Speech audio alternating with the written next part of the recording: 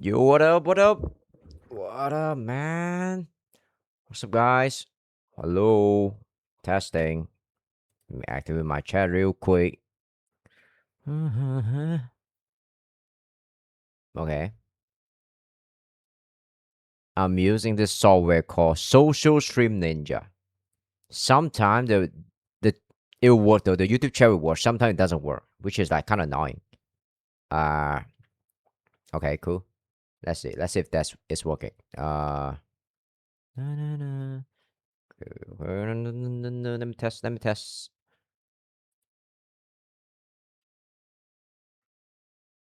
Okay, cool. Oh, it's showing. It's showing. Perfection, maybe. Perfect. It is perfect. Right. It got like a little bit of delay, but I think it's fine. Yeah, man. What's up, guys? What's up, guys? I gotta warm up a little bit. Sometimes I don't even know.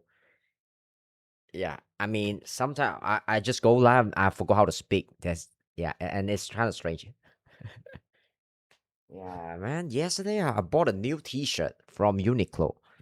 I'm getting old, so I want something that's like good quality that I can wear for years. And I want to wear the same shit every single stream, so I don't have like that's why I don't have to go through that mental fatigue and pick what kind of shirt I want to wear. But yeah, this shirt is just like $5, around $5, pretty cheap though. I just want to wear the same shit for decades. For decades, man. I don't want to change. When you're getting old, right?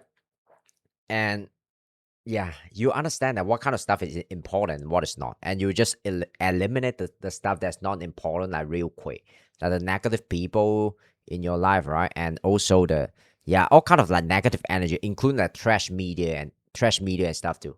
Like, I mean, a lot of people they care about their real diet, but they don't care about their information diet. And I think that is important. Who you hang out with, what kind of content you consume, right? Will really shape you as a person. Holy shit, I sounds like a fucking like a boomer right now.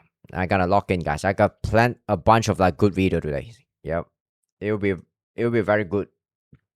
I learned from a mistake though. Actually, I react to a lot of video that I think will do good on YouTube, but I think a lot of people they don't like fake stuff. I yeah, I mean not fake stuff. That's a whole market for like scripted video, like Mr. Beast video, very well made, right? Like Nick Giovanni and stuff. There's a market for that, but I don't want to just react to it. Sometimes I watch those kind of like fun video too, but I think people like real stuff. Isabel Howard, what's up? What's up? What's up? Okay, let's go. Let's go. We got a bunch of video today, guys. It's a big react day. Gonna log in. Gonna log in. This is our first video. The Philippine Sea is full of gold and is killing people. And that's the first video. We're gonna watch this. Andrew Fraser. I just found about his channel like just recently. I think he has some really interesting content. He always make content about Philippines. So I think it'll be good. And yeah, that's a bunch of video. Like 9 to 5 worker versus streamer debates. This one I personally like to watch it. So I would yeah, I think this would be a really good video to watch. This from Core, right? The Core, the new face boy. Yeah, and then we got annoying school groups from Jones Cooley. Is okay? Fuck, I can't even pronounce his name properly. Jun Scowley. Jun Scowley. All right, that's his name. So annoying school groups. Let's see. All right, and then we got the creepiest kids movie. The creepiest kids movie and Chicago gang war.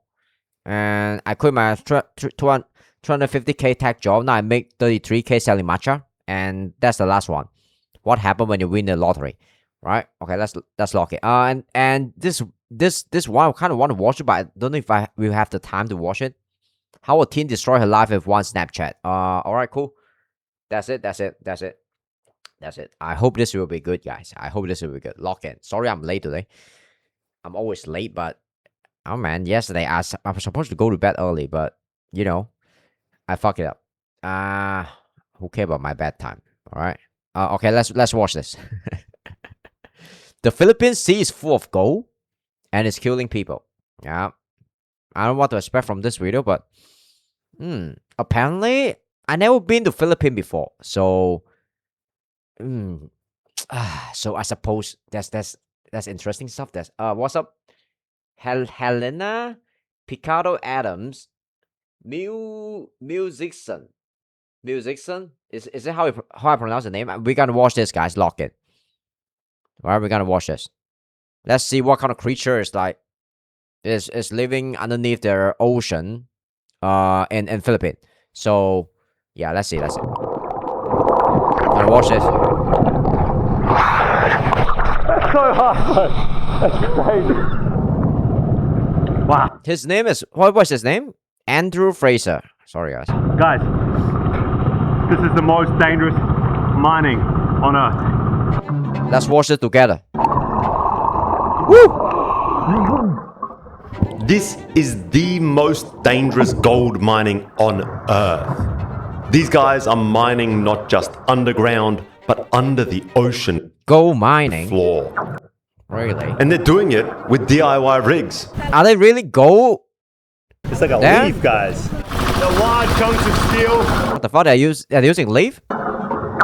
There's no oxygen tanks, no safety teams, just a thin plastic hose pumping air from an unattended air compressor hundreds of meters away on a beach. No one else is down here, just me. Today, we're following the entire process from the underwater pits to the beachside processing to the final nuggets of gold. I've been doing a lot of these gold mining videos. Oh, really? Jesus. I thought he's talking about the deep sea creature. It's actual gold he's talking about here? That was a decent chunk of change right there. And by the end of this video, we're going to answer the only question that matters. Has he ever seen or heard of somebody die? This one. After a full day, Ooh. risking their lives in the world's most dangerous gold mine, how many grams of gold did these guys actually get? And how much money did they walk away with? I will do The the day same too. starts out on motorbikes. Risking your life to get rich, right? I'll probably do that too. Oh wow, it's like a big crew. Divers roll in from So don't all die. over the village and they head straight for the gear pile. There's no stuffing around. Alright, good morning people. Welcome to the mining camps Guys, tell me if the volume is too loud. Yeah. of the Philippines. We're just firing up right now. We've got these guys gearing up. Gotta There's no lock in. pros set up here. There's no wetsuits, no scuba tanks, no fancy dive computers. The leaf, the magic leaf, this is for keeping the goggles so they don't clog up. Just old clothes. Standard shirts, standard pants. There ain't no wetsuits around here. We got these compressors just kicking off an entire wall of compressors. Because if those things go out, you go out. Next comes the weight belt. These aren't your normal dive weights. It's Gotta basically get an equipment rating. one giant lump of steel welded together and then tied up with old hosing. It has a fabric strap to clip around your back, and the whole thing just hangs right off the front of your Really? body. Can I see? What is that for actually? I kind of miss what he's saying. 8 kilos at least. Next up are the Is that equipment and make sure you don't drown? wrapped up coconut shells. The coconut scoop. What's the coin for? Sorry Scoops guys. that they attach to their hands. Because apparently, if you're mining gold in the ocean, a shovel is not really the right tool for the job. Alright. These guys need to be able to dig through coral and rubble without completely destroying their hands. Alright, they need a tool to scrub off the some surface of the sea to get a gold. Then comes the air hose. That doesn't look like a really powerful tool. They wrap these around their waists, tie them in odd loops, and eventually tuck it around their shoulder. It looked really funny. The tool here look super funny. This they're going to bite down on with their back Sure. teeth. There is no regulator here. No mouthpiece, no gauge. The Wow. compressor on the beach is just blasting air straight down that hose into your mouth. And trust me, it kicks in with force. What the fuck? The compressor kind of blast the oxygen into their mouth. Guys, just, Like, oh my like, god, got pressure. yo. Bro, that's crazy. No regulator, nothing. Wow. Yo, that this is super primal. I guess it worked. I was thinking I could give this a go, but that might be tough. So the only thing regulating the air is your teeth. To breathe, you need to bite down on the exhale, but then loosen your jaw just enough on the inhale All right, so that the air sure. can blast in, while somehow trying not to suck in copious amounts of seawater into your lungs. Way harder than it sounds, trust me. Jesus, I will suck in a lot of seawater instantly if I try to do this. But I guess I can do this well too because I'm playing some Nautica recently and I'm learning. Cool. So hard. That's crazy. The final touch, some magic leaf. It's the perfect go-to for anti-fog, apparently. What's up, no Gazo? toothpaste around here. Welcome in, baby. It's like a leaf, guys. They rub it inside and outside of the goggles to anti-fog, and that's You're it. watching this video about digging gold in the bottom of the Philippine Sea. It's really well, huh? Old clothes, steel weights, coconut shell scoops, plastic hose, and a leaf. What's up, Legacy? Welcome in. That's the setup. You're watching this video about, digging gold. Yeah, you get the idea, right? Trusting their lives. Mining gold in the Philippine Sea. Guys, when I'm traveling on these shoots, I'm spending just a stupid amount of time Oh, really? just sitting around. How is it? Is it good? Your diving experience? Boats and planes, waiting at airports, you name it. And almost all of that time, I'm gaming on my phone. That's why today's sponsor, Free Cash, Just all did right. so well with me. Free Cash is a loyalty reward platform. Where you can play games, complete offers, and earn rewards. That remind me of Cash App, to though. get paid for playing the games. Or you can get cash back. They start assembling everything on the beach. Diving license. Hammering together small wooden Maybe one A-frames, day. I checking would the like to. boards. They carefully place I'm this so fucking rubber busy. Jesus, back why am I carpet lagging? matting into the ramp. This is key. We'll get to it. Ensuring that there's always an overlap. And the whole setup gets carried into What the are you using? shallows. The high point leans out towards the ocean, and they let the slope lead down towards the beach. Alright guys, I'm Okay, no cool. like high-tech gold This looks so primal. expert, but I've seen sort of local community gold mining, homebrew, DIY, stuff like this in a whole bunch of different areas around the world. And these guys are setting up what looks to me to be a really decent sluice box. This Oh, that's for the gold, right? matting is That's for the gold. rubberized on the bottom. It's got a rubber layer, and they've been really careful to ensure that it is the perfect width, that the rubber matting overlaps, and that any gold particles are not going to sneak down the side or slip out the side of the sluice box here, Yo. wetting everything down. They've got a really Okay, I don't know how this works. I have to. nice, like, large gravel filter at the top. There You guys is- know how this there works? must be 100 people just on this section of beach right now, and this continues all the way up. The scale here is Just to kind of like wash off the dirt and get the gold. kind of mind-blowing. All I don't of know, I it set suppose. against some of the prettiest country you will ever see. I have to see the Palm process. tree jungle, blue water, Jesus, it's perfect beautiful. tropical beaches. And stretching through all of it are these massive, sprawling, highly I've never been to illegal Philippines. improvised gold mines. Alright guys, Yo, after this We're not video, gonna go deep. after this video gone viral, this gold mine is gonna get yeah, a lot of people is trying to gonna go and mine the gold, man, and it's gonna fuck up the market there. these guys are already heading in. They wasted absolutely So- no time. This is insanely dangerous. They're heading 40 feet deep once they're in the sinkhole, about 15, 20 feet deep when they're doing like the processing center, this kind of underground mining camp that they have. But I ain't doing any of that noise. My first time on Hooker. So we're gonna try check it out from the surface level, see what footage we can get. Okay, it's just gonna check out the surface level. It's not gonna dive deep, right? Because it's not a super pro diver.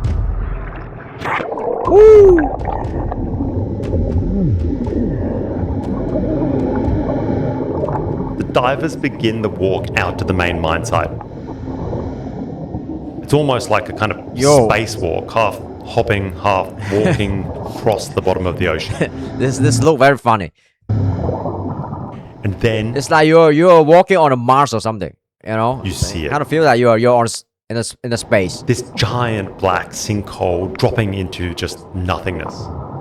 Yo, I know this feeling because I just played a game called There's Nothing Down There. Yep. Gazo, you can remember this too, right? Yep.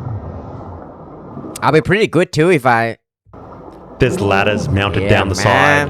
Last stream. Before the descent into the hole, they manage the lines, tuck loose I'll holes. be pretty good if I'm in underwater. under rocks, Horror, not lay horror. massive loops Yeah, of bro. line, and try and get everything. He changed name. Who changed name? Me? No, I never changed name. What the fuck are you talking about? Welcome in, Jackie. Yep. I don't know, man. Sometimes it just sounds like rude, like randomly. As close to organized Gazo. Yeah, he changed name. Yeah. That's not even his original name though. and tangle-free as possible. Gazo or whatever. Gazo. And then What an they aging sink name. into the pits. What a zesty name. And Lock it in. kind guy. of hits you Welcome how in. serious this operation is. VIP. Welcome in.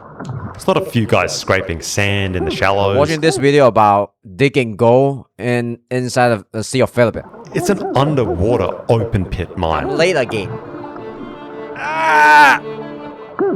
The first job is excavation. Before they can start sacking the stuff that they're actually after, the pit has to be Interesting. made workable.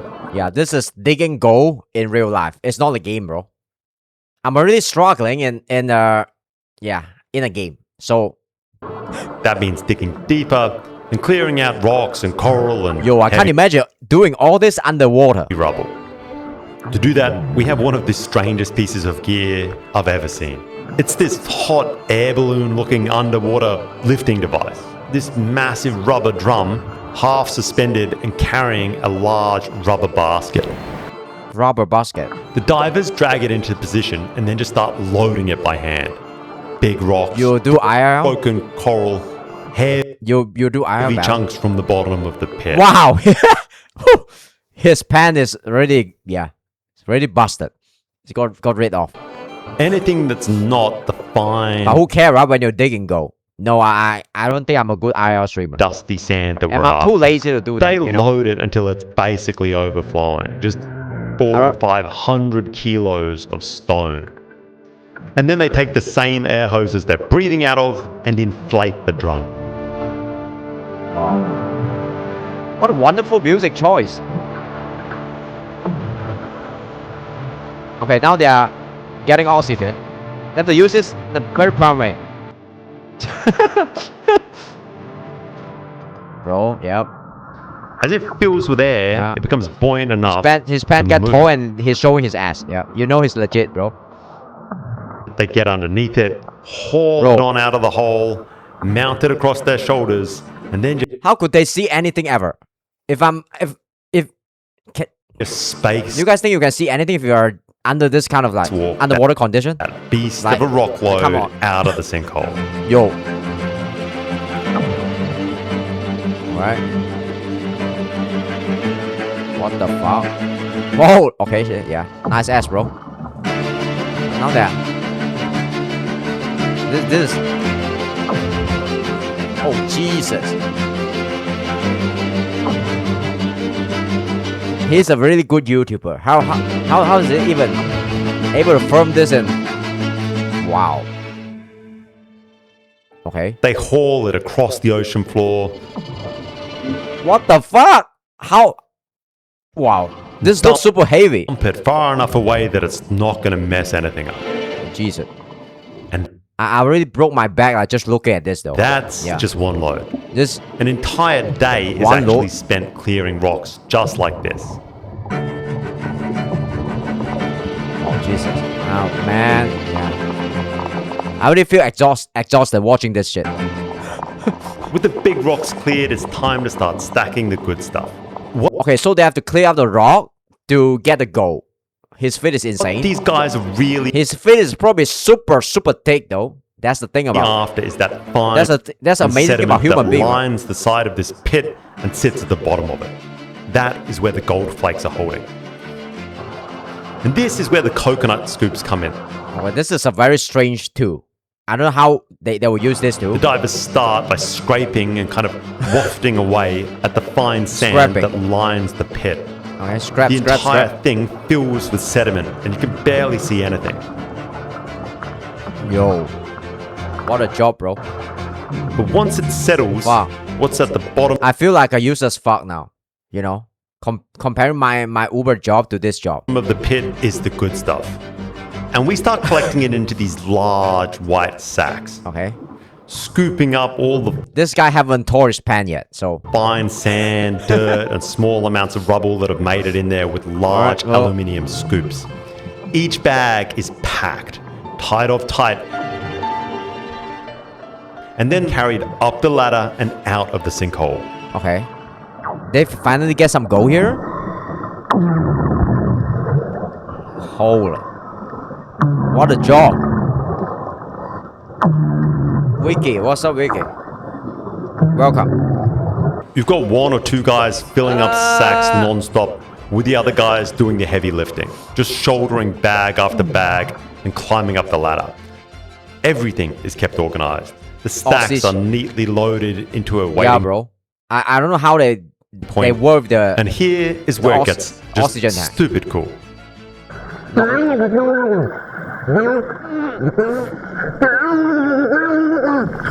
must be just collecting an immense amount of sediment. I have no idea how they get it from the depths up here. Imagine they have some kind of flotation that they can fill to help haul all that rubble, because I was under the impression, or just the idea, that they would just ferry it in and out, but I guess it's just they load up one huge load and process it in one go. That's my best guess anyway. Forget the processes in one go? underwater air balloon. What's waiting for these guys is this kind of ridiculous suspended underwater wheelbarrow cross blimp thing. Okay, what is this for? Wow. They DIY a lot of stuff here. I love Jesus. it. This kind of toy is though. It's this wooden cart frame with 2 or 3 giant air barrels strapped to the top. And they just pack this thing with sack after sack until it's carrying hundreds, maybe thousands of kilos of sediment. Okay. Then now this video kind of made me believe that it's human who build pyramid. So they tie it tight, fill those barrels with more air, and suddenly that whole his pan is fucked up too. Becomes this weird underwater half suspended wheelbarrow thing. And just wheelbarrow. One guy is able to move a ridiculous amount. What the fuck? Of sacks. This dude can probably compete in, I don't know, man, some powerlifting competition. They haul. This is like, what the fuck? This it off slowly. Oh, this is like 200 kg or some shit. Step by step. The size and scale of some of these underwater carts is kind of crazy. From the drone, I spotted setups. It's underwater? Oh yeah, you're right. Suspension barrel. It's probably still around 50 kg. If it's like 200k. And 5 or 6 divers having to move it at once. Yo, what makes this job so dangerous isn't. I still don't know what this thing do here. I mean, it's probably his oxygen tube. I mean, I don't know. A single thing. It's the stack. The stack. Every part of this system has a failure point that can kill you.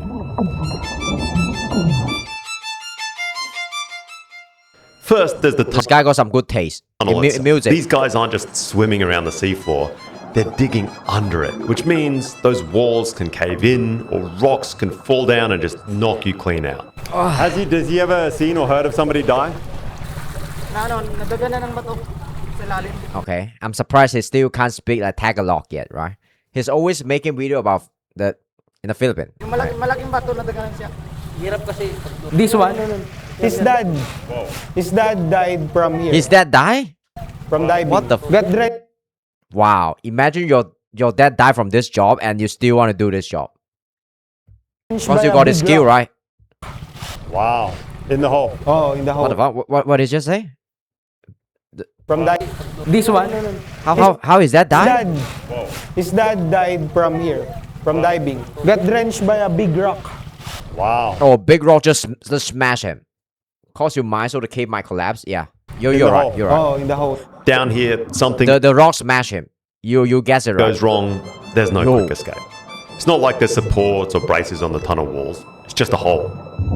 Then there's the air. The game that I played yesterday is really realistic. It kind of remind me of this. Every diver is breathing through a hose that runs hundreds and hundreds of meters back to some homemade compressor on the beach.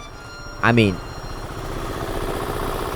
there's nobody up here watching it. It's just us. If a belt snaps, a motor dies, or compressor. If someone just trips on that line. Guys, you got to be pretty careful on this beach. Not to step on someone's air hose. You know what I mean? Oh shit, if you trip on one of this, somebody's gonna die, man. Yeah. The diver has Every line is connected to one life. Yeah, so you better not maybe fuck up. 30, 40 seconds to ditch the giant steel weight around his waist and get to the Jesus. surface. There's no backup tanks, no bailout bottle. Maybe they shouldn't even wear pants though. Every pant they wear is gonna get torn down in a few days. Yeah, they should go into the ocean like butt ass naked. No safety diver, nothing. Let's hope he didn't just exhale. Wow. Even when the air is flowing, it can kill you. Some of these setups have badly constructed intakes and exhaust systems. The hose can start feeding small amounts of those fumes back into the clean air. If carbon dioxide mixes with your intake, it doesn't give you much warning. You get dizzy, you get weak, and underwater, that's enough for a blackout. Man, these guys have been under there for a minute. Like, it's got to be an hour since they went down. I mean, Then there's the decompression sickness. I'm not an expert on my dive tables, but what I do know that these they spend their whole day just moving all these rocks, right? Then yeah, guys are then they found some gold and they try to transport it on to a surface. spending 4 to 5 hours, Suppose that's 40 what to they do. 50 feet deep. And then they walk straight back out for lunch before going back in for the evening shift. Okay, lunchtime. That chill. ain't exactly by the book. Come up too fast and that compressed gas is turning into bubbles inside your blood tissue. Sometimes it's dramatic. It blocks blood flow to your brain, lungs, or heart, Bubble inside your blood tissue. Do they really care about this? and you I mean- collapse right there. Other times, it stacks up more slowly. Dive after dive, Wow, this shift job after is- shift. Little hits to the brain, little hits to the lungs, damage that's building before anyone even notices. I generally believe that human being can build pyramid after I watch this. And once the dive's over, then you have to process the gold. Okay, what kind of hard work they're doing here? And this What is the- where the really insidious stuff comes in. These miners use mercury to bind the tiny flakes of gold together. And they sit in these What? Use mercury to bind the tiny fracts of the gold together? mercury-laden pits to pan the gold with water. How are they not rich yet? They They're probably rich though. They're probably richer than you. So you never know, right? Yeah. swirl large amounts of mercury around in these little plastic containers and then tip that same water into the same pit they're all sitting in. You can see with all the other risks that these guys take how that could easily be overlooked. But Wait. you can see with all the other risks that these guys take how that could easily be overlooked. But when you see kids just playing around in the mercury pools all day, What the fuck? Yo. Playing around in the mercury pool? you think like it probably ain't great for your health, not great for your future. Mercury is not normal. It's one of the most toxic heavy metals on Yeah, Earth. bro. It attacks the brain, the nervous system, the kidneys, and it builds up in your body Yo. quickly over time. This Can your body build build a immunity against it if you play at the mercury pool since you are a kid? is not I- an easy way to I make guess a you living. can't do it. Yeah, take it in. Yeah, holy shit. Once the cart is ground, You know, if they try to buy the insurance, right? If I'm the insurance company, I'd probably reject them. Yep. Imagine you tell them that that's the kind of work I do, right?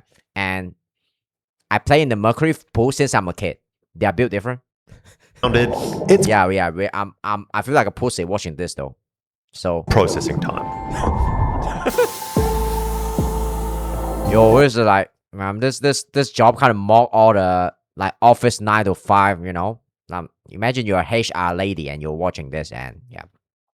I feel like your job is like very cool shit. HR do too. It doesn't really matter.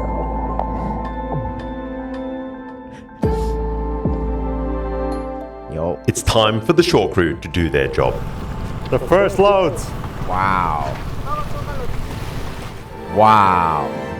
They must have like It's time to find that gold. strong, super strong shoulder strength. And this process I read there and is trap. genius. Wow. Alright guys, so That red there and trap is gonna be holy shit, huge man. that sort of fine sediment Oh, finally? is going to get washed Finally. through, as you can see. Where's the gold? Where's the gold? Gold particles are heavy. Essentially, the gold is going to get stuck in the matting, whereas the thicker, heavier rocks or the bigger rocks that we're not interested in, that just gets thrown to the side here. All right, sure. And at the end of the day, all these mats are going to be carefully panned. Okay, I guess it's a It's a legit filtering mechanism. in a bucket like that. I don't know how this works. So right now we're just putting through hundreds and hundreds of kilos of just Then I use a hand too. rubble and sand His hand is gonna be so thick. across this sluice box. And what's left in these mats is gold, literally gold. Really?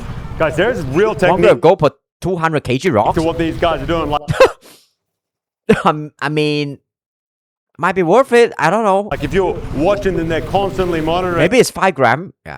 to make sure that they're getting just the right amount of water flow. If it's too fast, the gold particles are just going to be washed away with everything else. And What the fuck? Even the water flow have to be exact, so you don't wash away the gold. What? end back up in this ocean.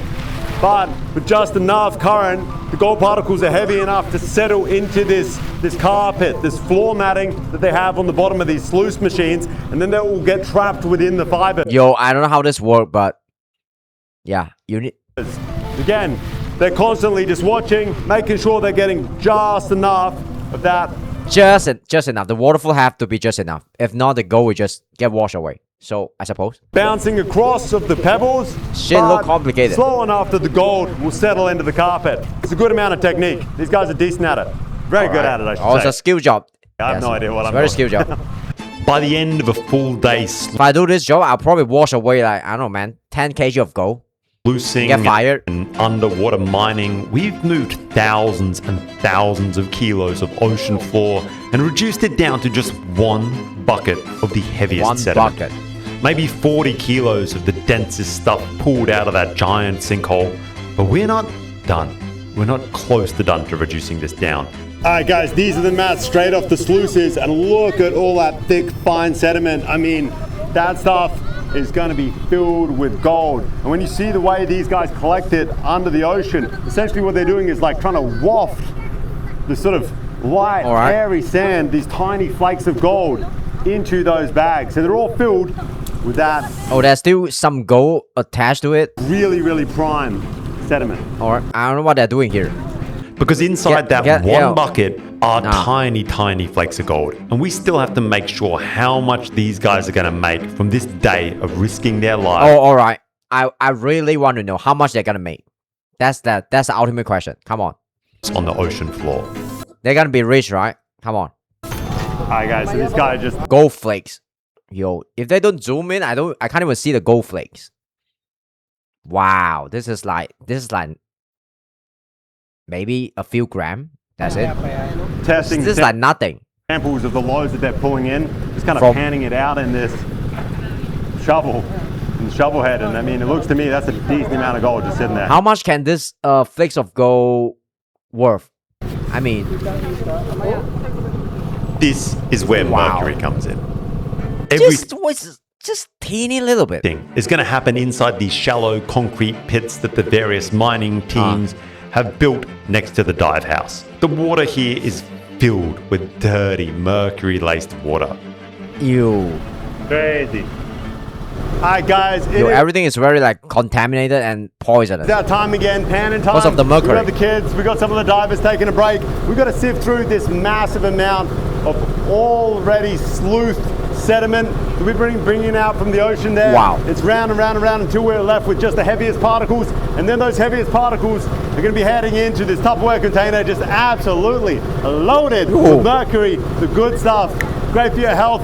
Give it a bit of How a are they going to filter all of the mercury? swirl, and that gold will Come on. bind right to it.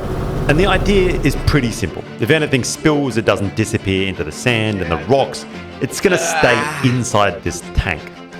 Kind of a good idea in principle, but I can't imagine it's the best for your health. Kids are playing in this stuff all day long. But here's how the process goes down.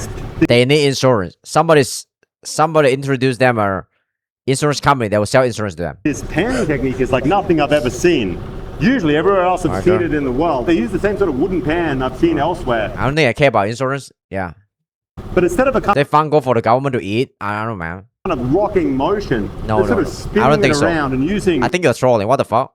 that centrifugal force to kind of I'm float the lighter, dusty particles off the end and hopefully be left with just the heavier gold particles and none of the sand. Super interesting technique. I mean, wow, this is a very skilled job. You have to get a teeny little gold out from all the like random particle like sand and stuff. The harbor didn't pay for them. I don't know, man. Maybe they all live in a mansion. This is just where they work, right? I mean, if you're there's a saying in the States, in the US, right? They say that the dirtier your job is, the more you get paid. I don't know, man. Maybe it's not the case here. Like the plumber and and some blue collar job, they get paid a lot. So I don't know. Yeah, pretty good idea to have. You never know, right? Just kind of I'm just guessing to make it work. So. And they do this endlessly, just spinning and spinning. And then finally, they'll dump what's left into a small plastic Tupperware container. Inside that container is copious amounts of mercury. Copious amount of, copious. That sounds like a meme though. Copious amount of mercury. High demand, low supply, that's why I got high pay. This thick, liquidy substance. I would say, the supply is really low though. And gold is just a very scarce resource. So I guess you have to risk it all. Get it? So, but they mix in, there's mercury in here already. Jesus, man. It's not that they don't know about, mercury is bad. Maybe they just don't care about it. If you're in extreme poverty, right? I mean, doing a risky job is better than just stay poor, maybe. Yeah. Yo. And they'll spin the entire thing hard, tumbling it over and over so that the mercury rolls through every bit of that sediment. And it grabs onto the tiny gold flakes and pulls them together into this heavy silver slob. Okay. Finally, out comes So the gold is inside the silver slob here? So they're playing with mud. a cloth, basically this bandana. The mercury holding the gold flakes goes in and they twist it Pretty fun. tighter and tighter. Liquid mercury squeezes out through the fabric, but the gold is bound inside. It stays trapped. And they keep twisting until what's left is this tiny little silver nugget of mercury holding gold. This is what they've risked their lives for. I don't know if Tiny little bit of like mercury holding gold. you guys just saw that, but those guys were hauling off what looked to me to be a pretty decent chunk They're of still gonna gold in that mercury. send us that little mercury to get it like processed. Right? I mean, it was close to a centimeter across. I'm sure some of that'll burn away, but trust me, I've been doing a lot of these gold mining videos. That was a decent chunk of change right there. There's a lot of gold in How much it cost? these waters. It is pretty. Oh, this is considered a lot. There's just something crazy about this setup, like this constant Oh hum. man, this is modern day like mining. The compressors off this mountainside, these hose lines just snaking their way down this entire beachside, and then all of it coming out of this Filipino jungle, this beautiful jungle. And I mean, this place is gorgeous. You shove your head in this ocean, just anywhere along this beach, and it's Seems like a pro diver. putting it into an aquarium. It is beautiful. All that Yeah, being said, bro. I don't really feel like these guys are doing too much I want to go there one day. damage. They really are on this one stretch of beach that has gold in it, and they're not really disturbing anything else. It's maybe maximum a 1 kilometer strip, and they're small independent miners, you know? It's not like some giant Yeah, they're very mega evil They're corp taking care of the environment too. came in here and Good destroyed shit. some marine park. So Yo. before you guys get all up in arms, these guys are just trying to make a living, right? And I really don't feel like they're hurting too much. Yeah. Philippines has a lot of coastline. I don't think they want to mess with the ocean too. They just want to make some money. Oh, bro, dude, that's fucking huge. What is this? At today's price, that one consolidated nugget in his hand is worth more. How? Okay, let's guess. How much would this cost? This little nugget here with some little gold flake in it.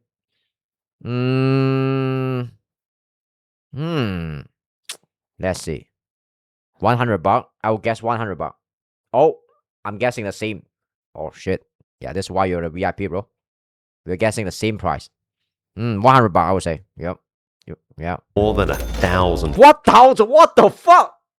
1,000. dollars. That is Jesus. a What the fuck? good chunk of change. 1,000, bro. Bro. Yep. We are wrong. Yeah. Well done. Wow, man.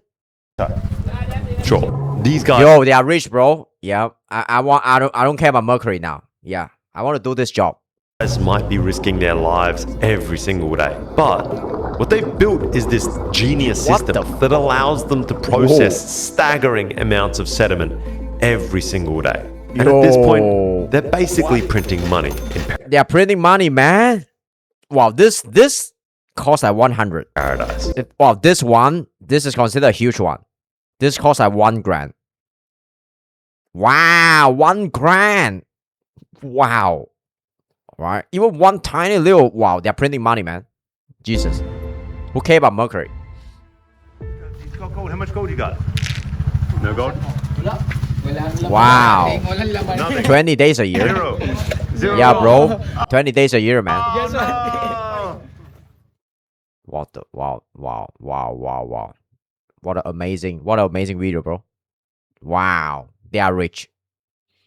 Just walking over the ocean's floor. Feel like they're in the Pirate of Caribbean. Okay, sure. That's a lot of money. Wow. Okay, so the next video we're gonna watch is okay, lock in, guys. 9 to 5 worker versus streamers debate. Right? Yeah, that's gonna be an interesting video. Alright, this is a video from Core. So oh man. I think Hassan go viral by saying like streaming is easier than 9 to 5. Do you guys think streaming is easier than 9 to 5? I mean, if you're the big streamer, I think it's harder to most 9 to 5 job. And if you want to make it big, it's basically a 9 to 9. It's basically a 9 to 9 though. That's what I'm thinking. And most of the top streamers they work at really hard too. If you're just a medium, a small streamer, I don't think it's harder than 9 to 5. That's my take though. So let's watch this. A new video from Core. A new face boy. They're doing that this kind of like Jubilee style video like recently. So let's watch this. This is gonna be interesting. All right. So hold on, let's break it down. You said, yo, you love talking, Yeah. but you don't like listening, right? You have been doing What the fuck? This video is long, man. 46 minutes. that time and Maybe I'm gonna time speed out a again. little You've been bit. manipulating me this whole time. Back off! You're a walking That's fossil. your choice, not my choice. Your it's my job is Oh, this dude kind of look like the brother of Robert Kiyosaki. It's not my nobody choice, in it's here my is job. doing the You job. are such an insignificant human being. Oh shit, it's gonna be yeah. I hope this is not fake. Yeah, I hope that yeah. Let's skip forward. Let's skip forward. Then look at the preview, right? Is it a debate? I mean, yeah, my point was I don't think you guys have a point. There is. I mean, yeah, my There we point go. was Lacy here. I don't think you guys. Lacy built his career as a content creator through Fortnite gameplay, IR streaming. Okay, Guys have a point. so There is no argument streaming is harder than a 9 to 5. that a 9 to 5 is harder than streaming. Have you ever had a 9 to 5 I have, before? yes. What did you do? What did you do? I was a dishwasher at Panera and a self-checkout host at Walmart. So did All right, legit. Yep. you enjoy it? No. Okay, so was it hard? Was it like the pressure? No, it was of the easiest thing ever. What do you do for a living? I work in I mean, my 9 to 5 job, let's be real here, I drive Uber. And I think my 9 to 5 job is pretty easy. It's easier than streaming, but it's just like more mentally exhausting. And I just don't enjoy it that much. And when I'm streaming, right, it's very fun to make content. And that's the difference there. But 9 to 5, you got a stable paycheck. insurance. So I have. So So you're a scammer. I'm a scammer. Well, I guess. So I'm telling okay, you so what's a job? What's your job? I have. Let me focus. it's the easiest thing ever. What do you do for a living? I work in insurance. Insurance? Oh, sure. This will be interesting. So I have. So you're a scammer. I'm a scammer. Well, I guess. So, I'm telling okay, you so- Okay. I wouldn't say insurance sale is a scammer, but yeah, they're good. They're good. I mean, they have to use some sales tactic, right? Some of the sales tactics gotta be a little bit shady, according to a lot of people. So, and just asking. Yes. You think it's hard to sit at a desk and pick up a phone and say, I mean, the nature of like streaming and insurance sales. Like selling insurance could be overlapping too, because when you're streaming, right? You're selling yourself too. So it's like a form of marketing too, right? You're you're exaggerating a little bit just to make your content more entertaining, but you got to do it in a general way too. When you're selling insurance, you're doing the exact same thing. It's just an insurance, but you need to package it in a way that is like acceptable to the common people. Yeah, and you need to sell yourself too. And sometimes when you sell a real estate or insurance, right, this kind of commodity, they are not buying the thing. They are buying from you. They trust you. That's the thing. And also streaming is also the same though. They watch you because they trust you. Yeah, you're basically laughing. So I think every job there's some laughing element in every single job too, unless you're like you're sending satellite to the space, right? Like Elon or something, or you're mechanical engineering, or I mean, that's laughing element in every single job. Hey, you have insurance. So You don't wow, it's gonna take me 2 hours to finish this video. This is gonna be interesting. have a boss. I am the boss. Exactly. I am the boss. I have to worry about my employees. I mean, if you're selling insurance or real estate, right? You're kind of like a half entrepreneur too. You're not like fully on like a business person, but it's in the middle. It's in the middle because every sales job is the same though. You're basically a half own boss. I would say. Who are your employees? But streaming is like you have more autonomy. I have a cameraman. I have an editor. I have 3 editors. Okay, but 3 editor. I have 1 editor. So, Jesus, I need to bump up my game though. No, I can't compete with Lacey. Sorry. I have a you team. can I have an fire agent, a them. manager. You can fire them if so they Yes, have a but 9 to 5. It's then. harder worrying about my business and controlling my business than it is to just be working for someone else and letting them tell me what to do. You get to wake. I mean, if you're a normal insurance salesperson, you're just making normal salary, then yeah, that you're working for somebody else. If you are the top insurance seller, you basically is doing your own business too. You have to constantly train your team, right? It's not about you, it's about your team. Like, yeah, that's the thing. You have to train your team. It's like you have to hone your system constantly and and hone your sales script and also run ad and manage a team is already harder. It's basically it's very similar to streaming too. Depend on what level of like insurance like salesperson you are. Yep. Wake up every day. They give you a schedule. Tell you, hey, pick up this phone call. Hey, go to. What? Who do my editing? Or yeah, my editors. I found him from Reddit. Yeah. He's very good. Lunch at this time. Your life is handed to you on a silver platter. It is very stressful. It's given to you. We It's have like not. a mental charge that you guys don't have. Mental Really? stress. Mental stress. Mental charge. Yes. Mental charge? Yes. You want to talk about Oh, I kind of agree though. I mean, the mental stress you get from a corporate job, I think is generally more than streaming. That's my take. Streaming, you can just block off the hater, right? You can just ignore some troll comment.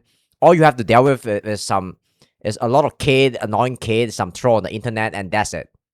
And if you're a female streamer, you're doing more like sexual content or VTuber and some shit. You have to deal with a lot more like stalker and stuff. That will be like more harder than a 9 to 5 job. So that's my take. mental stress. You ever seen a whole chat spam L's? Never have. And what else do they call? What else do they Oh call? my God, they call me L. fat. They call me a pig. They call me a but whale. you decided They to call me. expose They call me a yourself. woolly mammoth. They come with it come with the territory though. They call me. not even wrong. They call me. Okay. They call me flabby. Oh, that's nothing for Jason. Everything under the sun. She's looking at my eyes right now. Right now. Yo. See what I'm saying? So that's mental stress. If I don't, But you What kind of mental stress is tougher? I would say that the mental stress you get from selling insurance is maybe it's tougher because, yeah, it's just tougher because I don't know how to describe it, but I think streaming at least you enjoy some element of your job, right? But selling insurance maybe it's not the same. mentioned it. Excuse me. Selling insurance is just very boring. but looking. imagine thousands of people every day making But fun you of me. you decide. Oh, that's his brand, right? If your brand is like that, then yes. If you're Queso, come on, man. I watched Queso stream like sometime, and yo, his chat is so wholesome, man. Holy shit. I mean, I don't think you can become huge by having a chat that hate on you. Yeah. So, oh man, Heiso is the end game of streaming, man. His chat is so wholesome. His community is awesome. So, I don't think Heiso get a lot of hate at all. He's such a very likable person. Yeah. I need to expose yourself and do. I don't know what exactly you do. Like, do you play Depend on your brand. Yeah, depend on what kind of streamer you are. But yeah. video games? Because I see those streamers that just play video games and they talk to their people and that's it. Like, Oh, it's not as easy as you've seen though. Yep. It's not that easier. So I don't want to call her a Karen, but I think she's simplifying. URA, what's up? do you think this is hard? Welcome back. I'm an entertainer and a model. Yeah. And the model? Lacey, really? Right. Lacey going through I mean, he going through a transformation, but I wouldn't call him a chat now. Because Marlon is still in call, right? So yeah. Marlon is still a chat here. So Lacey, be humble. Okay. Like, what exactly? So basically, I play video games. Okay. What I just said? I like basically like a lifestyle streamer. I show my daily life. Alright, sure. Okay, and so this is And I hard have for to you to do. yes, so? because I have to plan a lot of content. You guys have off days. I wake up every day. I have to be on 100% energy. I mean, he can take an off day too. So How much do you make doing, like, right here we're in a freaking mansion. I don't make a lot. sweetie. I don't make a lot. I only make probably like I'd say like $500,000 a month. $500,000 a month? Okay, that's not a lot of money. Sure. Lacey, you're kind of poor, man. $500,000 and you're not making $500,000 a month. You're not making a lot. Like, what the hell? Do you know Yo. how much? I'm not taxes. American, but do you know how many like American are poor? Yeah, but that's my point is that I have to work hard. How much is the average salary? Average salary? I don't think. I think median salary you get a more like proper like a better number. What's the median salary in the US? Let me go away real quick. Median salary in US 51K, slightly lower than 66K here, which is the average. Yeah. Average is kind of like count in the billionaire and the millionaire too, so the data will kind of fluctuate a little bit. Hard so to get to that point. Like But $500,000 a month is insane. Yeah. yeah, so but hard to do. those people Duh. are not making like 500,000. well, yeah, but that's not my problem. That's their fault. Like, why didn't That's their fault. Yeah, why aren't you a streamer? If it's Well, so, I- if it's Oh, I mean, there's a market for if there's no big streamer who is like a insurance agent. Maybe there's a market for that too. If you label yourself as an insurance seller streamer on Twitch, right, and you play video game too, I think that could be interesting too. This girl could be a streamer too. so easy, why aren't you a streamer? I didn't say wealth. Okay, but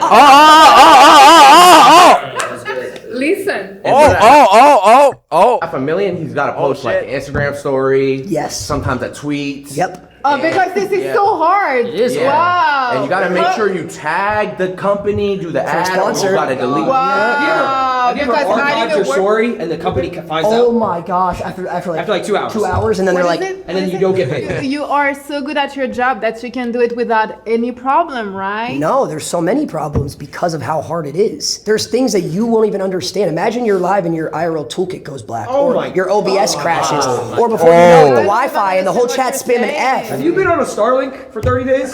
Oh, sure. I haven't used a Starlink before. Is it good?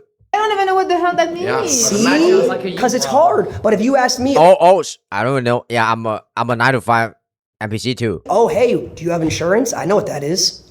Because it's easy, it's simple. Anybody Oh, in this shit. room can go sit at a desk, pick up a phone, and talk about insurance that they read from a spreadsheet that their boss gave them. Not everybody in this room But can go it press is go not live. just this. Like, you got to make like monthly stuff. Like not monthly. Yeah, monthly. Like, your boss is like, Oh shit! I thought this girl behind her is gonna attack her. Oh shit! You can't. Oh shit, man. It is not She- fair for Oh you shit! in the 2v1 action? team to Oh, take shoot. on my sister here. I had no. Oh, you guys are sisters. Shit, man. Selling insurance is fucking hard. You know what? Hey, Jason, pull up. Hey, Jason, pull up. Oh shit, Jason. Pull up. 2v2. Jason, streaming is easy. I just saw you hang out with the hot sister in Coachella. Like you hang out with Batty. You know, now you're single now. I guess you're still mingling and stuff. And yeah, you're living the life, bro. Jason, We are insurance seller got more life skills. real people living in a real. Yeah, I would say so.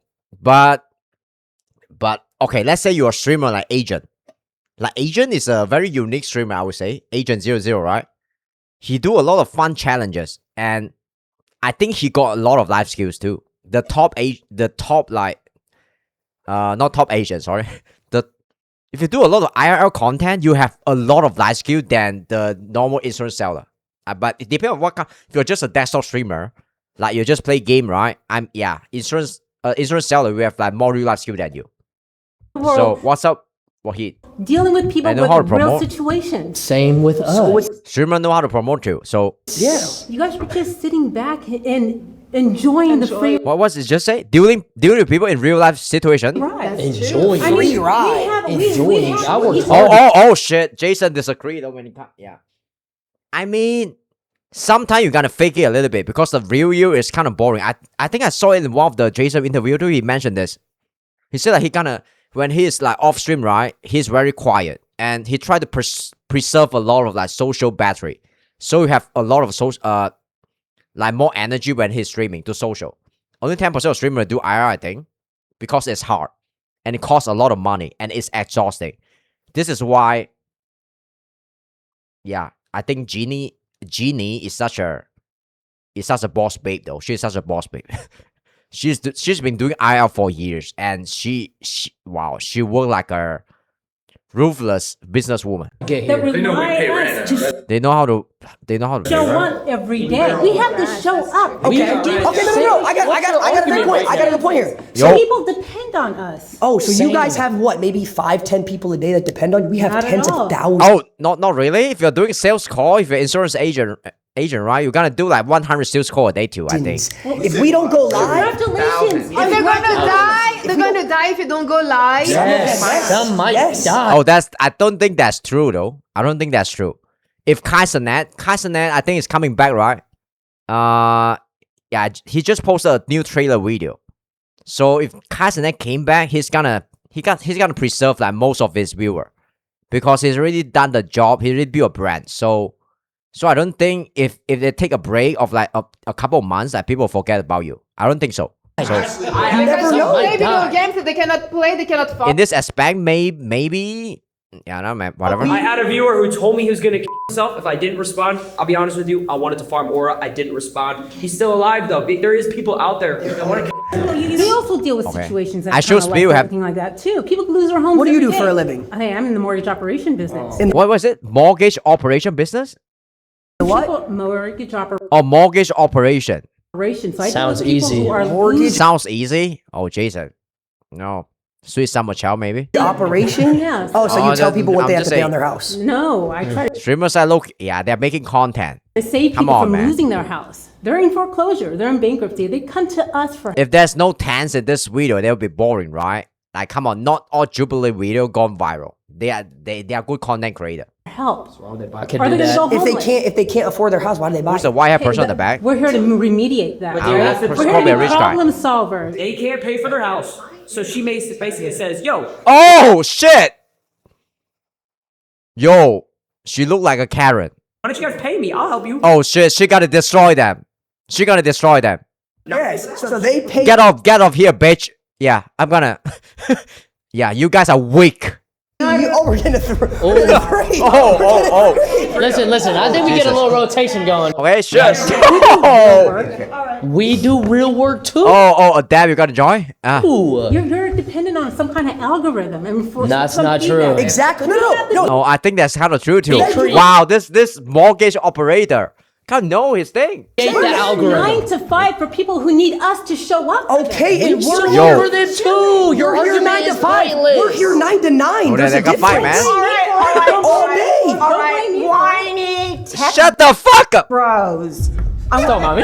Come on. Not me. Shut the fuck up. I never knew I'm an executive in Lululemon or some shit. before a few minutes ago that there's actually a niche out there that pays Niche. for Shut up, Jason. niche. Fair enough. She's gonna slap you. Male, flabby models. I never knew. Oh wow! You want to go there? You're a walking fossil. And proud of it. Walking fossil. Holy shit! Yeah, Lacey, you gotta get hate on when you get old. What do you do for a living? What do you... Jesus. Yeah, Adeb is laughing too. Adeb is slowly transforming into a walking fossil too, right? Adeb is pushing 40 too. What do you do for a living? I'm an educational therapist. What is that? Educational therapist. Do? So you give, want to go so there? you, Educational therapist? Sure. Okay, whatever. you give therapy Why to would that people mean? who need education. Therapy. Let me throw it back at you, as well as behavioral therapists. And I'm telling you. Oh, what? Behavioral therapist? And I'm telling you, you need my therapist. Sign up for my, $2 per hour therapy section, motherfucker. Let me just switch it up a little bit. What do you think? You've already told me what you think about my looks. You've already Oh shit! told me about what you already think I am. You gotta sign up to my section, pay me money so I can educate you. You are the Karen here. Imagine how hard it is that's just one of many layers upon layers upon layers that you have to have the guts to go in day after day after day and be vulnerable to those judgments. Day after day after day, you have to be empathetic. Day after day after day, you guys have to be adaptable. You don't have the courage to communicate two ways. Do you have the guts to listen to people? Or it's so hard to listen to her. It's a TED Talk? She looks like some English teacher. I'm gonna be honest with you. The chat, if there was a chat, they'd be spamming O, Z's, L's, OMG, bros. They'd be spamming a whole bunch of emotes right now. What do you have to offer? Okay, entertainment. I got money. I'm funny. I can play Fortnite. I bring bad bitches to my stream every now and then. So, yep. Shout out Karen. Where's your blackjack? Entertainment. Making people's days. Making people happy on a global... Chisel jawline. And, yep. And just show off the crazy rich Asian lifestyle. And ABG too. Do you know what's ABG? Yeah, you probably don't know. Are you happy? Are you entertained? I'm happy with what I do. Are we not entertained? We are not. Oh, shit. Nobody's responding. Jesus. Imagine if Joker turned into Karen. Round 2, Ron. Ron is averaging 25k viewer per stream. Sure. My point is this. I think that you live in an ethereal plane where you have no true touch with reality. No true touch with reality? Oh, that's a good point. But the thing is, people watch your stream to escape from reality. That's the thing. They don't want to watch your stream and your stream can't remind you of their 9-to-5 job and their boring, their boring life and the boring stuff, right? They watch your stream because they want to escape. Because real life is tough. What you get is you do not have a value. Define a theory. Let me finish with. I mean, trolling, and it's a value too, right? If you throw it a good way, right? What I'm saying before you say that. You seem to be an expert in words, so I'll let you figure that one out. You got some big gun, though. A young lady over here. I am spelling bee. So, are you though? That's so wonderful. Is that as I look into the Jesus, this video is so long. Eyesight. So what is this vocabulary? One of you there's nothing there. All I see is these smirky, smart-ass boys that don't really know anything about life, don't know anything about value. Well, that's exactly what he just did. Let him get his point out. Yeah, that's not true. She called me faggot. She's not wrong. She's not wrong. It is. You got a weird chopped eyebrow. That's the thing that What's up, Tiger? I can't stop looking at. Oh shit! It just looks stupid. But my stupid eyebrow. point is that you do not. We're gonna bring Asmongo here. Understand the talk about eyebrow. The work that you do. So you get way too. Hold on, let me break it down. Can we break down every single point you're making? We're gonna get to that, but there's no value in the work that you do to what you actually get. No value? No, I don't think that's true. If there's no value in streaming, why are they still getting paid, right? That's the thing.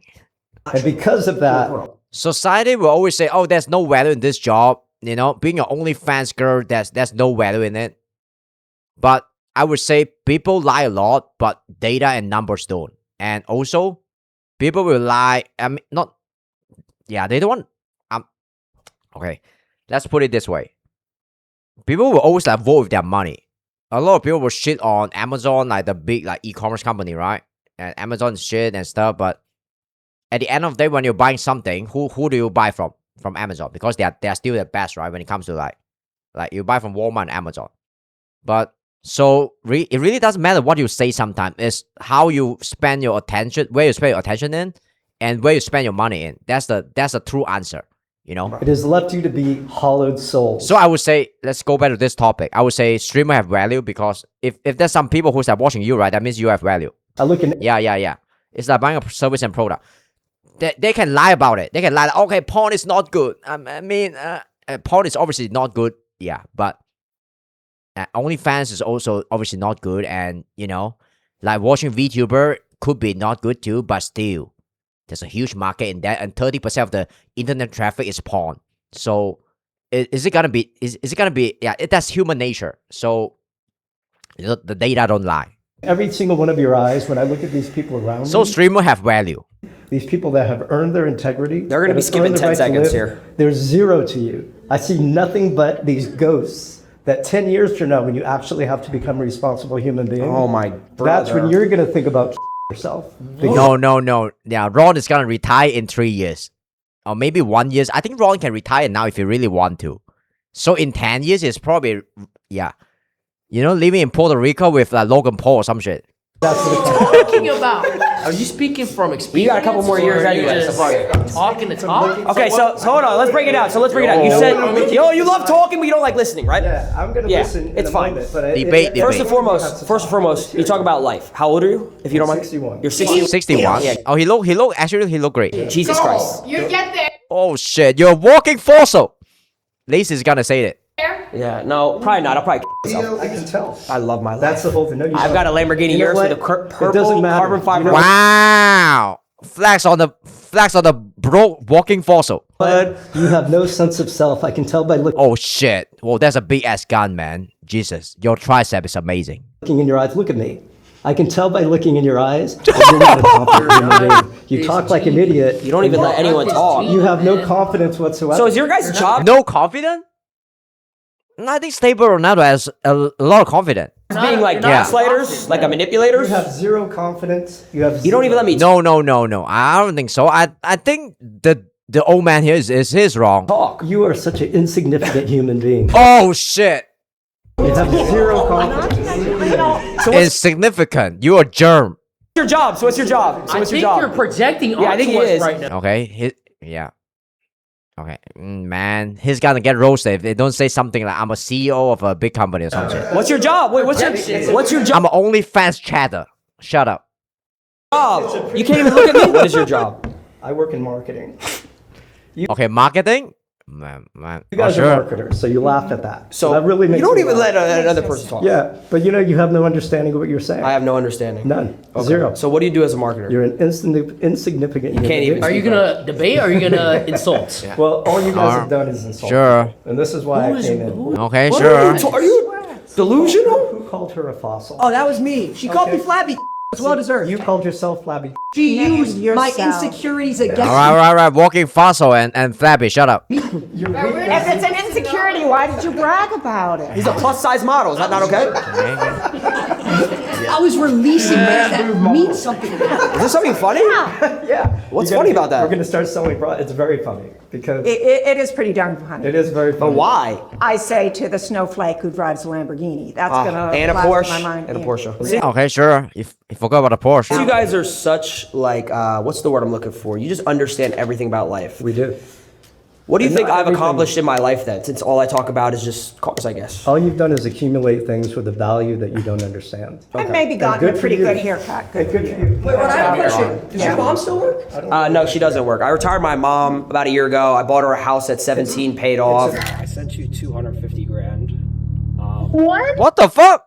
I want you to just enjoy your life, even if you don't need it. Jesus. God, what do you need? That's a lot of money. Beautiful thing. Okay. I don't think it's scripted. I think he's that rich though. You have that cash, but what I'm It's a saying good content too. is you But these are don't things, know but you're not the even value. listening. You're just talking You once don't know again. the value of the cash that you have. I do know the value of the cash I have. You That's why I put it in absolutely places that make me more money. You wouldn't even buy a Lamborghini. I don't own the Lamborghini. Lamborghini. I make content from the Lamborghini. What do you know? Oh, better marketer than you. I leased the Lamborghini to avoid tax on Even it. leasing is just 6,000 pounds. I pay. I mean, Jason buy the what's his car called? Yeah, he bought a huge car, and he started a YouTube series in that car too. So I would say it's a good use of money. And this old person is judging him because he spent money in Lamborghini, right? And so I mean, who cares if you can make money and make content from the car? Like it is what it is. Tax. I make too much money that I have What to I'm pay saying tax. is when you lose all this a year or two from now, and you I'm not going to lose it because I've lost everything and I've learned to gain it back. I've done that before. You're pushing a lot of insecurities. So I feel like you've had a lot of problems at 61 years old. Not at all. Do you have grandchildren? I don't. You don't? Because I don't want to have children. I didn't want to have. I'm saying this I love the life that I You're an insignificant human being. live, but Just I kidding, earned just my kidding, life. just kidding. And you have Wait. not earned anything in your life yet. You have 60 children? I'm You're noticing something. 60 with no children. I'm noticing something here. Are you supposed to have children by 60? 60 with no children, you're gonna have no bloodline at all. I don't want it. We shouldn't continue this bloodline anyway. Yeah. I feel like you're just a Wow. negative person and you like pushing it off people. I don't think you're hearing that we are both acknowledging. But you guys, I got it. Hey, they're not giving any Can I get this? reason. Can I get How about letting people finish sentences? I'm gonna let you finish if you let me finish after. Absolutely. Okay, go ahead. Absolutely. I'm always doing the same One thing. thing we can't agree on. Let me watch more think before you're I- not hearing, none of you, what we do acknowledge about your successes, about your earnings, about what you have accomplished. But let's go back to what we're here for today. It's hard to listen to her talk. Sorry. Which is more difficult? Comes another TED talk. Here comes the TED talk. And I'm going back to saying it's harder to engage with what this gentleman was talking about before it. Engage. Wow. Jesus, this guy has some huge arm, man. Oh man. Oh, fuck. Let me flex my arm. Jesus. Wow. I have a stick. With reality. My arm look like a stick though compared to him. Engaging with a community or a tribe, which is what the human experience is. He got a community too. Come on. This girl know nothing about streaming too. You don't have the courage to every single day listen, respond, Ironic. adapt. Adapt. I disagree. I think you're confabulating when you do that and throw it back at him. Hey, yo.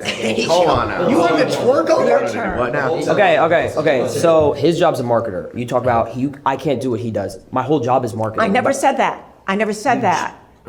Not in that vein. Nobody I'm just getting a little is too saying specific. There's a you broad can't spectrum do to this that. or you can't So you do gotta- that. My question is, spectrum. you want to go back to the argument, what's harder, 9 to 5 versus our jobs? I just did a Minecraft marathon for 4 days straight.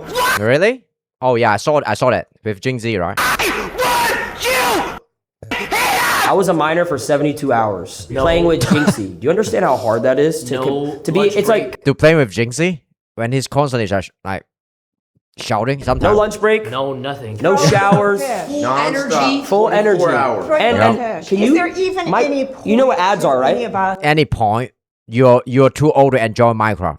You know what ads are? bragging about our hardest I'm asking. day? Do you know what ads are? Can you run ads in your sleep with Can you build a house in Minecraft? 15,000 people watching you with constant 30-minute ads? Look, I understand that you have all these technical things that you're doing. You're And I appreciate not even that. arguing with me. You're just talking. I'm not. Look. Right now, I'm actually listening to you and agreeing with you. So just hold tight for a second. Oh, okay, yeah. Oh, okay, sure. That's a good thing. Interesting. I like it. Yeah, I yeah. don't know if you truly understand the ethereal world and the ethereal plane that you guys are in, Ethereal world? What is that? and how. Here you go with this ethereal again. But What you is that? understand- What is that? What's a ethereal? So it's kind of a fake world. Is that a crypto? Fake world? No, it's not. It's not fake. Yeah. It's fake world. It's fake money. None of it is really all that real. Fake world, fake money? What? That shit's real. And at some point, I understand it feels My Lambo is real, man. real right now. Oh, it But in a feels real. very, very short period of time, it's all going to disappear on you. This is all gonna disappear. All right, sure. That's And not when possible. it does, it's going to Yeah. be Projection. I have money that just is making money mean- Yeah, forever. when money stops making money. I mean, it's one of my biggest like nightmare to grow old and become someone who is like not like how to describe it. I want to become someone who is like close-minded when I grow old. That's my point. Yeah. I hate to become the kind of person. This is why I'm constantly learning. You know what? Okay, so what if I you try die to. Yeah, so what? I've lived a great What if this? What if that? What if that? You could just live your life with what ifs. You're just a negative person. It sounds like at 61 you're going through an end life crisis right now. It's not about your age though. It's about your mentality. You don't really know what's going on. Stop accepting that the world is constantly gonna move forward, and the thing that you learned like 5 years ago is not gonna be relevant like 10 years from now. And you're gonna constantly learn new thing and destroy your own like limiting belief and old belief system, right? It's very hard for you to grow. Going on in your own life, so you're trying to put it on other people. This video is so long. Now Adab. Okay, this could be interesting because Adab is older, right? And he got more life experience, and he's the most mature one in this group, I would say. It's gonna be interesting. Let's hear your point first. Yeah, I would have to agree. I think foul. Okay, claim 2. Being judged by 1,000 of strangers is worse than being judged by a boss. Okay. It's worse than being judged by a boss. I would say. I would say it's right. I will agree. I would say 1,000. I will agree though. Strangers judging you is harder and more mentally taxing than one who is your boss. That always look like a bit high though. You can block them. You cannot block 1,000 people. You can't block 1,000 people. I agree with that part. But the thing is, being judged by a boss is more direct. Whereas you could always either block some of them, or you could just say, I just completely ignore him. I don't give a f. I mean, yeah, he has a point here. Finally, some sound argument in this panel. And you're saying that your boss directly speaking to you, judging you, is a lot harder to pivot around than 1,000 people online. Right. The thing is, your customer is your boss too if you do streaming. It's like doing any other business too. So I would say it's harder being judged by 1,000 people. But you can become a wholesome streamer and still be entertaining, and your community won't judge you. But it's harder to do it that way because hate always attract more attention than, try to be lovely and try to be entertaining at the same time. And people cater towards the negativity more in when it comes to like online stuff. I assume. Because at least you have a right to say, I don't like this guy. I'm not going to listen to it. I don't give a f. I'll agree with 51%. Rather. So what if you get stream sniped? What if you get stream sniped? I'm sorry, what? What if you get stream sniped? You can't. Do you even know what stream snipe? It's a good point, Adabs. Great point. You can't. I got stream snipe before when I played Roblox, and it's so annoying. Wow. I hate that. You can't block that person, can you? Yeah. What if you're if they come to your job and then they start judging you? That's about as direct as it gets. Are you gonna swing? That is true, but. And they start trying to clip farm and say crazy things like. Ever now street snipe and they blown up all your. Oh, it's actually a good thing if you're a streamer and you get clip farm. Yeah, that's what you want, right? People clip you. X's. So it's not a bad thing. Unless you get clipped at your worst moment. Every single ex you've ever been with. When you say some racist stuff, let's not go there. You can't block that. Imagine, let's make it smaller. Imagine you're walking around doing your stream, whatever it is, and 15 kids come up to you, just start with you, and they don't leave. What can you do? What are you gonna do? You can't retaliate. They don't leave? Then you leave. You look bad. One time I had you a have to take grown the high man. horse. I had a grown man tell And you me can leave, right? link for him in person. Oof. The card declined. Fat. What are you gonna do about it? Fuck him over. Lazy. What are you gonna do about it? Coming up, call me a fat. Call me a pig. Call me a hook. Lazy is not even fat anymore. Can you imagine if people showed up? If They're laughing, but this is real. It's trauma to me. It's trauma. So what would you do in a situation like that? It's okay. What would anyone in this room do? Can you still block that? Sorry guys, this video is a bit long, but I'm still gonna stay till the end though. Because I think this is interesting and I want to watch this. Yeah. No, you can't. Are you doing like... I think Core is doing like more interesting content nowadays. Like they're evolving. This is still like a Jubilee type like content style. Maybe they're copying from Jubilee. Did I pronounce it correctly? But whatever. Jubilee. So, but I think it's interesting. Streaming like what Jack Doherty's doing? Oh, hell no. Jack Doherty? That's, no. that's the image that I'm getting. No. Yeah, that's a pretty bad stereotype for streamers. I would probably use a different person to try to be the poster boy for IRL streaming. But you're behind. Poster boy. Who's the best IRL streamer? You guys think? Maybe Agent. Agent is our Kaisernet. Kaisernet is Kaisernet IRL streamer. Yeah, probably Kaisernet. If you consider Kaisernet as an IRL streamer. Speed. Yeah, Speed is the number one. Behind screen. So you're hiding behind a keyboard. But we go outside. Hiding behind a keyboard? Not really. Yeah, you have to face a camera, which is like you're facing like 1,000 people if you are streaming to that, right? So No. I'm talking about getting stream sniped. Like not getting stream on snipe? the game. Stream snipe means if you're going in person and you're walking the street. So we IRL stream. That means in real life. So we walk around with the camera. It's like Basically, reality TV. we're celebrities. We're celebrities. Yeah. all right. We have Sure. tens of thousands of people. There is right. They're kind of like a mini celebrity. The guys look like a Korean actor. He's actually the smarter one in this panel. Always finding He got some sound argument though. It's not like the previous Karen. instantly. So- We have crowds that build up like it's Michael Jackson You outside. should That see guy the shows girls speed. that follow me around outside. Did I know you before? He's bigger than Michael Jackson. Oh man, maybe it's. I think Ron is trolling here. Let's take The guy looks like a Korean a actor. little step. You're doing your stream. You guys don't have like protection? What? Okay, sure. It's kind of yeah. I thought about condom when he mentioned protection, but whatever. Maybe this guy is Chinese though. Gazo. No. Like Jack Doherty does? No. Yeah, but he's a Jack Doherty. Jack Doherty is constantly evading protection, so he makes some content from it, right? Well, I know Jack Doherty's an extreme example. All right, so I Yeah, take yeah. that. But don't you guys have like a couple of your friends or staff that you hire to protect I'm you? all security, sir. he knows a lot. Yeah. He knows how to box. Oh, Jason's probably has the biggest team here. I mean, Lacey have an editor and a assistant. I mean, Lacey's team is like four. Whatever. This is not important. Fuck it.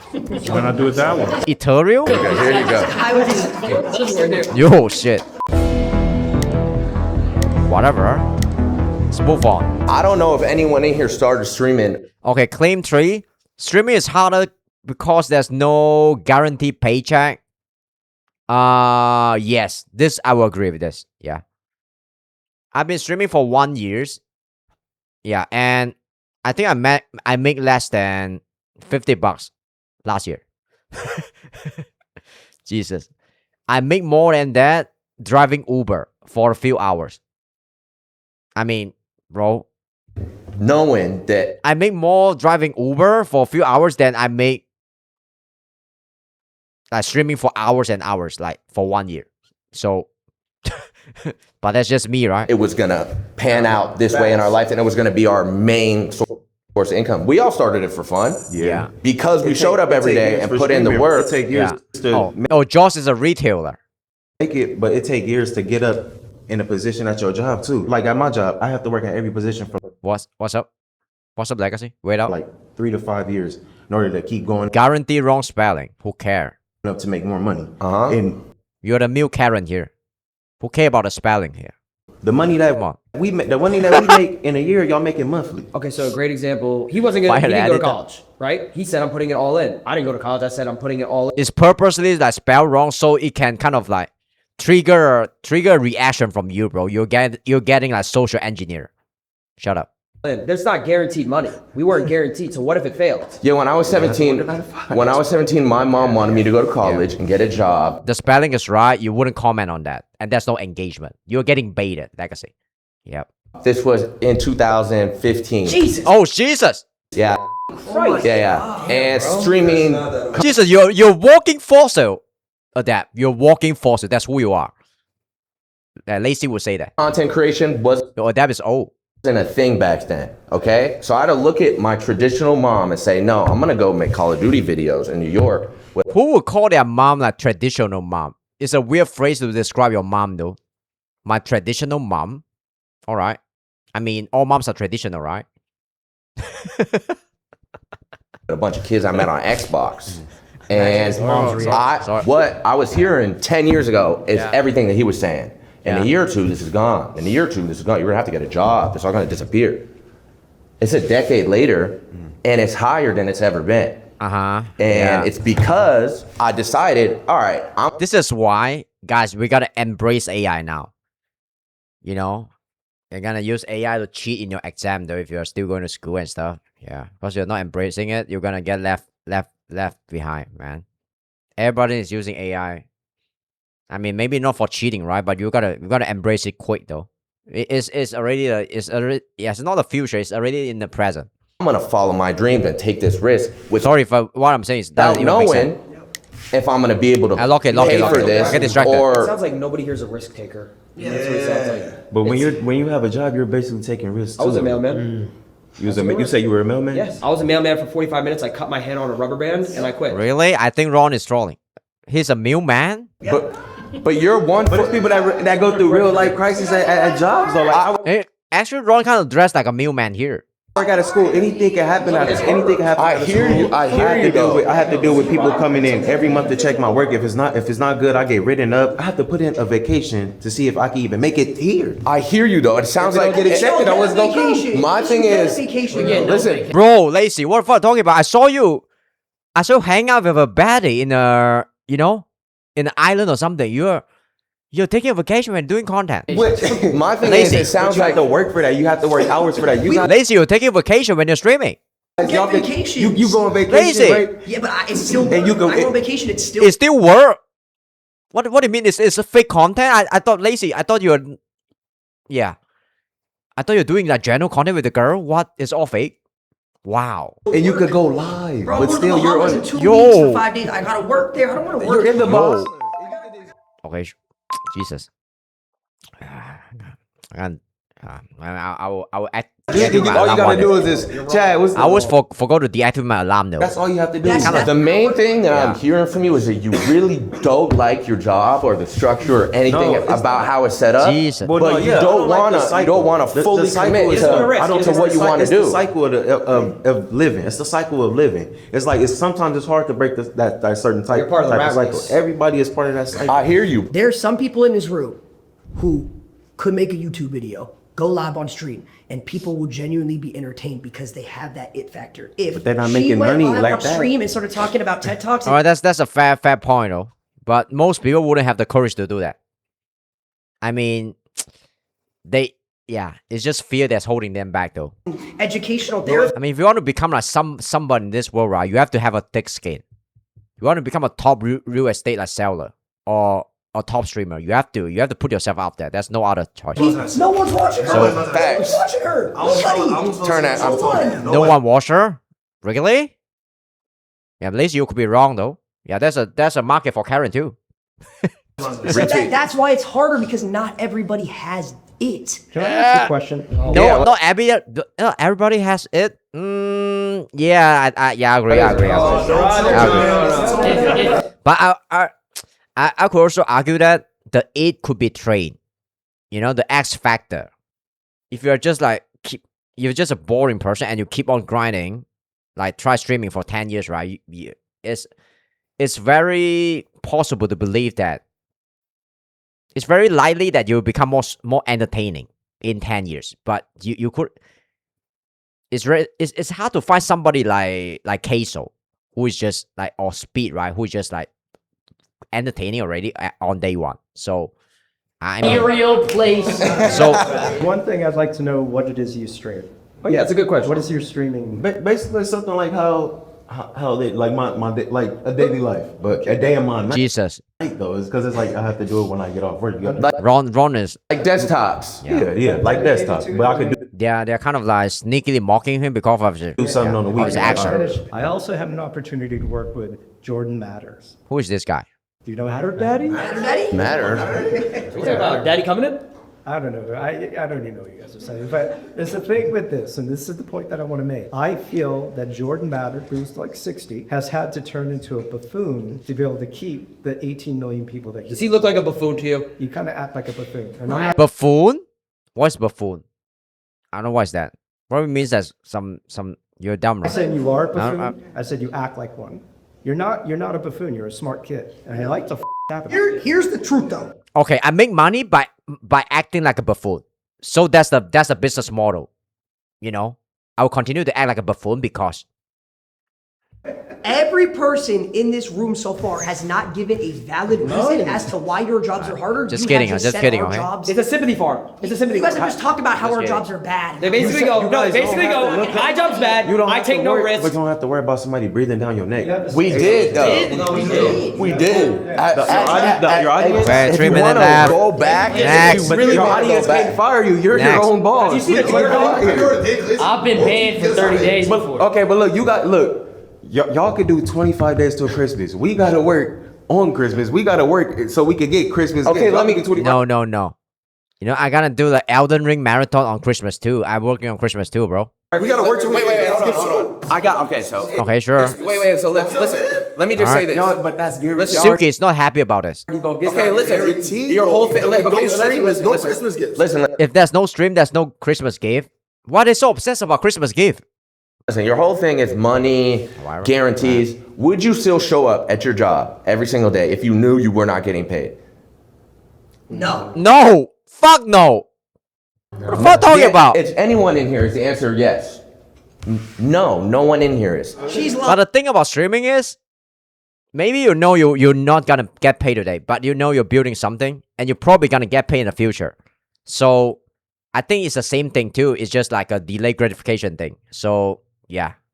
There was an adpocalypse in 2017. Oh no! You might remember this. Apocalypse. All the I remember big that. marketing companies pulled their ads from YouTube. So you would upload a YouTube video and make 2-3% of what you're supposed to make. Would you show up at work and do the same thing every single day if your paycheck got cut in half You know by the exact 98%? amount your paycheck got cut? How much is 2-3%? Like, what were you getting paid before that? I don't know the numbers. I never really looked at it, but yeah, I'm rich. I don't care. I probably would only make about 1,000 of it. How many videos would you upload a month? Every day, maybe 3 a week. I had to watch everybody else say, nah, we're not gonna make videos anymore because we're not gonna make money. That same mentality you had, which would have got me exactly where you said I would be. A year or two, it would all be gone. But I kept uploading. You pivoted. Made no money. It's okay though. You took that risk. And Yeah.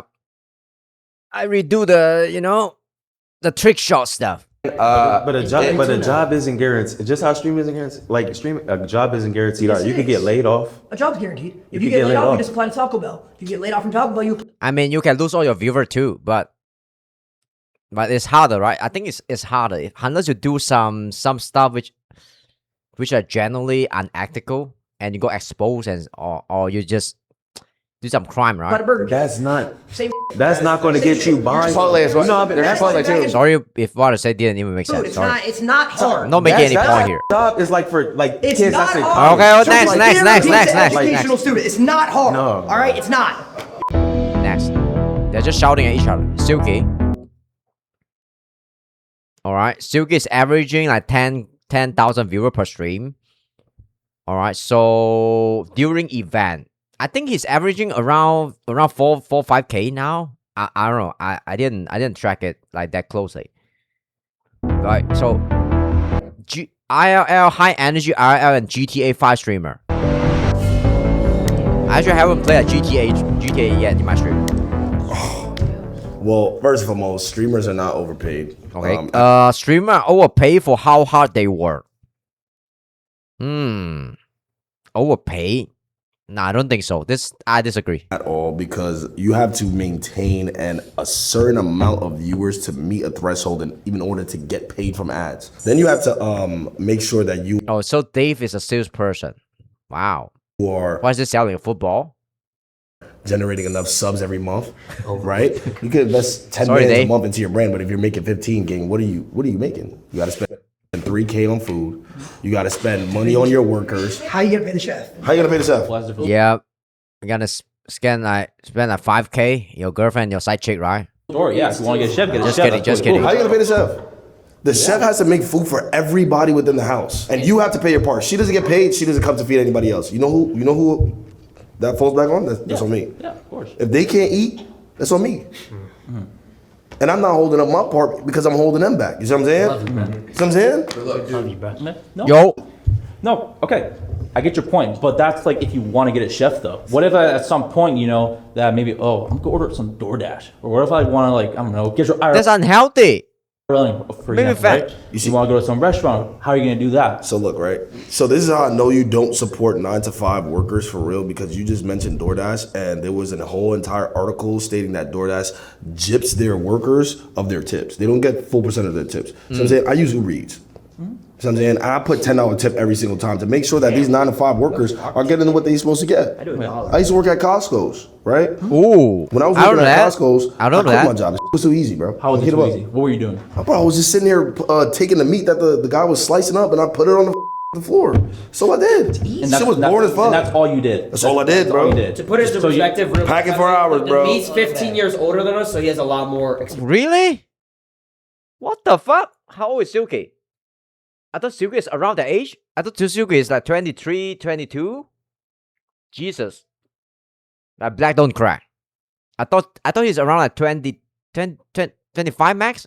This shit is just boring as bro. Just 30? He's like your Yeah, of course. I understand that. Yo. But for my certain job though, I can't really just stand around and have. Why is it bringing football here? What's the what's yeah, I don't know, man. Give me something in order. What's the football here? Yeah, I work at. Oh, Dick's Sporting Goods. Oh yeah. I walk around, you know, help people like 24/7. Basketball hoops, you could dead as a start shooting. I can't do any of that. Making sure that people at the end of the day walk out of here with something that I personally sell to them. But I can't really play around, go play hoops or talk with all my coworkers. So you're trying to sell me the soccer ball right now? I'm not trying to sell this. The reason I brought this soccer ball, this is a World Cup ball. The World Cup is coming soon. Yep. So everyone is coming some together. cultural stuff, and I'm Dave. I'm a very interesting person, and I'm a good salesperson. Show whatever. Love to all. I know what I'm talking about. Obviously, right now it's too expensive. It's just funny. How are people gonna afford to go to these games? People have to work their ass off. Get a sponsor. Yeah, get a sponsor. Literally, can't get a sponsor. I got what certain sponsors? What are you talking about? Okay, and what if they say, "Oh, sorry, we can't give you that sponsor"? Life's not fair. Life's not fair. It's definitely not fair. You gotta work for it. You gotta work for it. You gotta work for it. And we have to work for it in order to get a sponsor. It's way harder for us to work because we have to make sure our PR is perfect to be at the World Cup. And if it's not, you're not going to get a sponsor in the World Cup. All it takes is one person in this group to have a bad PR. Oh, and we all can't go. Yeah, that's right. How unfair that is? How do you know this is right. Ben and Petty stood in the backyard, and it was. This is why sometime that people would think like some streamer, the content they make is too safe, and they're like kind of like acting like a bot and stuff. But I disagree though. Tried to cancel this man last. Because there's so many things that they can't do. Because he had a petting. They can't afford to go like too political and dive too deep into the drama stuff too. Sometimes. And then guess what? Barry got all our sponsors declined because of me. And do you know how hard that is? That is for me. No, I can understand it's definitely hard because it's not your hundreds of thousands of dollars to make sure that this house stays up. We can't be a part of that. Because of him. Because he wanted to bring a petting zoo into the house. If you got punished for one of your coworkers saying a slur, that is how's that fair? It's not fair. Exactly. But you're still, in a way, it's not fair, but you're still getting blamed for it because you might somewhat be in that situation, or because you worked for, or just any sort of a state where like, he just used keywords at this point. Imagine Lacey goes outside. He has thousands of girls waiting for him every single day, and then he goes outside. I don't go to the gym anymore because of it. I don't. Literally. I used to go to the gym, come outside, 15 girls holding a sign asking me to take my shirt off. That's sexual harassment in my eyes. Literally. What the? Is this true? Please show me. There has to be he has to make up that story. For that one day, Lacey, please. Why does he care about having like 15 or possibly 20 girls going after him? For God's Chat sake. spans aura. Yeah, what? Swag. And hold on. I got this. They gotta eat. It makes his girl stay on her toes because she realizes, oh nah, he's a hunk of a man. Every single girl wants him. I gotta make sure that I do my part to stay with him. Look at him. Does any ladies in this room want him? No. She's definitely fun. Oh, wow. Jesus, she's fantasizing. No. Karen, don't do that. Definitely thinks he looks good. She definitely looks Oh, maybe if I'm like 40 years younger, yeah. She wants me. I'll beg you to take off my shirt too. Randy wants me for sure. Randy wants me. No, 100%. Alright. How you doing? Nice to meet you. Lacey is kind of cute after you lose some weight, right? Yeah. What's your name? Rose. That's Rose. pretty. I'm Silky. not gay, but still. That's why everybody calls me Silky. Yeah. Nice to meet you. Oh, Rose. Facts. I started at 0 viewers. Rose is what? Sales and management. Okay. Probably what, like around. Starting from 0 as a streamer is harder than streaming at an entry level 9 to 5 job. Yes, that is true. I would say that's true. Trigger warning. 2015 when I was graduated from high school, right? So I was at Shake Shack doing overtime, That's true. 8 hours a day, but still making sure. I'm not gonna lie, I was probably skipping school a couple times, you know, to make sure I was getting my streaming hours in. You know, but that's the risk you got to take, right? And I was streaming to probably like 15 viewers for like 2 years straight. Wow, 15 is a lot. My mom took my entire PC. Oh, 2 years straight. Everything. She took everything. I started back in 2020, and I started from 0 again. Oh, he kind of looked like Adrian here. Oh my God, he fell off. What the fuck? I started back in 2020, and I started from 0 again. 0 at 2020 again? Oh my God, he Wow. I fell off, and I came back again. You see what I'm saying? In the end of the 2019. I still stream to 0% sometime. So 2020. I feel ya. I feel ya. That's when I started grinding again, but I was grinding every single day. I quit my job, stopped going to school until like I really started seeing that this was able to pay for me. And I went back to school and I finished school. And I was able to make a living off this. You know what I'm saying? But it's a 1 in a million, probably. I don't think there should be an argument around this. Like starting from 0 as a streamer is definitely harder than entry like 9 to 5 job, right? Entry 9 to 5 job, maybe you need to learn the stuff. You need to get along with the co-worker. Probably take you a couple days to pick up your job. I mean, just maybe 1 month if you're a slow learner, right? And that's about it. There's not much like super high pressure from your job, I suppose. If you're streaming to 0% or you don't even know who you're streaming to, it's a really it take a toll to your mental state though. So billion. you do it like long enough. Chance that's gonna happen. Maybe even more. So he was competing against like. And you have to keep on like talking to yourself and being entertaining. Do a plastic basically. Like for hours. Zoe Burger shaking ass. Do you even know who that is? Do you know who Zoe Burger is? I don't know. I'm Have you ever seen Zoe Burger on a Zia stream? I don't know, but That competition was insane. did you compete with her? I mean, we couldn't. I don't shake ass. What? Wow. He had competition. Yeah, like it was basically harder for him to start at 0. you don't know the mental state that I had to be in. Oh yeah, the mental state is a huge thing. To be in an Aiden Ross E-Day going against Kai Cenat, the #1 streamer, and being able to take home a dub. It was me versus him and his clout. Like being the #1 streamer, I had to literally verse somebody. It's not easy. Yeah, it's not easy. Titans. Yeah, Titan. And in his community, if you win, you're getting antagonized the entire time. The E-Date. I would never do E-Date though, probably. Because I don't want to do like sexual stuff. But I think people always like to look at like attractive girl when on stream, right? So, and most of the people who watch stream, they are a lot of them is like pretty young, so they like to look at attractive people, especially attractive girl, right? So that's why the E-Date is such a huge thing. 2021 Silky though. Yeah. So you believe me? You believe that it's harder? I'm not agreeing with you, but I agree to disagree. So what's your disagree? Agreement. So why is she here? My disagreement is when you go into a 9 to 5, you have to put in your work. You're on probation for 90 days. You have to prove yourself. So, for example, myself, I started in sales early on, first job, straight out of college. Oh, okay. And I had to prove myself. You were talking about hitting the numbers. We have to hit the numbers. We have to hit the quota. We have to make sure. Oh, this part of the video is kind of boring. Sure She's not making a strong, legit point, though. Month gets higher and higher and higher. So you said you only had 15 viewers. I didn't have any viewers, so I had I don't have any customer. what we call stockpile payment. Pound That's bad motion. I'm not gonna lie. That's terrible. Phone call. I think having no customer is worse than having no viewer. Yes, because you need to get paid, right? Calls, making Imagine you're doing a sales job and in 1 month you can't get any customer. sure that our quota is met. My accountability was a manager, and then we have a district manager, and then we have District corporate. manager. We have more people that we have to be accountable to. Mind you, I was living on my own, having to pay rent and having to do everything. I wasn't like doing anything or living at home with mommy like you were. Okay. All right. Your mama's boy. See, that's the thing. So Mom it's- doesn't love you. No.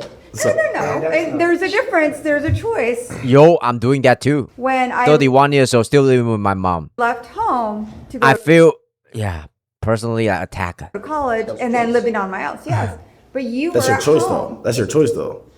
That's the thing, though. I sat there and I was taking I- risks. No, that's Living in mama basement. listen, because right, I didn't think to myself to leave my mom so she could sit there and toggle all the bills, right? I didn't do that. I didn't want to just go do that, right? I'm gonna sit there and I'm gonna make enough money so she doesn't have to worry about the bills. But see, you and didn't then later, say that before. I didn't have to You say didn't that. say that. That's not what if I'm You working, said that if I'm this is working what a you job, wanted if I'm to working a do. job, I don't have to tell you where my income is going to. If I'm working at Shake Shack or Costco, I don't have to tell you where my income is going to. You don't know that I'm paying my mom and I'm giving her money for rent. Can I ask a quick question? Yeah, It's just kind of course. It's like, I believe that I heard you all agree that it's almost like 1 in a billion, the success ratio that you have. Yeah. 1 in a billion success ratio is not that low, right? Like becoming a pure streamer. I think if you're averaging like even 100 viewer every single stream, you already make it. So if you're averaging 1-2K or even 4-5K, you are the top 0.001%. So that's still not like 1 in a billion success rate, right? So you guys basically won the lotto. The odds of winning a major multi-state lottery jackpot is roughly 1 in 300 mil. No, that's the odds. Yeah, we earned it. We earned it. Being successful, Jesus. the odds. Okay, so if you want to talk about the lottery, you have to go buy the lottery tickets so to win the lottery. Yeah, I know. We that. went out there and did I'm that. not saying that you didn't do some work. Just saying that the odds are so thin for your success. It's like becoming a Brad Pitt level actor. Hey. Being an actor Brad Pitt level actor. Okay, sure. is a great thing. I get his but point. There's not a single actor that actually has money. What? You know, so like they're Yeah. It's most actor are broke. Most streamer are broke too. I'm not talking the actor that you see that's like in big movie, right? They are the one that have really make it. It's the same as the streamer who's like averaging 100 plus viewer. They already make it though. That's the streamer that you see, right? When you think about streamer, you think of like SQC, like Hassan and Senna, Lacey, the face boy, and all of this like big guy. But most of the streamer they're averaging like a couple viewer, like maybe 5 to 50. That's most streamer. Dude, all I'm saying is they're doing And even more is averaging like 0 to 3. Yeah, something that they love. that's me though. But how many people are actually going to make money from doing that? So you're saying Kevin Hart doesn't have money? Kevin Hart won the lotto. I guess the point his make. It's okay. I missed the point. Whatever. Right, we got Jason. Yep. How you doing? Doing good. Jason, good to meet you. Streaming is mentally harder than having a 9 to Mentally harder than having a 9 to 5 job. 5 job. Yeah, 100% agree. It's a different mentality, okay? You stream, you want people to like it. Holy shit. He looked like Robert Kiyosaki. Your world, He looked like the poorer version of Robert Kiyosaki, but right here, Sorry. are how other people view you. all right, sure. Our world is making a living, paying bills, having a mortgage, raising a family. Same with all of What us. people say, hold on. Hold on. Oh shit! Yo, this guy don't have a grandchildren at 61, and he's still getting attacked. Between us, okay? He's not in it right now. He does not have a family. He probably have a lot of girlfriend. So shut up. It's a whole different world for He you can still pull, just like you, Lacey. Shut up. Sit down. guys than it is for us, which you'll notice, right? How old are you? 22 team. What? I'm 22 team. 22. 20. What is 22? 22 tree. Team. I just turned 22 team. But you're 22. You're 22. Shut up. Just Just a baby. This generation. Just say you're 22. Is a whole different language Stop rage baiting the old people. about everything. Guess how old I am? I don't know. Guess. You're too old. You're walking fossil. Whatever. Just take a kidding. guess. Yeah. No, be honest. What do you think? 99. Sorry. My bad. Sorry. And like an 84, like a cool 84. 84. Jesus, Jason, you're offensive, man. I would have guessed a 99. Damn. Damn. No, I look that old? No. 14. Bro, I should die. Sorry. 8014. 8014? Oh, this dude could be a streamer too. He got a dog in him. 8014? I just turned 70. 70? Wow. That's not bad. Congratulations. Happy birthday. I mean, honestly, happy birthday. you look good. I'm gonna be honest. You look You great. know why? Because the job I had, which was for FedEx, sort of 9 to 5. You go in the morning, load your truck, you go out, make deliveries. But I'm outside every day.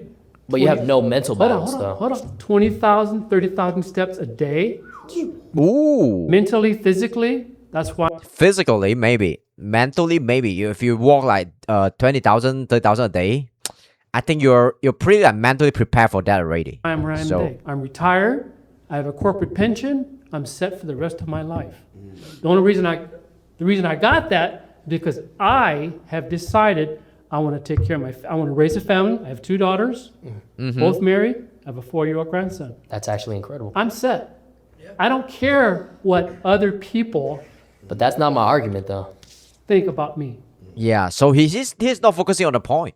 Like, streaming is mentally harder than 9 to 5 job. So your life is a lot easier than mine. But throughout your Yeah. job, So what's his argument? zero mental Exactly. stress. Well, wait a minute. Don't say I didn't have stress. I've had a plenty of stress. When you delivered mail, what was the stress? Not making the mail in time? Because I had to stress about the L's in my chat. I have to stress about the But hate that's your farms that I go choice. through. No, it's not That's my your choice. It's choice. my job. No, that's your choice. It's not my choice. Your it's my job job. is your. It's not my Nobody choice. Oh, that's a good point. That's his choice too. in here my is job. doing the job they don't want to. That's your choice. No, it's not my My choice. choice it's my was job. to get So a if you corporate quit, what job. should you do? Yeah, if I quit now, what? What should you do? Quit now, what? Am I supposed to be flipping burgers? Get a job. Work at Costco? But you guys just said it's so hard to get a job. Come on, go. Suki will teach you how to get a job in Costco. Yeah. So no, you're saying nobody in this room wishes they had another job. But everybody has What's up, Mark? an option of what they want to do. What's up? Welcome. We're watching this 9 to 5 worker versus streamer debates. Yeah. Lock in. We're almost finishing this, and this guy's not making a valid argument against like Jason. Cause the claim here is that streaming is mentally harder than 9 to 5 job. I agree. Yeah. For a living. There's definitely people in this room. Lock in. She definitely wants another job. But that's her. She's I'm an talking- educational I'm therapist. No one talking wants about to- what I do. Yo, do you agree, Mark? Streaming is mentally harder than 9 to 5 job. What the even is an educational therapist? Mentally, delivering mail is not more mentally It's not taxing than really. looking For at me- chat, spamming for L's, me- and, I was and making I disagree, Mark. We can't be friends. sure you don't make the wrong decisions to get hate farmed. But when I got off work every day, Oh, you have to deal with your annoying wife. That's not considered in your job scope, right? Yeah. I was okay. Exactly. I was okay. So what the fuck? This guy is supporting like Jason's argument. So your job is easy. So it's not mentally harder than 9 to 5. I mean, it's not mentally harder than streaming. When I ended stream, I'm mentally stable. when I I'm ended, retired. no, but yeah, Super mentally stable. Like you look like you've always had just enough fruits in your basket. You've never had a. Does this guy know his yeah. He's supposed to win the arguments against that Jason here. overflow of fruits in your basket and lost everything. fruits. Never. Okay. And that's a So- metaphor. All right. Don't go to the lost everything, okay? Because I lost my house in the Eaton fire. I lost everything. Fire? Why is this old guy telling his life story instead of focusing on the argument? Eaton fire. You don't even know about that, do you? You talking about Malibu? He's You're not tripping a from little LA. bit. I'm sorry, you didn't know from LA. You didn't All right, know. You didn't go. know. You didn't know. Let's talk about fine. some You've heard random the Palisades fire. about his Yeah, life yeah. story. Palisades. We were in Well, Altadena Texas fire. is above Pasadena. I lost everything. You have houses. Okay. Everything. So what do this have to do with the mentally harder than 9 to 5 job? My wife and I left the house. There was nothing to come back to. Where I am right now, I'm okay. Because I'm not worried about what other people think. Can I ask you a question? And your job, you have to worry about what other people think. Exactly why my job I mean, maybe I guess his point is that's the suffering that he chose, right? is harder. He chose to do something which are mentally tough. That's my We job. all Maybe that's think- the point. I can kinda get his confidently say that point. We all think. I mean, maybe I'm wrong that like what you're saying about your life is good. Come on. Like, Oh, no, I don't think that. No. Listen. But what you're saying about him is you're kind of proving his point by accident because you're saying that you are okay. You don't have any mental stress over it. Yeah, bro. Finally. You're chilling because you I do have figure mental out stress. you figured out a way. So why are you here? Bro. I end my stream that's and I your choice. facepalm myself. He's just here to talk. He's not trying to win the debate. Because I'm like, why did I do that? Who invite this guy? It's not my choice. Sometimes I slip up. I'm human. I'm human, just like Yeah. you. Okay? Can we, yeah, I want Robert Kiyosaki here. Please. We mess up. All right? We all do. Exactly. human, right. Exactly. But people on the internet, they don't see me as human. They see me as a streamer. No, they see him as an It is his choice. alien. They look at him as Imagine a child. normal But daily human mistake you made was But what's amplified important by to you guys? Yeah, that's right, Mark. You have a point. You should be on a panel. Yep. You should replace this old man and shut off like Jason. Yep. Is what Now, everyone Mark. else there thinks. I don't care what other people think about what I'm doing. You don't have to. Doesn't affect your. Doesn't affect your. I have to care because if I don't care, I lose sponsors. I lose this. I lose that. 3 streams straight. He loses his job. W Mark. He's dead ass just trying to make A lock-in. kids' day saying, "Yo, check out these aminals," and then Are we as done he here? shows them, 3 minutes left. he gets canceled on Twitter. This is a bad debate against like, a bad argument against these two people. And now everyone thinks this guy hates animals. Because they're calling him an animal abuser. They're saying, oh, An animal abuser, his animal eyes eater. are so far apart. He's up chopped. He's an alien. He probably he's eats the ugly." animals. Like, I mean, if you get hated on, at least you know, somebody care about you, right? If you don't get any hate at all, and that's the worst. And nobody care about what you do at all. That's the worst, right? I mean, hate is still better than existing. like what? Suppose. All these things, like they. So what I say is, make sense. They're disgusting on the internet. There's another point you wanted to make over Eat there. animal? What was that? No, I wanted to ask you. You said like, sorry to hear about Yeah. Do you eat chicken, Mark? So you eat animal too? What's your point? your house being Come on, lost bro. in the fire, but you did get Chicken is delicious. the house insurance for that. Like you probably got paid way more than what your house was actually worth. I had a steady job that paid the insurance for that. In case something happens, where God forbid. Are you in a bigger house now? It did. No, same house. I wanted the exact same what I lost. But all this is a matter of insurance. Is this trying to sell insurance here? Bills is what we chose as I thought he's gonna plug in his insurance policy or something. our jobs so we can make it. Your job is So you you're both have to like what you do. So you're agreeing with my point then? Yeah. That I have to fight a harder mental battle than He's proving like Jason's point here. you. That's what he's saying. I wouldn't say it's hard. So that's what you said. It doesn't matter. He's just here to talk. He's not here to stick to the argument and debate. You didn't even realize that. 9 to 5s don't I guess Cole have like low production budget. Yeah, they invite the wrong people. actually have a real mental battle. There is no mental No one in battle. here goes through actual Yes, stress. literally. I would say some 9 to 5, but most of the 9 to 5 they don't have the same mental struggle as streaming, right? That I will agree. Just Yeah. wake up and go to the We manager. do. You guys be fine. I mean, if you are just a small like chilling streamer and you have a small like loving community, I guess you don't have a lot of mental struggle when you stream. But if you're big, right? Any big streamer, they have to have a strong like mental state. Otherwise, harder than streaming. You have a matter, Daddy? Really? Do you have a matter at? Do you have Yeah, Mark. That's the NPC mindset. I love it. Yep. You should go to this panel and in debate call. a matter than yourself? It's hard. It was hard work. The So it was hard. So you agree with But me? I chose that work. I chose to do what I did. You chose to You matter choose to daddy do. around? Do you choose to do that work, or you just don't have other choice? Important question to ask, right? All day. Does anyone even have a matter? Sometimes you think you choose that thing, but it's like you choose your wife, you choose your husband. Do you really choose them, or they are just the best choice that you have at the moment, right? So, but I guess you don't want to dive deep into that question because it would kind of like make you depressed, right? Because life is finite, Daddy here? Does anyone? and we don't have so much energy and options to get the best thing that we like. That we gonna be a lot of regret in life, no matter what you choose, right? Yeah, just have to pick your suffering. Well, see, that's a different language. Do you guys know what that is? What's what? What's Nobody what? knows what that is. What is Okay, what? cool. Next, please. Next, have a matter, next. Listen, what, Next, bro. I don't know what a matter daddy is. what is a matter? No, I don't even know. What is a matter day? Bro. You don't know? I don't know. Educate us. What is it? What is what? Next. Boomer is getting loud. I just got Finally. Oh Jesus! Woo! It's gotta be good. Wow, the final boss is here. Claim 7 streamers wouldn't last 1 week working on the average 9 to 5 job. Well, what do you call that? Your job. See, I think All right. No, I disagree though. I mean, a lot of IR streamers, their content is like working as a 9 to 5 for 1 day. Like working in a coffee shop for 1 day, working in the Amazon warehouse for 1 day. I would say most streamers they would survive that. They survive that. I disagree. Enough. Do you disagree, Are guys? you willing to hear a little bit of an example? Lucy is an educational therapist. Sure. Your job. Yeah. I don't. To cut back.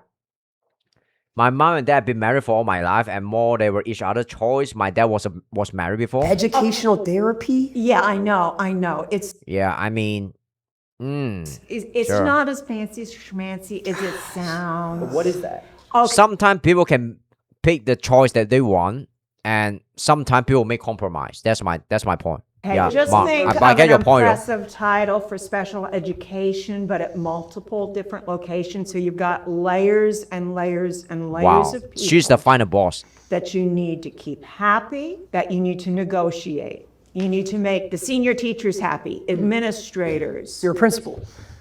Nope. But I need to make the principals happy. I need to make school psychologists happy.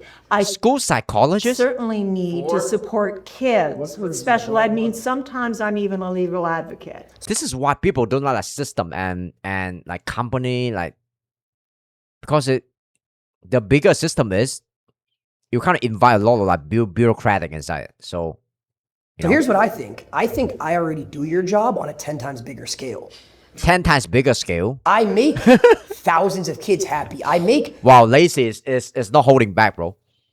Yeah, Lacey bring it on, baby. hundreds of teachers happy. I probably make the students you work with happy. Woo! Yeah. I make your principal happy. I make your husband happy too.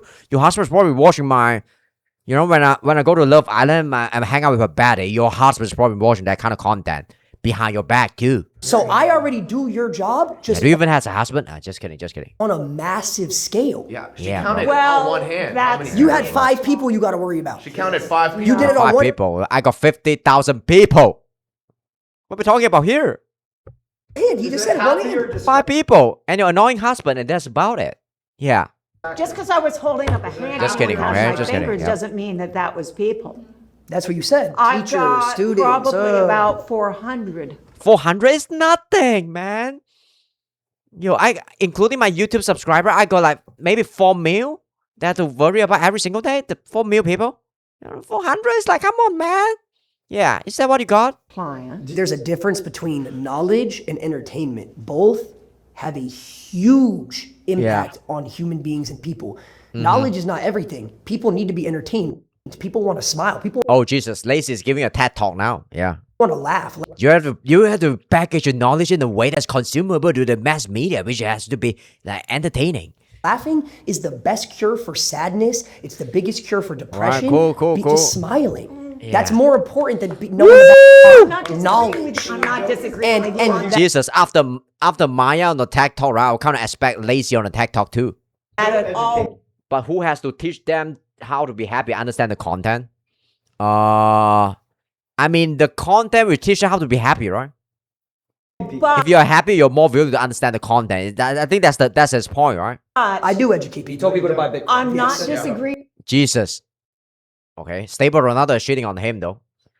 Yeah, he's just saying like Lacey is asking people to buy some meme coin stuff. With Yeah, you maybe. on that value of humor and entertainment And see, at all. here's the thing But is- I feel that you Yep. are Let me ask you a deluded question. in saying that entertainment and knowledge are exclusive of one another. How many What do years did you go to school? Entertainment and knowledge is excludable. How many years did you go to school in college for your degree? Why are you asking? I just want to know. What is it important to you? Oh shit, man! Wow, yeah, wow.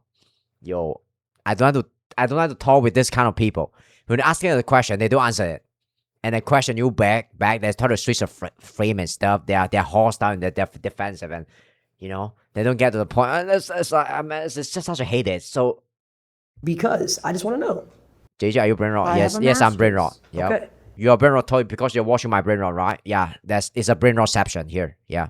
I have a law degree. And 6'7", Yeah. 6'7", 6'7". I went to school, got a Shut law up. degree while streaming, all at the same time. Still grew my brand to the point to where Woo! Lazy is actually today. smart. That's called hard work. All you had to do was just go to school, show up to a couple classes, bang, boom, boom, do a couple homeworks, turn an Yeah, bang, assignment, boom, boom. and here you Yeah. are now making a few students and Once teachers happy. again, you're making, yeah. assumptions. You're No, you making just said it. assumptions about You just who said I. it. No, I didn't. You have been doing that time and time again to everybody across. And I'm not very happy. I'm not. And I'm telling you, I'm not a Karen. And I don't have to answer your question. And you're pissing me off. And don't keep talking. What's the point, Lazy? You're fat. You're fat chap. Just kidding. You've been manipulating me this whole time. I think I'm manipulated too. How? Do you have a course? Can I buy your course? She's a therapist. She knows. When it comes to manipulating, I'm very good at this. You know, I'm an educational therapist, whatever it means. But I'm a good manipulator. Just kidding. Sorry, my joke is not funny. My joke is not funny. Sorry. Manipulate. She's manipulating. Back off. Oh shit! She's manipulating. Oh! And you repeatedly think that you are entertaining. I am. Your followers. I'm an entertainer. Which of other aspects. You manipulate your follower. And other people who act like buffoons. And that's it. Buffoon, you're buffoon. That's who you are. Yeah. And in a Sorry. couple of years, you do know somebody else is going to replace you, younger and dumber. Yeah, younger and dumb, but more brain rot. Yeah, more 6'7" than you. Yeah, they're better looking than you. You know, Marlon's probably younger than you, and Marlon's replacing your ass lazy. Shut the fuck up. Buffoons. AI. It's just calling us. Neil, what's up, Neil? Yeah, welcome back, Neil. Yeah. That's fine by I'm almost finishing this video. me. That's fine by me. You're educational like therapist, and you call your student buffoon, and use the word buffoons. You think that is cool? You know, you're fired. Yeah, I'm not your boss, but still. That's AI is you're making assumptions now. So that is Yeah. again that gaslighting. You're getting replaced by AI.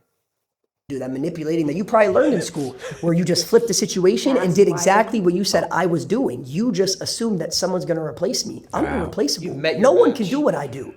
Okay, that's number one. Number Alright, two, sure. anybody can Oh, Tiger, 7 stream straight. W Tiger. Welcome in. do what you do. We're finishing Anybody this. can be an educational therapist. You go to school for a couple years, learn about education. Yo, some of this they are just like roasting each other. Yeah. And boom, you're an educational therapist. It's not talking hard about to do. Tiger. that you W earned a up. law And I have a feeling Boom, you're at boom, an boom. entry level of your Do you job. think anybody could earn a law degree? There is no such thing as an entry level. You are probably Oh, another thing that comes to my mind is like Kim Kardashian is actually getting a law degree though. Yeah. So I think she says that it took her like 6 years and she's still not finishing it yet. So it's just I don't know, man. It's not related to this video, but still, I'm just saying like yeah.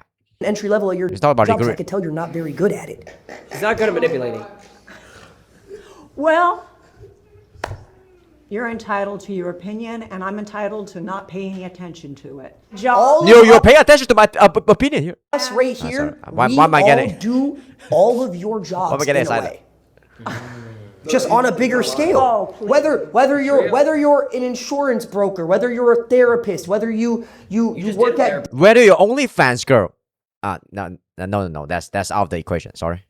we do all these jobs in one. I literally work We that we Yeah. inspire and entertain, and that is something that is important to the youth, because if we go through life telling all these kids, Yeah, you educate and I entertain. All right. Can we shake hand now, Lucy? Lucy, we love you. you gotta grow up, you gotta Yeah, get don't call me a buffoon. Yeah, Lucy, you're incredibly I would say fascinating woman. Yeah. a Don't call me a job. buffoon. You gotta follow the cycle, stay in that cycle. You're brainwashing these kids and the future generations to think that they have to sit at that desk, they have to do that 9 to 5, when the truth is they could follow their dreams and they could be just like us. All right. Cool. We're done with this. Yeah, this video just end randomly. All right, I gotta pee, guys. I gotta pee. This is a good video. 46 minutes. God damn it. Yep. Time just flew by. Good content. Good content. Wow, Core is making some banger content. Yeah, it's like a Jubilee format. 9 to 5 worker versus rage baiter debate. Lazy rage baiting the educational therapist has me so dead. Lazy is pretty good. Adept saying we pay rent now was so funny. Oh, well. Yeah, whatever. I don't know how much rent they're paying though. Probably like 40 grand per month in that giant mansion. So we're gonna watch this next. Yep, some fun video. Annoying school groups. Yep. I'll watch this next. But before this, I'm gonna pee, guys. Gonna pee, then we're gonna watch this. Lock in, guys. Yeah. Yeah.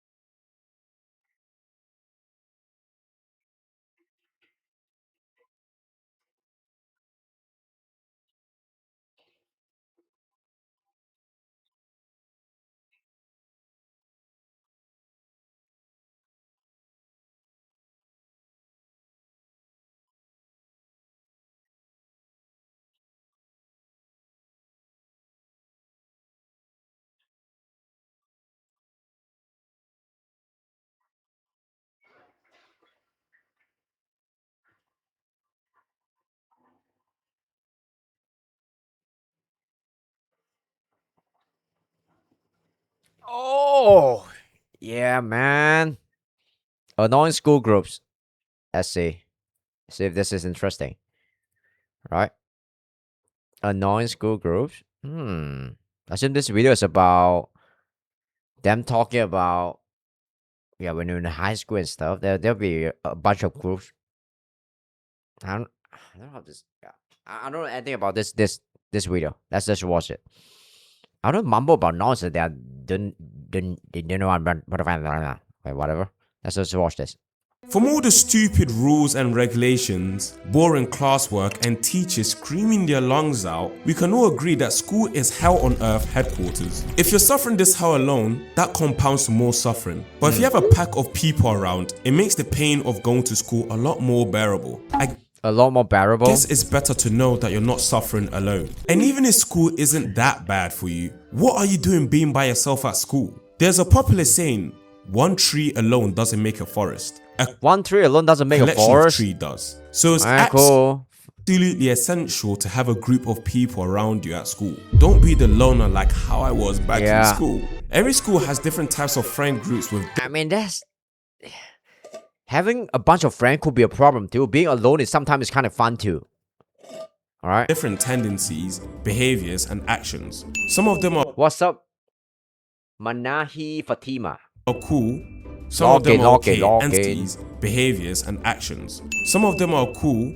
Some of them are okay. You're watching this video called Annoying School Groups. And some of them are annoying. And today, thanks for the kind words. We're going to be focusing on the annoying ones. Like the ratchet girls. The worst thing about the ratchet girls are their whimsy attitudes. They can be in class not paying attention and eating hot Cheetos loudly like they all often do, while everyone's trying to focus on doing work in class and the teacher's writing on the board. The way they eat the hot Cheetos is annoying within itself, but the thing that grinds my gears is when they get called out by the teacher, they have the audacity to gaslight the teacher, complaining why the teacher is always putting the finger at them. Okay. Knowing damn well they are responsible. Janae, stop eating at my lesson. I didn't stop eating my lesson? Nothing, sir. I didn't do nothing.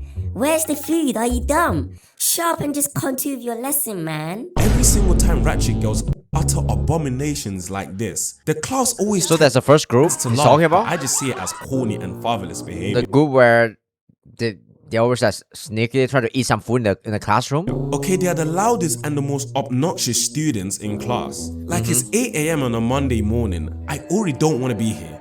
I don't want to be hearing things like slay girls, period, or shut up. Here's a piece of advice. Don't be telling people to shut up when you're the loudest one in the room. How about you listen to yourself and shut up? Alright, cool. City boy! City boy! What's city boy supposed to mean? Imagine if I actually said that to a ratchet girl. That means you do something cool, right? They call you a city boy. Is that what is that supposed to mean? Bro, they would attempt to roast me with low blows, rude comments, and borderline threats. Okay, they're allergic to reasoning. They always talk like they own everything, and they talk like they're the hottest girls in the whole school. The only thing hot about y'all is that hot stanky breath you acquired from the hot Cheetos you consumed. Okay, relax. Is hot Cheetos still a thing? Yourselves. The city girl mindset equals rude, annoying, egotistical, and okay, is this racist?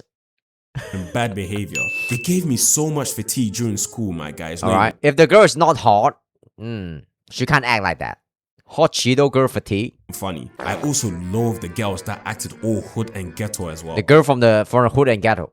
They are synonymous with the ratchet. Sorry, am I racist? Sorry. Girls, let's be honest. Most of the girls that act all ghetto all grew up in middle-class households with their dads owning G-Wagons and jacuzzis in their back gardens. In the most pristine suburbs you've ever seen. I wouldn't be surprised if they all have blood ties with the royal family, in which they're all speaking premium English. Okay, stop acting like you're from Atlanta or Baton Rouge, Louisiana. You're not from the trenches, please. This type of behavior leads to my next annoying school groups, the wannabe hood dudes. Wannabe hood dudes?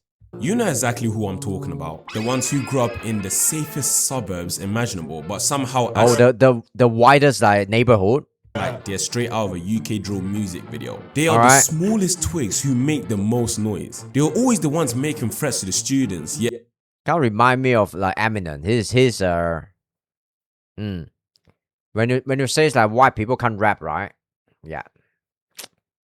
I mean, Eminem kind of Eminem come to my mind when you say that statement. They don't do anything. I know what's this supposed to relate to this video, but still. To back up their threats. They're all talking like, watch outside when I catch you. Annoying I'm going school to do groups. this to you and do that to you, blah, blah, blah. They say all of this nonsense while not reaching my top collar. They are the personification of all bark and no bite. They always got that fake meme mug on, walking in slow motion in the class like it's their territory. But as soon as the teacher says, can you take your hood off? They're all like, yes, miss. The switch up is instant. It's always five dudes deep, all wearing black hoodies and balaclavas, or shiesties as your Americans would say. What is shiesty? Yeah. And of course, their trousers have to divorce their waist and remarry their legs. Okay, sagging is literally the zestiest type Is this still a thing?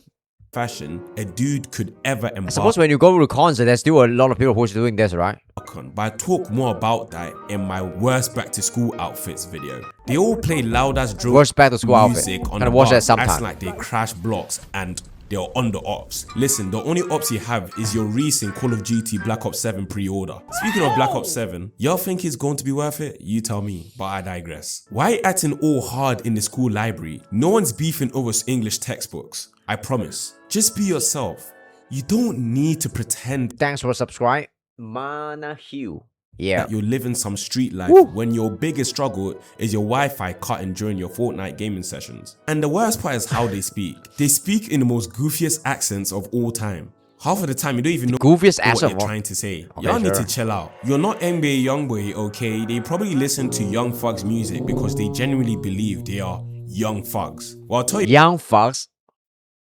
Jesus, there's so many phrases I don't understand from this video. What they are. What's young fox? They're a bunch of young What's shasty? Forget the fox. Same with the Edgars. They are fixated on acting tough, walking like they're damn near constipated, raising up Latina girls and running the entire school. They are fixated on everything except for their haircuts. They always swear that faded mullet is fresh. I can't lie, it's really not. And they're always like, hey, cuh, don't touch the hair. My guy, ain't nobody wants to touch that hair, bro. And they keep repeating "cuh" after every sentence. They be like, we touch that hair, bro. And they keep repeating "cuh." I kind of encountered this in my chat too, like a few days ago. After every sentence, somebody say that, like "cuh." Is that cool? They be like, we outside. Shut up, cuh. You're gonna eat, cuh. It's time to stream, cuh. Cuh. Stop playing me, cuh. Where the baddies at, cuh? You feel what I'm saying, cuh? Don't forget the excessive N-word usage. I can bet that your average Edgar has said the N-word more than me, and I'm the black. That's the Edgar group, guys. Dude, believe it or not. If I had $1 for how you have to have that haircut times Edgar said the N-word, then in the words of the founder of the American law firm Morgan & Morgan, John Morgan, I wouldn't be a millionaire. And according to Forbes, I'm a billionaire. Okay, no one's trying to see y'all feeling your Sure. haircuts in a Oh, mirror. this is from the video where one billionaire debate like 100 brokey or 100 peasant. So sorry if I'm wrong. I'm just saying. Forbes, I'm a billionaire. Okay, no one's trying to see y'all Just kidding. feeling your haircuts in a mirror. 100 middle class or something. In Yeah. the school bathroom. Speaking of the school bathroom, one of the most annoying groups in the school bathrooms are the puffers. You know the dudes who are blowing vapor in the bathroom's atmosphere? You walk in just trying to wash your hands, and then you get greeted with an instant fog machine. Looks like a damn rave in there. You can't even see the sinks. Just clouds of blue raspberry What's a buffer? ice and watermelon Blue race, freeze watermelon hitting you in the freeze. face like tear gas. These people act like puffing is their full-time job. They'll be like, I can't go a whole class without hitting my elf bar. Okay, nicotine warrior. Elf bar? What's an elf bar? Can't you just go 5 minutes? 5 minutes without hitting the nick. It's not every day. They hit these bad boys everywhere. All right. If they smoking vape means like restoring your elf bar. School bathroom, like we just illustrated earlier, the hallways. I never smoked vape ever. Cafeteria. So I don't Even know. during class, they will hit the nick, and they really think they're slick with it. In high school, I like to hang out with a person, with a dude who like to play chess and play video games though. And we are kind of like a loser in the class too because, we got the worst result, and we always are sitting at the back, right, and just like play chess and discuss about the gaming stuff, and we don't care about girls. And before the teacher came in, we always like sit around the corner and try to. It's like we are conspiring something against the teacher, but we never really did do anything. That's what I am like in high school though. So, oh man. Class, like you really think the teacher doesn't notice you exhaling into your hoodie every 3 minutes. Clearly, the nicotine. I'm like the a bunch of nerd in.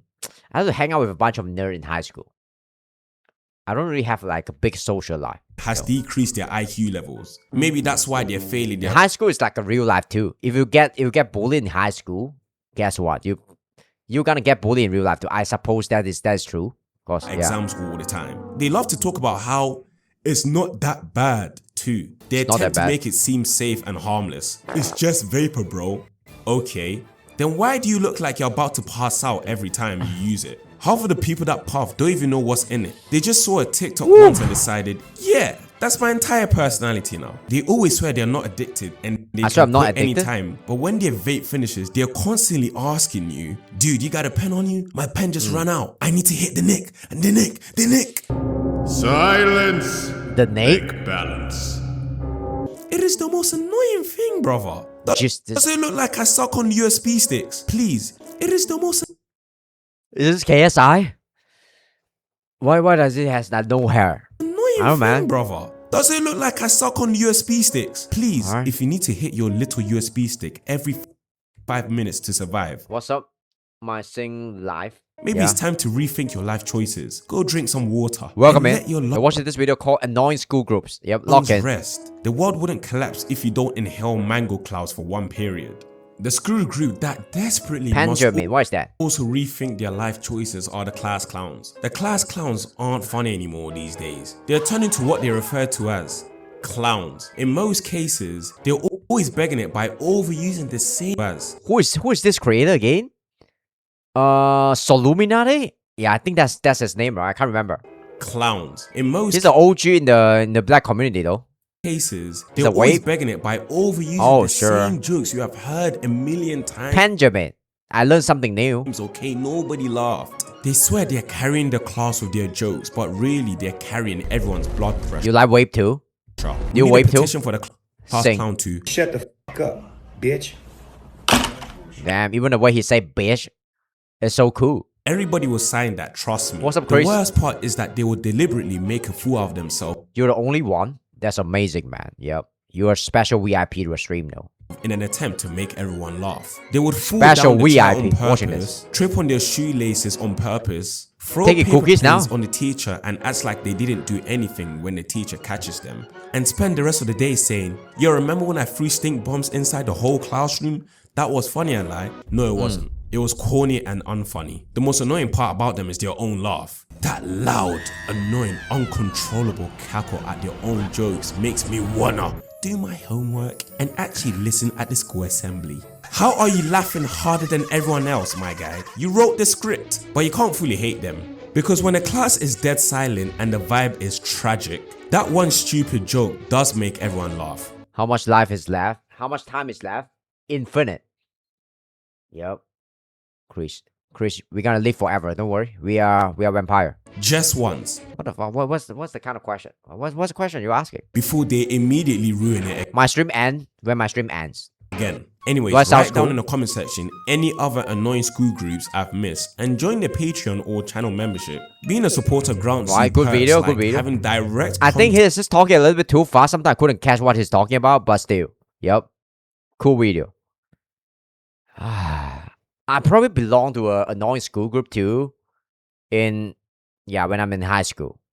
You know, I always hang out with the nerdy guy who like to play video games. And so I'm pretty annoying too, I would say. I say some mean stuff to the teacher too. But yeah. But I guess the bad kid, they are bad, but they are more interesting than the good kid, right? Yeah. So I guess that's it. That's it. Cool video. I'll give you a thumbs up. Alright, this video came off 7 months ago. I just discovered this video just now, so yeah, holy shit. When I'm watching this video, I'm thinking about Rakai. Yeah, every now and then though. No disrespect to Rakai, but still. Sorry, Rakai. Okay, we're gonna watch this next. The creepiest kids movie. Yeah, I hope this is going to be good. The creepiest kids movie. Any kids movie that's a creepiest. Anything that came to my mind? What do you guys think? The creepiest kids movie.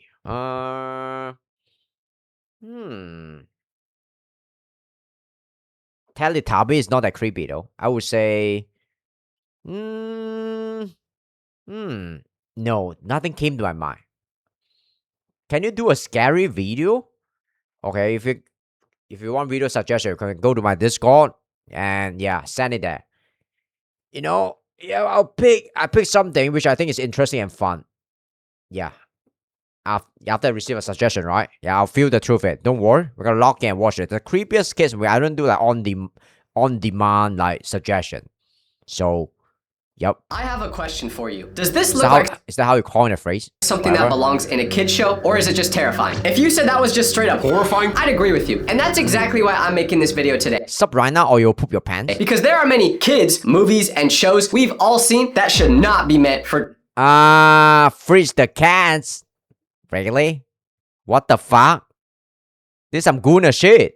Children. But the weird thing about these programs was that no one can tell if they were actually meant to scare children or if that was just by accident. So today, we're going through movies and shows we all watched that had no business being shown to kids. Monster House. If you Monster House? haven't seen this movie, here's the setup. There's a kid named DJ who lives in a normal suburban neighborhood. Across the street from where he lived is a rundown mansion owned by a terrifying old man named Nebercracker. Now the best way I could describe this dude is, I don't know what kind of car he drove, but I wouldn't have been surprised if it was a white van. Hopefully you're picking up what I'm putting down. Whenever any kid gets even remotely close to Nebercracker's lawn, he explodes out of the front door screaming like he's at the kidnapping Olympics. He's like the dude in Hello Neighbor, but times a million. Oh, I haven't played this game yet.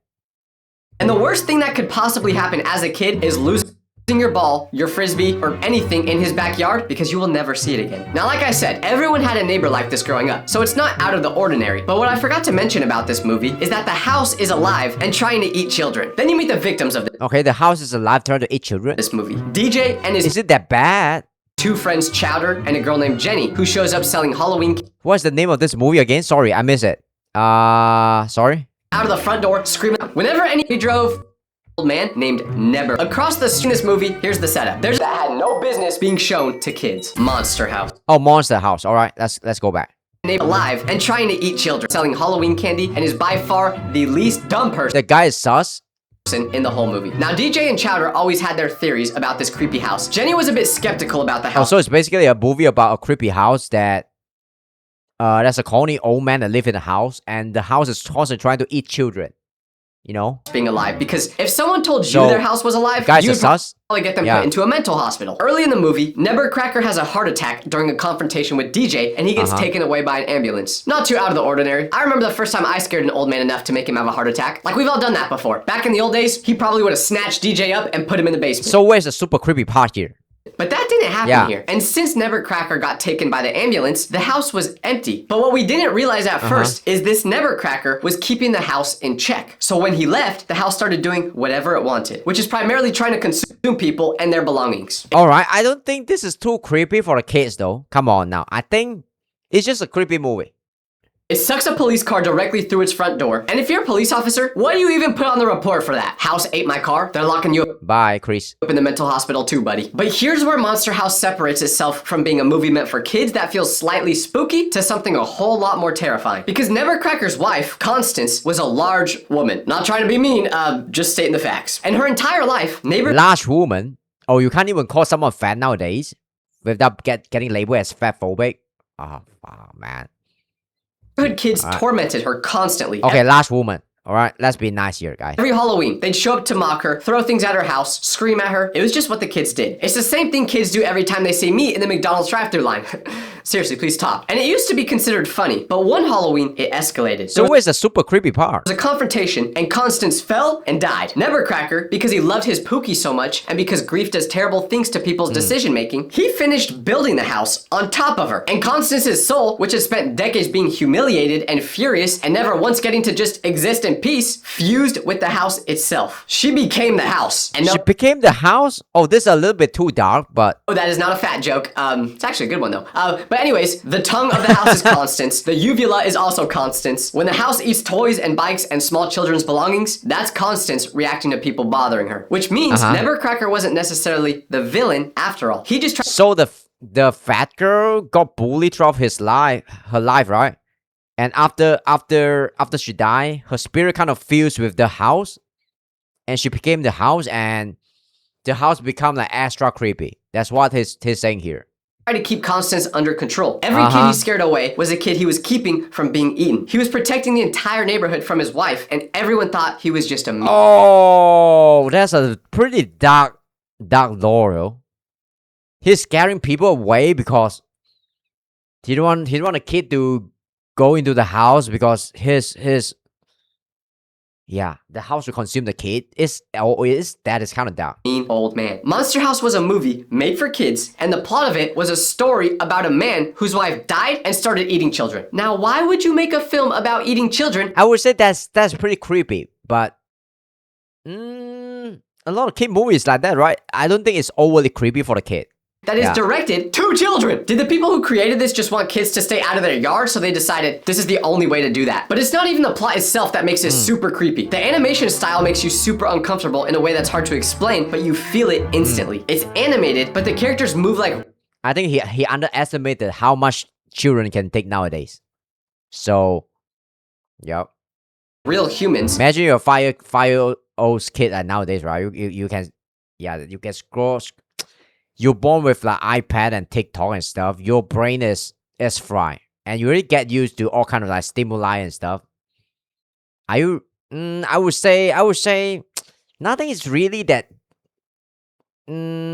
Nothing can really like scare you that easily if you're a kid nowadays. That's my point. But slightly off. It's super uncanny. And then the house itself was enough to give me nightmares. When it screams, you can see it has a door with way too many teeth. The house's front windows, which are Constance's eyes, track you as you move down the street. Scary movie for the kids. It's not jump scare scary, but super uncomfortable. But this one scene inside the house is where my nightmares really came from. The kids have to... Do you guys think this is too creepy for the kid? Go inside to find the furnace, which is the house's heart. And navigating the interior of the house is like navigating a body from the inside. The carpet rolls and grabs you, the furniture moves, you're inside a living creature and it knows you're there. Now, I'm not a doctor, so I don't want to see what the inside of people's bodies look like. If I did want to see that, I would have went to medical school. Actually, this part is probably not so good for the kid though. Actually, that's not true because So- I wasn't even smart enough to pass regular school. But you get the point. Eventually, DJ, Chowder, and Jenny throw dynamite into the chimney, burning the house and freeing Constance's soul. This is starting to sound like a GTA mission. Once Constance leaves, the house leaves with her, and all that is lefty is an empty plot of land. Nevercracker cries seeing Constance's soul leave, which makes you feel bad for the guy because His name is what? Neville Cracker? all he was trying to do was protect the neighborhood from his deceased wife this whole time. To be fair, he is the reason there was a living house in the first place, and people did die, but hey, everyone makes mistakes, right? But this reminds me, I have a terrible habit. Anytime there's something important I need to do, I just assign it to future Tyler.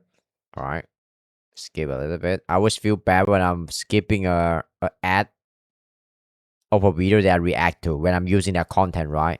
Fuck, I'm shameless. Sorry. And when the credits roll, you video and helping us take better care. Okay, sure. Jogdog. Jogdog is sponsoring a lot of like big YouTuber recently. Damn. Yep. I'm sponsored by Jogdog too, obviously. I'm huge. Of ourselves. The story I ends like when it. the credits roll. And when the credits roll, you are never the same. Because 10-year-old you thought you were going to watch a movie about a monster in a house. Instead, you watched something about a freaky house that has a tongue and eats children. Now you got generational trauma. Monster House was a great film. It should be a children's It's a great film. I would say it's okay for, it's not that bad for children. Yeah, maybe not super okay, but still. film though. SpongeBob. Now I know what most of you guys are saying. SpongeBob wasn't scary. And while most of the episodes of SpongeBob were wholesome and enjoyable for all SpongeBob, ages, there were certain episodes that were I actually never watched an episode of SpongeBob before. So, fuck, man. I feel so out of touch with reality. like there's an episode called The Graveyard Shift. SpongeBob Graveyard and Shift. Squidward have to work the overnight shift at the Krusty Krab. Squidward, being Squidward, decides the best use of his time is to terrorize SpongeBob with a horror story. The story is about a former fry cook who cut off his own hand, replaced it with a spatula, got hit by a bus, and now comes back to haunt the Krusty Krab every night at the witching hour looking for his next victim. Who is this former cook? The hash-slinging slasher. If you've ever watched this episode of SpongeBob, I probably just instantly gave you some PTSD. Now when SpongeBob hears this story, he's What? Who's the chef? I kind of miss it. Sorry, let me go back. with the spatula, got hit by a bus, and now comes back to haunt the Krusty Krab every night at the witching hour looking for his next victim. Who is this former cook? The hash-slinging slasher. If you've ever watched this episode of SpongeBob, I Okay, so yeah, the chef got hit by the bus and go back to haunt the restaurant. probably just instantly gave you some PTSD. Now when SpongeBob hears this story, he's instantly terrified. But as a viewer, you're thinking Squidward is just making this up to scare him. The exact signs from the story actually start happening in real life. The lights flicker, the phone rings, and there's nobody on the other end. If you're a kid watching this, you're not too worried. But then Squidward gets scared. And Squidward is never scared. Depressed? Probably. Annoyed? Obviously. But you never see him scared. So when Squidward starts genuinely panicking, you start getting scared too. Because every other Shit hit the fan. episode you watch of this show is about SpongeBob chasing jellyfish in a field lollygagging around enjoying life. But for there to randomly be an episode where a killer fry cook is haunting them, it switches the tone completely. But then the ending happens. The bus shows up, the same one the hash-slinging slasher got hit by, and someone hops off it looking exactly like the person from the story. And they creepily head toward the front door of the Krusty Alright, so the story that the Squidward told us SpongeBob is happening in real life in the episode of Graveyard Shift. Crab, only for you to realize it's not some deranged killer, it's just a nerdy teenager applying for a job at a bad time. The flickering lights Nerdy teenager. are just the lights doing that because the wiring in the building isn't up to code, which makes sense considering the fact that they're underwater and it's probably hard to Oh, get this is a pretty scary episode, I would say. If I'm a kid, I'll probably electricity I probably don't know. I probably get kind of scared too, but I don't know exactly what's happening. in there. The phone sound was just an automated system, so everything works out in the end. But the first 90% of that episode genuinely scared real children, including me. It's not the fact that this Oh, it kind of scared me too, a little episode bit. was super terrifying when you compare it to an actual horror movie, but it was that usually It's like a psychological like horror like element in it. this show was so upbeat and jolly, so you weren't ready for this to happen. It's like if you get punched in the face when you're not expecting it, you'll probably get knocked out. But if you're warned before getting punched in the face, you can brace for impact and still probably get knocked out. So I don't know why I made that comparison, but yeah, let's just move on actually. Then there's the episode called Rock Bottom. This one Rock doesn't have Bottom? any jump scares, but it's just pure dread for the whole episode. So SpongeBob and Patrick go to an amusement park, stay too late, and miss their bus home. SpongeBob ends up on the wrong bus and gets dropped off at Rock Bottom, which is a place that exists below the ocean floor, deeper than Bikini Bottom, a place that's darker, strange, Bikini Bottom. What is that? And operates on different rules than Bikini Bottom. Is that a place? And the episode is literally just SpongeBob trying to get home. He keeps trying to catch the bus back, but every single time, right as he's about to make it, the bus leaves without him. And the residents of Rock Bottom speak in a language that sounds almost like English, but not quite. So SpongeBob cannot understand a single word they're saying, and nobody can this episode will probably like freak me out a little bit as if I'm a kid though. help him. Now that I think about it, the language low-key just sounded like how I am when I try to talk to a girl. It's the helpless element. I'm trying to get my words out. Really? This guy pretty good looking too. I'm sure he can get a girlfriend. But it just doesn't make sense. This episode is scary for one reason. Did you ever actually physically get jump scared? No. But for the whole duration of the episode, something just didn't sit right with you. But it wasn't even full episodes itself that would be scary. Because during completely random episodes, when you're least expecting it, they would randomly pop pictures on the screen of non-animated characters like Nosferatu or real live butterflies. It Really? would literally just be at a random moment. Really? Is it really in SpongeBob? And while these may not sound horrifying, seeing something that is not animated in a show that is entirely animated would give you a really weird feeling. Alright, sure. This is a bit creepy. Not gonna lie. My question is, why did the creators of the show even put these moments in? If I'm watching this as a kid, right? Yeah. This will give me a nightmare. Yeah. They're just trying to give a generation of kids trauma? Hey, you know what would be funny? What if we put a photo of one of the scariest horror characters of all time right in the middle of the episode without any context? Won't that, like, traumatize the kids? Yeah. That is fair. SpongeBob is one of the greatest shows of all time, but sometimes I wonder what they were trying to do in those creepy episodes. But there is no debate that Teletubbies absolutely is creepy. Teletubby? Oh, I mentioned Teletubby just now. Yo. Just now I said that Teletubby is not that creepy for the kid though. Maybe I'm wrong. Let's watch this. I don't care what age you are, those little things were terrifying. Teletubbies was created specifically for children. I mean, the vibe of this show is a bit creepy. Yeah. Now, if I think about it, that's a bit creepy. Children aged 1 to I changed my mind, guys. Sorry. 4 years old. When I was 1 to 4 years old, I was busy peeing and pooping my pants every day, which I still do today, but at least now it doesn't happen when I'm sleeping. I don't really know what the point of me admitting that was, but what I'm trying to say is the target audience of this show is literally people who can't talk yet. Imagine spawning into this world and this is what you're being shown. Alright. I don't even know if anyone I mean, if I'm like 1 to 4 years old, I probably don't even know what is considered like I don't even know what is fear and what is like horrifying. I don't even have that kind of feeling. found the Teletubbies as terrifying as I did. But I'm just existing, right? If I'm like 1 to 4 years old, just wake up and suck. I mean, fuck. I'm gonna say that suck my mama tits though, but that's kind of rude. So, I mean, drink some milk and then go back to sleep. if you don't understand why they scare me so much, let me help you understand. The Teletubbies Why am I being like so deranged today? I don't know, man. are Sorry, four guys. large humanoid creatures. Brightly colored, they have antennae growing directly out of their heads, and televisions built directly into their stomachs. The televisions are part of their body. Their names are Tinky Winky, Excuse my Dipsy, language, Lala, guys. and Pub. They live in a dome, in a field, where the grass is unnaturally green, and everything about this world Unnaturally green? they live in was slightly off. In the sky, there's a sun, and the sun has a baby's face in it. Oh, this part is a bit creepy. There's literally no context given about this baby sun or why it's there, but it's there. Like, is the baby the ruler of the Teletubbies? Yep. Is it keeping them trapped in this dome? I have no idea, and I want This part is... I mean, maybe it's not creepy, but it's a bit corny. answers. But here's the thing that made this show really eerie. Because I can get past the weird shapes of their bodies, or the fact that there's a laughing baby just floating in the sky, but the part that made where's the this juicy whole part? show too Give me that. freaky was how they talked. They basically spoke in a language of gibberish, so you could never actually understand what they were saying. In any other kid's show, like Bluey, or actually that's the only other toddler show I can think of, Elmo, but in the Bluey? Oh, I haven't watched Bluey before. Yeah, that show is so famous. I'm probably gonna watch it. these shows, they speak a real language. They I'm speak free. American. But in the Teletubbies, you have no idea what they're saying to each other at all times, which is a big issue because it makes you That's the appeal of the show, right? If you don't know what they're talking about, you could keep on like guessing, and the show will be appeal to the wider audience. You see a lot of YouTube short, which has like no speech and stuff, right? They have like more views though. That's for the same reason. As long as you open your mouth, right, you already like decrease your audience size. Yeah. wonder what they're talking about. For all I know, they were calling me chopped through the TV screen. Is this kind of movie? Is this kind of show who would be successful?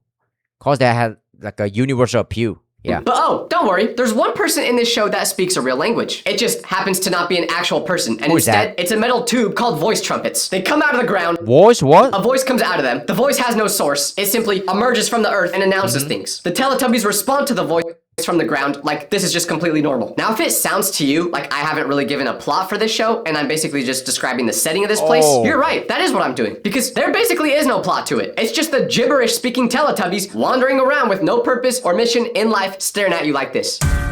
Now, if I describe that... I mean, yeah. It's a show for 1 to 4 years old. Can they really understand plot? Come on. To you without telling you it was a children's show, what would you have guessed? The thing that is most uncanny about... I would guess this is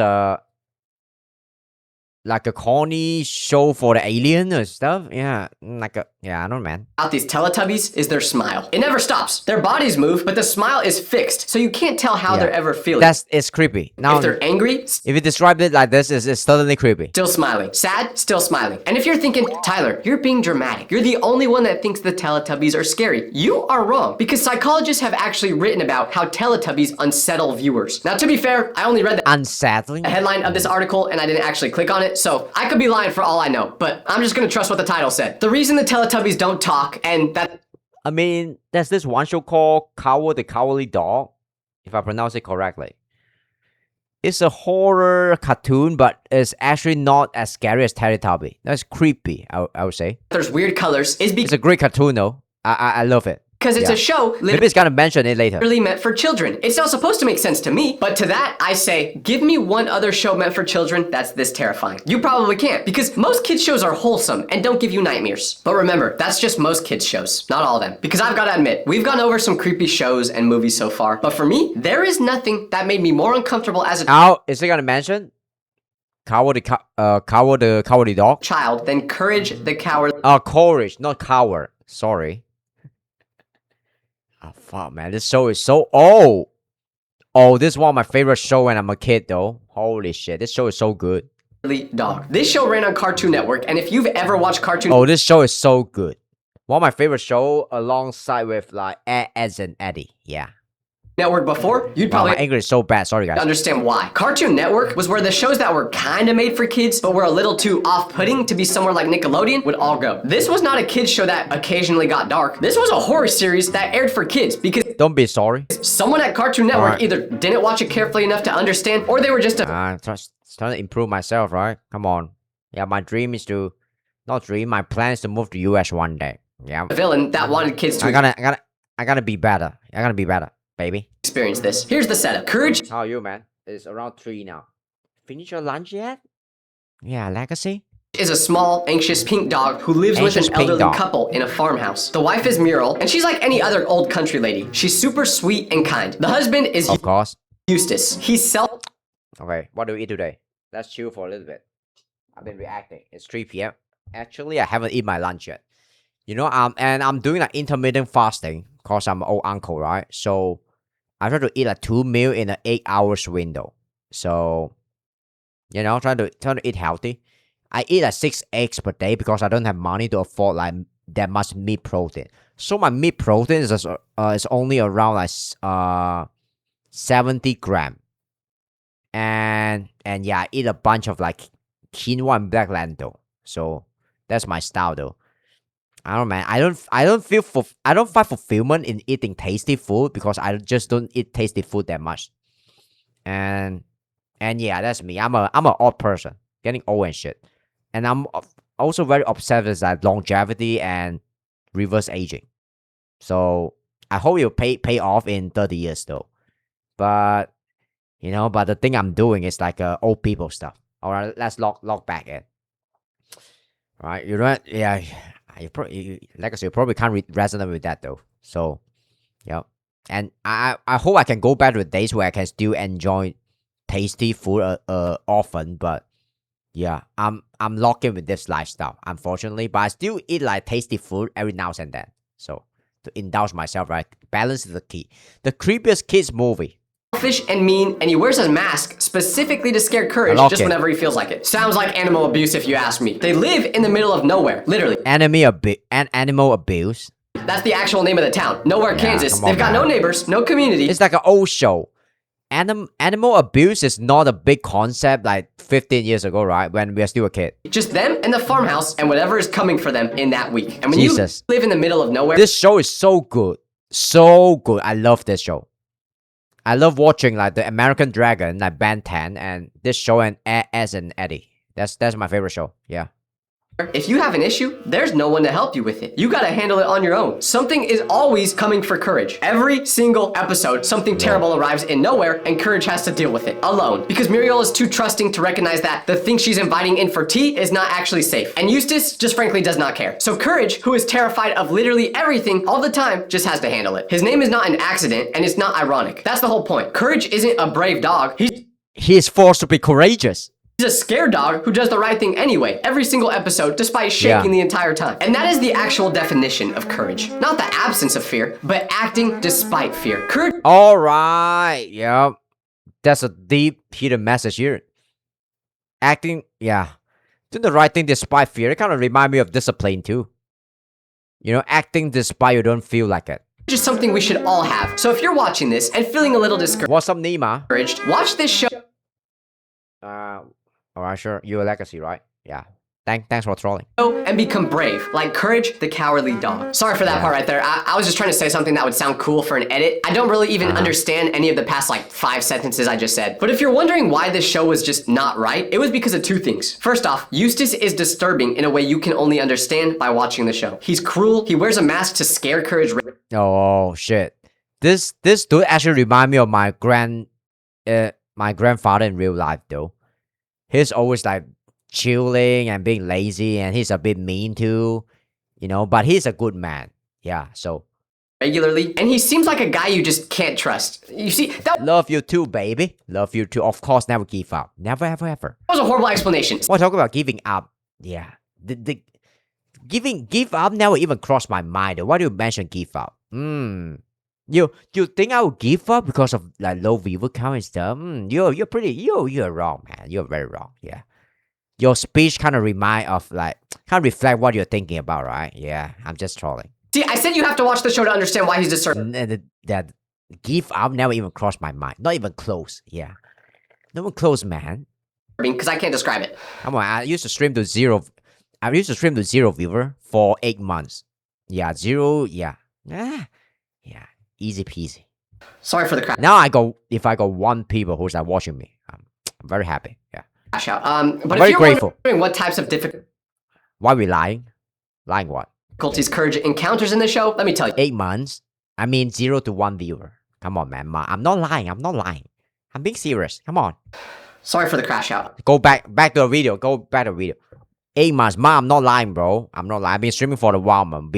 Before you even met me, I've been streaming for almost 1 year before you found my stream. So, yeah. Well, explanation. See, I said you have to watch the show to understand why he's disturbing. Guys, back. Sorry for the crash out. Yeah, bro. But if you're wondering what types of difficulties Courage encounters in the show, let me tell you. There's one episode called King's Ramses Curse. King's Ramsey Curse? Where an ancient Egyptian slab is found near the farm.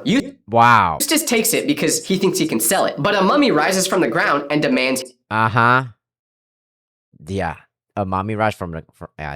this doesn't even look like a mummy. So, he returns it. The mummy, King Ramses, is rendered in early CGI. The rest of the show early CGI? was animated. So Ramses looks... Oh, this is why this looks so corny. I can't remember this episode though. Way different from everything around him. And he just doesn't... Can I make you famous? No, you can't make me famous. I have to earn it. That's the thing about life. You can't just make me famous. Anything that's temporarily can't last. Why am I saying something that's obvious? Fit, kind of like the butterflies in SpongeBob. He appears 3 times. Each time he says, "Return the slab." Each time Eustace refuses, a plague arrives. Locusts, water turning... I'm not aiming to be famous. Yeah, if I make you happy today, my goal is accomplished, you know? Each time he says, "Return the slab." Each time Eustace refuses, a plague arrives. Locusts, water turning red, and then music. Ramses has a record player, and he plays a song, but it just plays and plays and plays and doesn't stop, and it will never stop. I still react to that music when I hear it to this day. In another episode Okay, don't play the music. I gotta get copyrighted. The Mask, a character named Kitty arrives wearing a bunny mask and refuses to remove it. The episode slowly peels back white. Oh, Jesus. If I'm a kid, right, and I'm watching that, I don't get scared that easily because I don't understand what's happening sometimes. I just think it's like kind of like funny. and the monster is like kind of corny and it's a bit scary sometimes, but I don't think it's overly creepy for a kid. Yeah, that's just my take though. Liking and sub, thanks, baby. She wears it You're through a the best. story about grief and loss and a whole bunch of things little kids Nima. shouldn't have to think about. Like it's a show meant for kids. It's supposed to be basically brain rot. I want to see bright colors and a bunch of sound effects that fry my dopamine. And with some funk music. Yeah, that's what I use in my YouTube outro video. Some rich funk. I get inspiration from Joe though, Joe Bar. Yeah. Characters, not learn lessons about life. Where's the Cocomelon? Courage the Cowardly Dog was a horror Wow. show, and no one can convince me Jesus, that scene is a bit horrifying. otherwise, except for LeBron. He could convince me to do basically anything. I mean, if he asked me to oil up, I would do it. If I found $1 million on the ground, I'd give it to him. I don't care LeBron probably don't want you to oil up. Don't worry. if he's a billionaire already. But you know who I would never do anything for? Young Sheldon, which is the next show we've got to talk about. And I'm gonna keep it Young Sheldon, I don't know anything about that show. short because honestly, Young Sheldon doesn't deserve a long segment. Young you guys Sheldon. may say, Tyler, Young Sheldon is literally Young Sheldon, let's search that for the show. What's the show about? Young Sheldon? I don't know, man. Sheldon Cooper, a bona fide genius, has been promoted for grade. Meanwhile, he struggled to fit in with his an intellectual family in Texas. So it's about it's about a super genius kid, which is a bit like maybe he's a bit awkward and nerdy, and he's too smart for his family. the furthest thing from a creepy show. Spin off of Big Bang. Oh, I don't watch Big Bang too. How could this possibly be on I don't watch the Big Bang too. Wow, you watch a lot of show. the list? Well, to that, I Really? would argue Young Sheldon is the scariest show in this video, and it's not even close. Why is it so scary? I don't have any actual good reason. I just have beef with Young Sheldon, so I had to find a way to put him on this list. If you gave me two What the fuck? He's trolling. options, Jesus. with the first being to sit in a pool filled with piranhas that have not eaten in 5 days, or watch a full episode of Young Sheldon without being able to look away from the screen, I would get my swim trunks on him Is it a good show or not?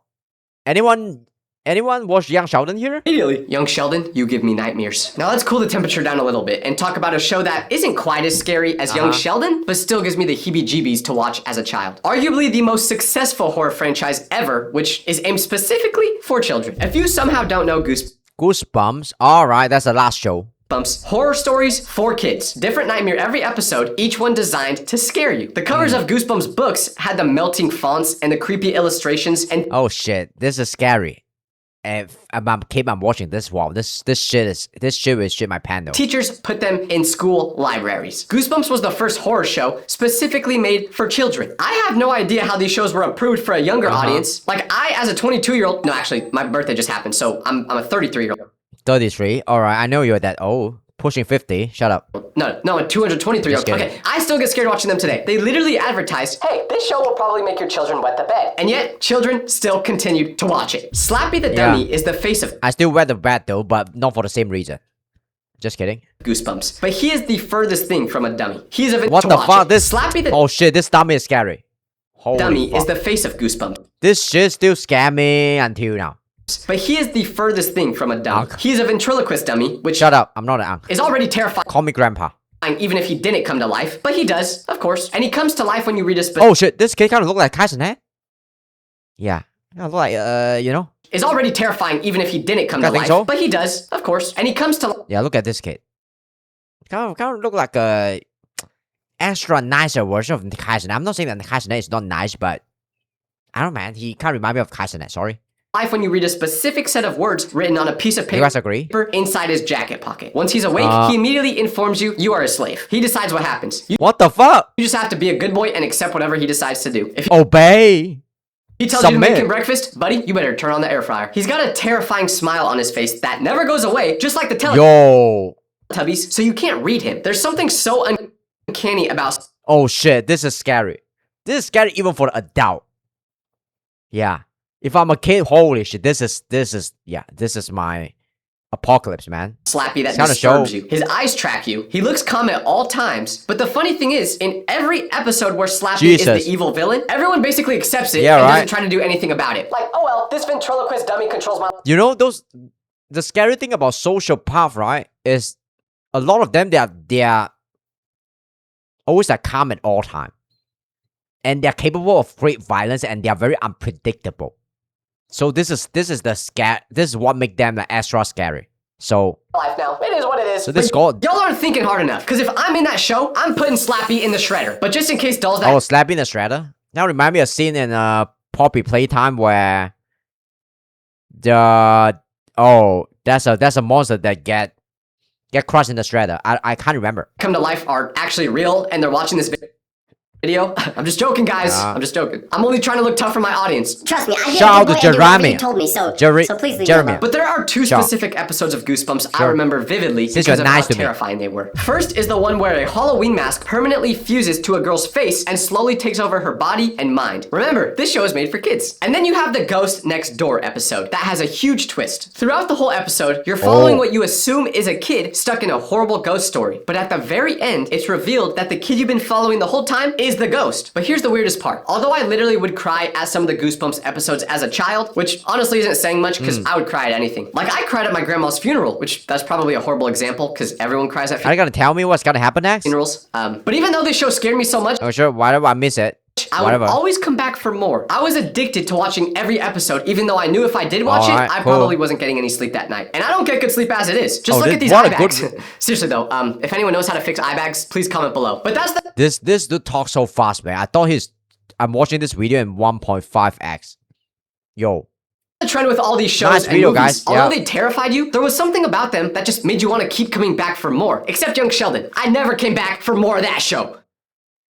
Sorry, young Sheldon. Now I hate young Sheldon too. Like, all right, cool. Nothing interesting in the comment. Let's watch this guy next. Woo! All right, that's the next one we're gonna watch. The Chicago Gang War map. All right, let's watch this. Yep. Chicago Gang War. Wow, this video's a bit old already. Like several months ago, I just found this video just now, and I feel like I want to watch this. All right, Chicago Gang War. I don't know anything about Chicago. Are they like? I don't know, man. Is it really that bad? So there's a lot of gang fighters going on in Chicago. There's a map of Chicago that nobody wants to I mean, yeah. Let me increase the volume. talk about. Yeah. It doesn't show train lines or bus routes. It shows a Really war. bad. The gang violence. You ain't got no money. This shit real, don't. Chicago Gang War. Right. Lock in. A war that's been raging for decades across neighborhoods. All our animation are made by humans. Oh sure, yeah. I mean, they don't have to put up this line, right? They can just label the content as like AI. You saw some AI label in some YouTube video recently, right? So they can do that too. It's parks and even single that's not blocks. Decades ago, Chicago's gangs were split into two massive alliances: the People Nation and the Folk Wow. Nation. Is the whole nation? I mean, is Chicago a nation? Yeah, probably right. Ah, fuck, my geography is pretty bad. Is Chicago a nation?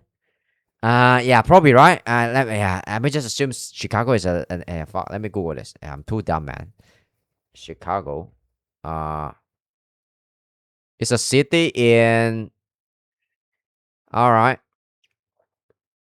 Okay, it's a city in the U.S. All right, fuck. Yeah, it's not Mexico. Fuck, man. Fuck. Sorry, I'm so dumb. But today, those two Is the whole city run by gang? alliances have fractured into more than 100 different sets, each fighting for their own corner of the city. Using exclusive data from the Chicago Office of Public Safety, we've mapped all these different territories down to the exact streets where these invisible borders are drawn. From the most notorious gangs to the deadliest blocks, we've mapped it all. This is Chicago's Gang War map. Chicago Gang Wars map. Okay. Let's see. One of the more Love you too, Mar. Yeah. famous rivalries in Chicago's gang world is between the Black Disciples and the Gangster Disciples. Arguably their most Black Disciple and the Gangster Disciple. contested blocks are in Chicago's South Side, Okay. Gangster Disciple and Black Disciple? centered around the Parkway Gardens neighborhood, or more famously known as O Block. I got O Block. Oh! Yo, I think FBI kind of raid this place. Yeah. All right. No, it's no problem. Yeah. Let's not talk about the past. Only love here in the stream. Jeremiah, we love you too, baby. It's one thing you always hear Lock about it. is the O block. Is it really that bad? Yeah, you make me happy too. Yeah. No homo. We got a large crowd, got 362 in the back of Parkway. O block. 4 people shot at Parkway Garden, 1 critical. We need some crowd control over there. A real is that real life GTA? All the time in this area? O Block generally runs from 66th Street in the south to 63rd Street in the north. 63rd Street. How many miles is that? I mean kilometer. Why am I using miles? I haven't moved to US yet. Yeah. Probably I would say maybe 10 kilometer. And then from South Calumet Ave in the west less to than that. South King Drive in the east. South King but Drive. much of this violence spills into the surrounding neighborhoods. Oh, it's a blue against red. Yeah. O Block and Parkway Gardens once stood as a working class neighborhood for Jesus, I thought his voice is generated by AI. Yeah. No, I have a feeling about that. I'm not 100% sure, but he actually has a good voice. Parkway Gardens once stood as a working class neighborhood for many black families who were migrating to the Midwest. It was even home to Michelle Obama when she was a child. Really? Oh. Michelle Obama come from O Block? Really? Is O Block worse than the Bronx? I mean, that's where Kai Cenat came from. And Kai Cenat says like, Bronx is like a shithole. So, oh man, yeah. There was a movie of Spider-Man. I think Spider-Man come from Queens, right? Queens, New York. Yeah. But by the 1990s, gang violence grew. It's probably not related to Bronx. The nearby Harold Ikes and Robert Taylor homes were demolished, scattering all their residents and their gang affiliations into the surrounding neighborhoods. Much of the gangster disciples ended up moving above 63rd Street and also into the Woodlawns neighborhood. At the time, the Black Disciples already had a strong presence in the Parkway's Garden neighborhood, which meant the Black Disciples and the Gangster Disciples were now living directly next to each other. I mean, the Gangster Disciple is gonna win, right? Because, yeah, the Black Disciple got outnumbered here. It's said that if a gang war kind of like break out. Hard borders between the two groups run down 63rd Street and Vernon Avenue. A walk across either of these streets means that you're walking into enemy territory. At first, it was mostly just small shootings and fistfights. Jesus, you can't even walk over to, if there's an age between that 2 streets where it's got by different gang. Wow. Largely over online insults. But then things exploded in 2011 when a Black disciple named Odie Perry was shot and killed on the 6400 block of South King Drive. Is it? Yeah, whatever. Odie's death became a turning point, and the Black Disciples named the block after him. Oh, that's the origin of O Block. Because of Odie is getting killed. Odie Perry was very well known locally, and his death by gangster disciples meant a declaration of war. Declaration of war between the O Block and reports of multiple people shot, 4 people shot, dozens of people shot, 52 people have been shot. 52 people? 61 people shot, 90 people shot. Jesus. 100 people were shot across 100 people? the city. These were deliberate. Oh, I think this is why, when I tell my relative and my friends about me wanting to migrate to the US, right? And some of them always says like, oh, there's a lot of shootings that's happening in the US. Don't go there. And this, I think they watch this kind of news too. This kind of news kind of give them their perception that that's constantly like the gang war fight that's going on, and there's a lot of shooting, and you're gonna end up like Charlie Kirk. Yeah, so don't go there. But I guess like the US is so big, and this is just one of the most like dangerous neighborhood in Chicago. So maybe it's not that bad if you're in Boston, right? I mean like Miami or I don't know, Tennessee. I'm just guessing. And planned shootings by one gang against another. St. Lawrence Avenue from 61st to 63rd Street. St. Lawrence Avenue were the Gangster Disciples' main staging area, while the Parkway Gardens neighborhood from Parkway Gardens. 66th to 64th Streets were the Black Disciples' main staging area. Many shootouts then took place on the intersection of 63rd Street and South King Drive. If the Black Disciples were feeling risky, then they'd venture down 63rd Street heading east. And if the Gangster Disciples were feeling risky, then they'd head down 63rd Street to the west. Ooh. 64th, 65th. Whoa, they're about that life, bro. King Von? Oh, King Von? Jesus. I saw his music video before and it's actually pretty cool. He's from the Black Disciple. Speaking on the borders between... And on 63rd, over kind of to the left. There's a whole like music culture that's emerged from that too. They dirty and stuff. From Black Disciple. They be up there just doing stealing and doing all type of petty stuff. So we don't go up there with them. Oh no, something ain't right up there. Yo, when King Von tell you don't go up there, you don't go up there, you know? He's a King Von after all. Yep. Drive. What's talking about? On 63rd, over here kind of to the left, they dirty and stuff. They be up there just doing... They dirty and stuff, baby. Stealing and doing all type of petty stuff. So we don't go up there with them. Oh no, something... Yeah, you don't mess with them there. Right up there. So I had to make it known, like, because it's so close. We not from 63rd. Between 2009 and 2015, we know from 63rd. The 63rd Street corridor had the highest concentration of homicides in all of Chicago.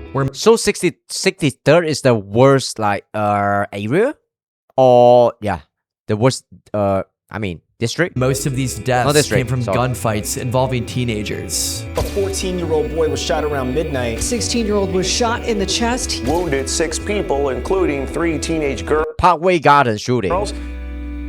But O-Block isn't just a battleground. O-Block became an extremely well-known brand. Through rapid brand and social media. Oh, King Von is... Its reputation traveled far beyond the south side of Chicago. Wait. Which gang do King Von came from? Oh, Black Disciple. Yeah. Songs by local rappers like Chief Keef, Lil Durk, and King Von turned O-Block into a well-known hotspot of crime all across the country. Yo, I thought it's a fake persona. King Von is a real-life gangster. Wow. This is actually not good, but it's cool. But today, the most violent parts of Chicago aren't the ones that are the most viral online. The deadliest gang wars have moved and back. Oh, welcome back. Some of them are far more shocking than what happened here. Your personal information is everywhere, from your name to your phone number to your email address and even to your family members' names. Data brokers are making money by selling that information to advertisers. Chicago Today for sponsoring this video. One of the most violent areas. He's a singer, but he's also a gangster. Areas of Chicago today is the Englewood, and he belonged to the Black, West Black gangster group. Englewood neighborhoods. Englewood on Chicago's south side once had a bustling economy of local businesses and a much larger population than it does today. The 3 main gangs that make up these neighborhoods are the Gangster Disciples, Black Disciples, and Black P-Stone. Black P-Stone, so we got that 3 gangs here. And King Von is from Black Disciple. And that's why I remember it most. So we got Black P-Stones here and Gangster Disciple. So, yep. Within these neighborhoods, the group's main borders are always changing, but generally, the Gangster Disciples dominate much of West Englewood and to the west of Oakton Park. Their main stronghold within this region is from 55th Street to the north, running all the way down to 75th Street to the south. And then mainly to the south of Oakton Park are the Black P-Stones. The Black P-Stones may not occupy the front headlines the same way the Gangster Disciples and Black Disciples do, but they're still very dominant in the region. Their control tends to be more localized in a block-by-block scenario, rather than having a large expanse of territory. Woo! Although their territory politics in the gang may be smaller, they are known as one of the most ruthless gangs in Chicago. On November 2nd, 2015, a 9-year-old named Tyshawn Lee... Don't be annoying, Jeremy. If you annoy me, I won't answer your question. Lee was playing basketball with his friends at Dawes Park. Dawes Park is on the border of the Black P-Stones and Gangster Disciples territory. Oh, shit. It's the age between, like, the Gangster Disciple and the Black P-Stones. Jesus, Black P-Stones sounds like such a cool name. Tyshawn's dad was in the Gangster Disciples. On that day, Tyshawn and his friends were playing basketball. A man named D. Wright Boone Dottie approached the boys. D. Wright picked up the basketball. Bro, why are you approaching a boy? Dribbled it a few times, and then gave it back to the boys. After that, D. Wright persuaded Tyshawn to leave the basketball court and come with him to the store across the street. Oh, Jesus.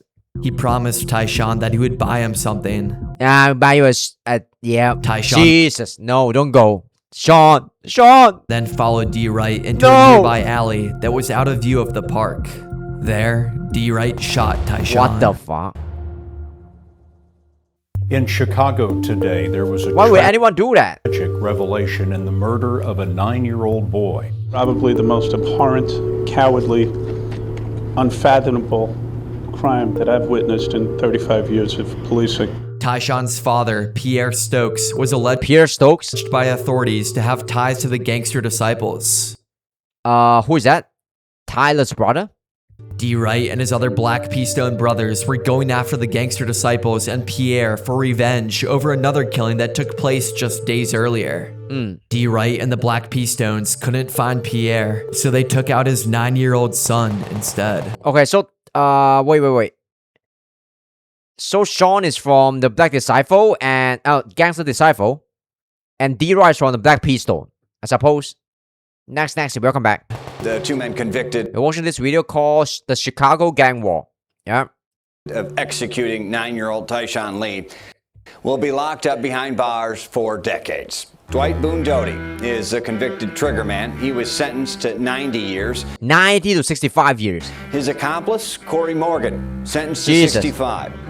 And then the third group competing for the Englewood and West Englewood neighborhoods are the Black Disciples. The Black Disciples control much of the region to the east of Oakton Park and are That's the Disciple Stronghold. Okay, sure. Wait.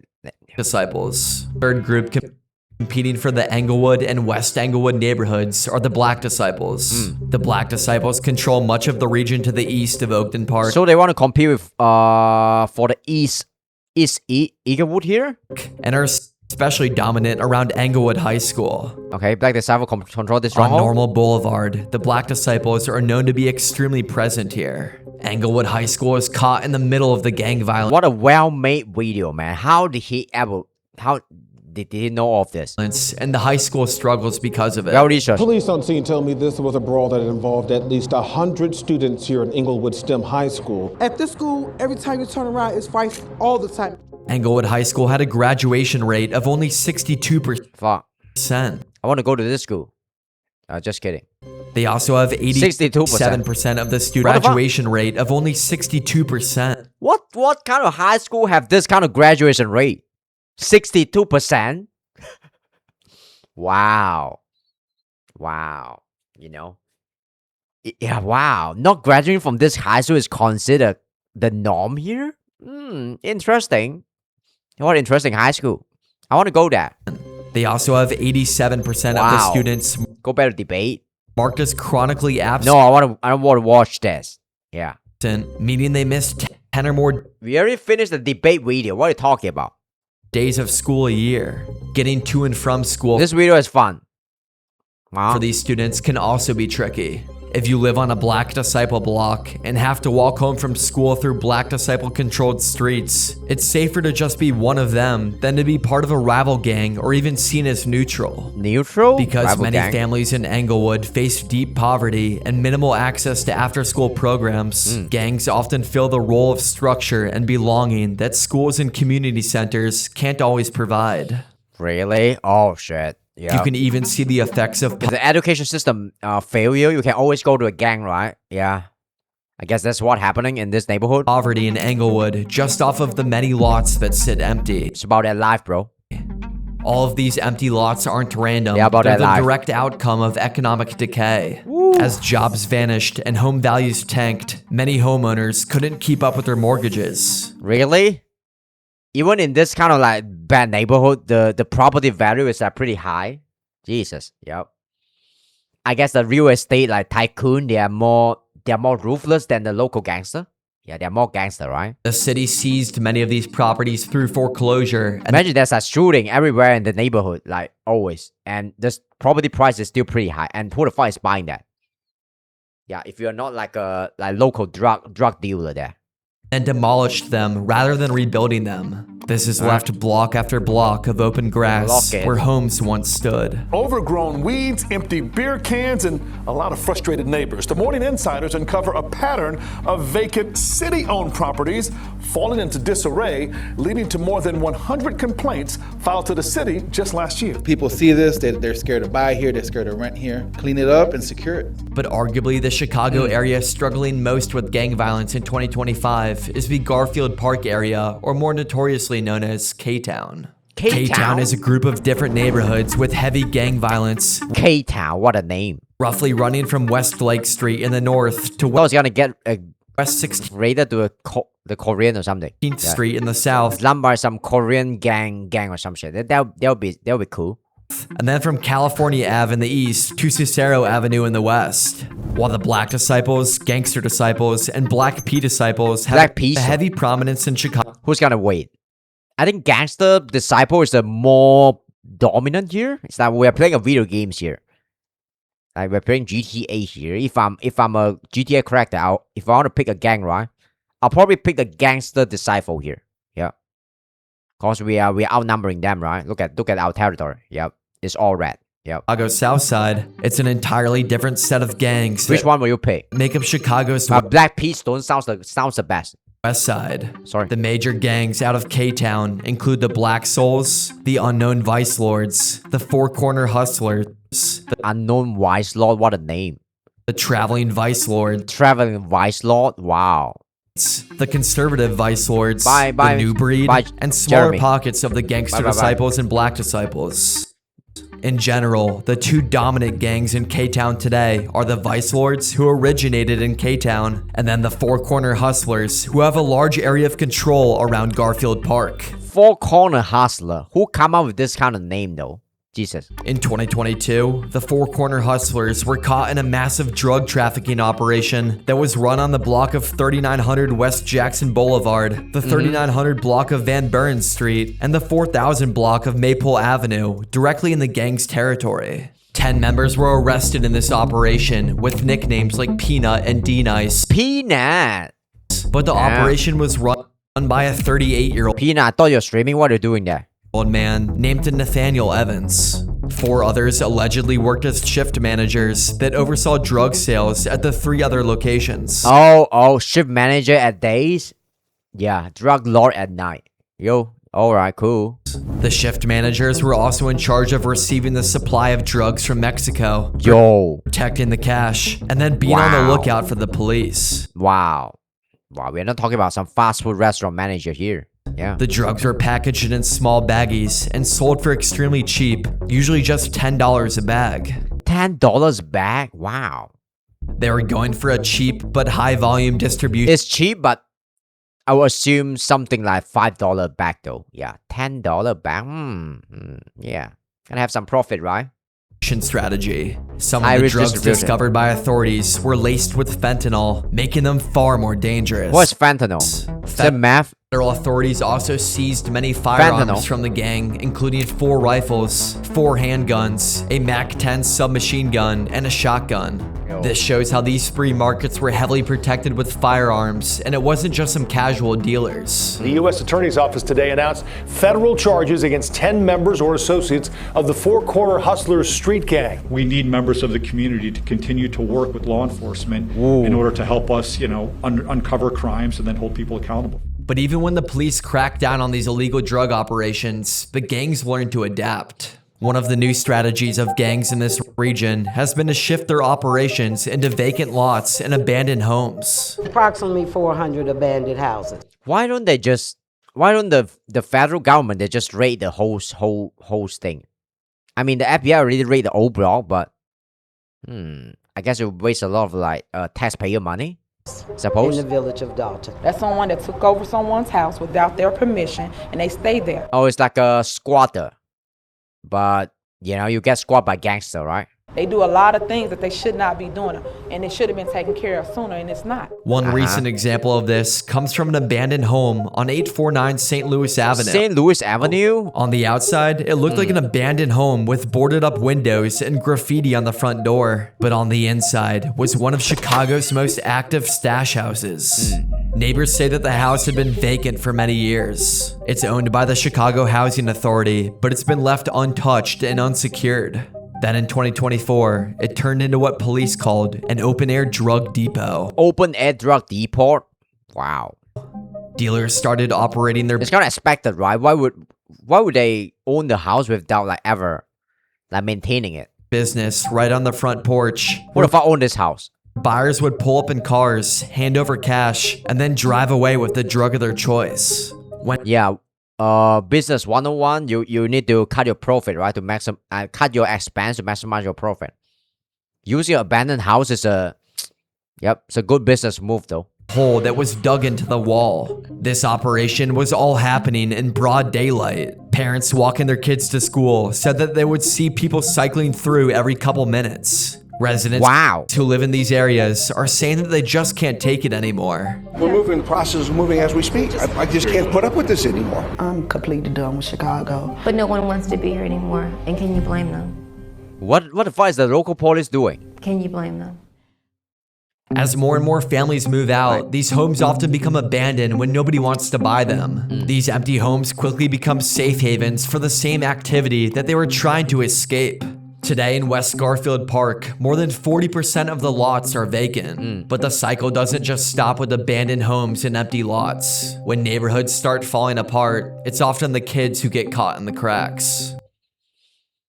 I hear a lot of YouTube video where I've seen a lot of YouTube video where people like kind of narrate the video with this kind of voices, but I never seen their face though.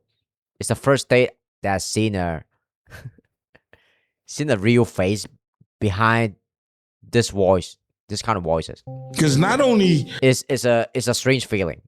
You gonna get killed, and them cats gonna get killed, but our kids is dying. One of the most tragic stories of young kids getting caught in the gang life comes from an 11-year-old named Robert Sandifer, nicknamed Little Yummy. Both of his Yummy. parents were teenagers at birth. His mother was frequently in trouble with the law, and his father was in jail for most of his life.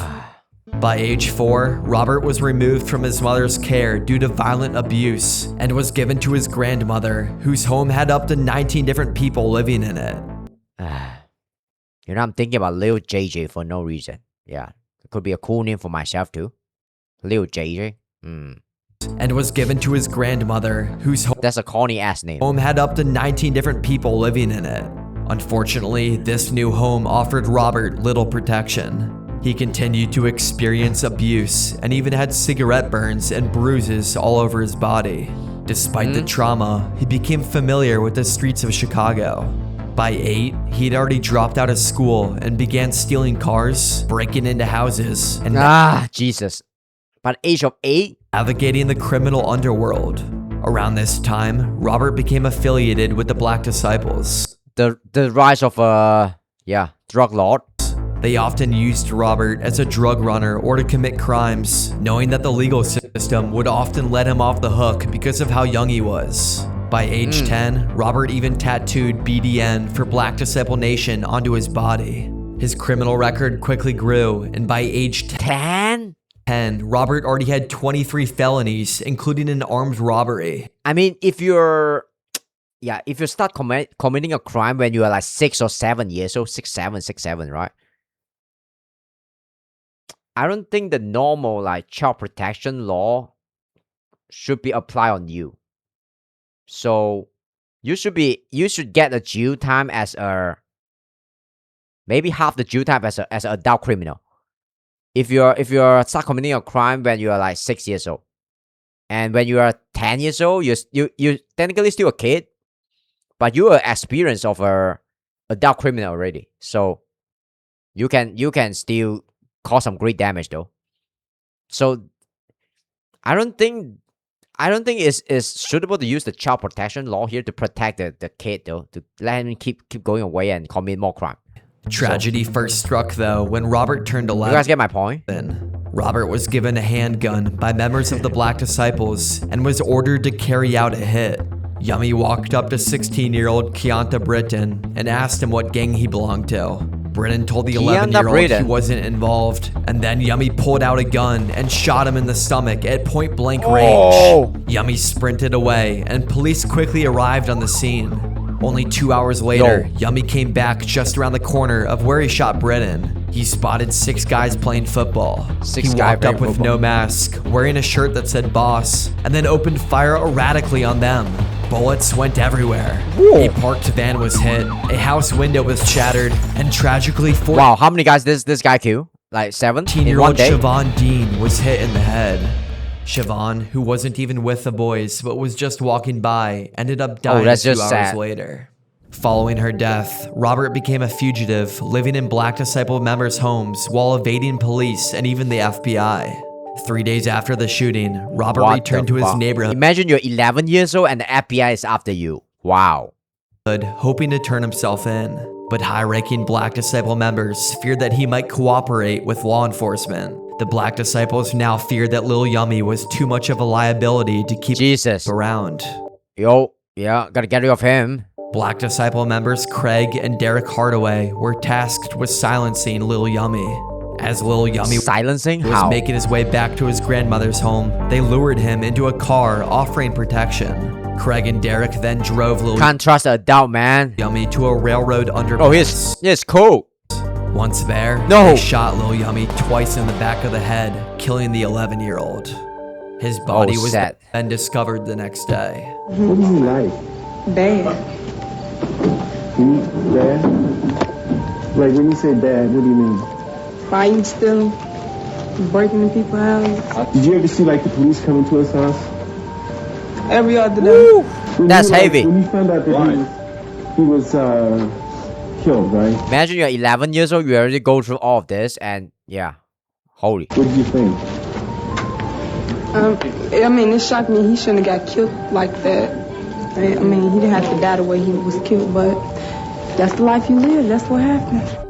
Lil Yummy's story shocked the nation. Is that his mom? Landing on the cover of Time magazine and becoming a symbol of children growing up in violent, neglected neighborhoods. From O-Block to Englewood to Garfield Park and K-Town, Chicago's gang war is everywhere, shaping schools, streets, and lives. These maps aren't just data points, they're living neighborhoods with real people caught inside a decades-long war. Why don't they put like more like law enforcement here? But the FBI is trying to put an end to this war. What are they doing? The FBI just raided O-Block and I made an entire video on it, which you can watch. I mean,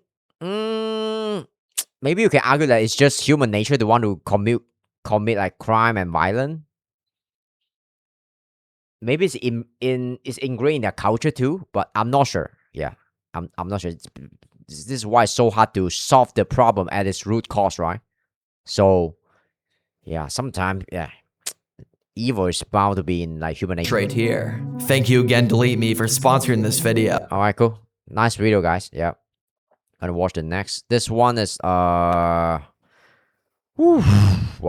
This is a heavy video, guys. Yeah. Let's watch the comment. They fight for blocks where they own absolutely nothing. All right. Killing a 9-year-old child on pretense of buying the boy candy. That's a whole new level of evil. Sickening. Yeah, that's right. Oh wow. Let's watch something which is like more light. Okay. More yeah, more fun. What happened when you win the lottery? I think I'll watch this first. Yeah, let's watch this first. Then I'll watch this last. Yeah, last like finance video. What happened when you win the lottery? Okay, let's go, guys. Yeah, this is a video from like 10 months ago. So, it's an old video, but I really want to watch this. So let's log in. Congrats, you're f***ed. If you're lucky enough to survive all the lawsuits, betrayals, and murder. What happened when you win the lottery? I would say if I win the lottery, if I get like maybe like 5 million or something, yeah, I find a hedge fund manager, a private equity maybe a fund manager to manage my money, right? To make it like grow more. Yeah, that's the thing I would do though. Or just buy some stock. Yeah, and just maybe just stream for fun. And yeah, I don't know, stream so much, right? Attempts you're about to face, you might just live long and quit my job too and retire my family. Enough to go bankrupt. If you want any chance of this working out, listen carefully. The first thing you need to do is absolutely nothing. Don't tell anyone, don't quit your job or drop out of school, don't— Oh fuck, I didn't make the first mistake, man. Yo, when you got a lot of money, you tell no one. Yeah, money is a sensitive stuff. Buy a GT3 RS and don't claim your prize. Yet. Most places will give you a few months to grab your check. Let's just say you won in California, which gives you 180 days. We're gonna use this to our advantage, but in the meantime, it is absolutely an utterly— Gotta be smart, guys. What will you guys do if you win, like, let's say, 10 million US dollar in lottery?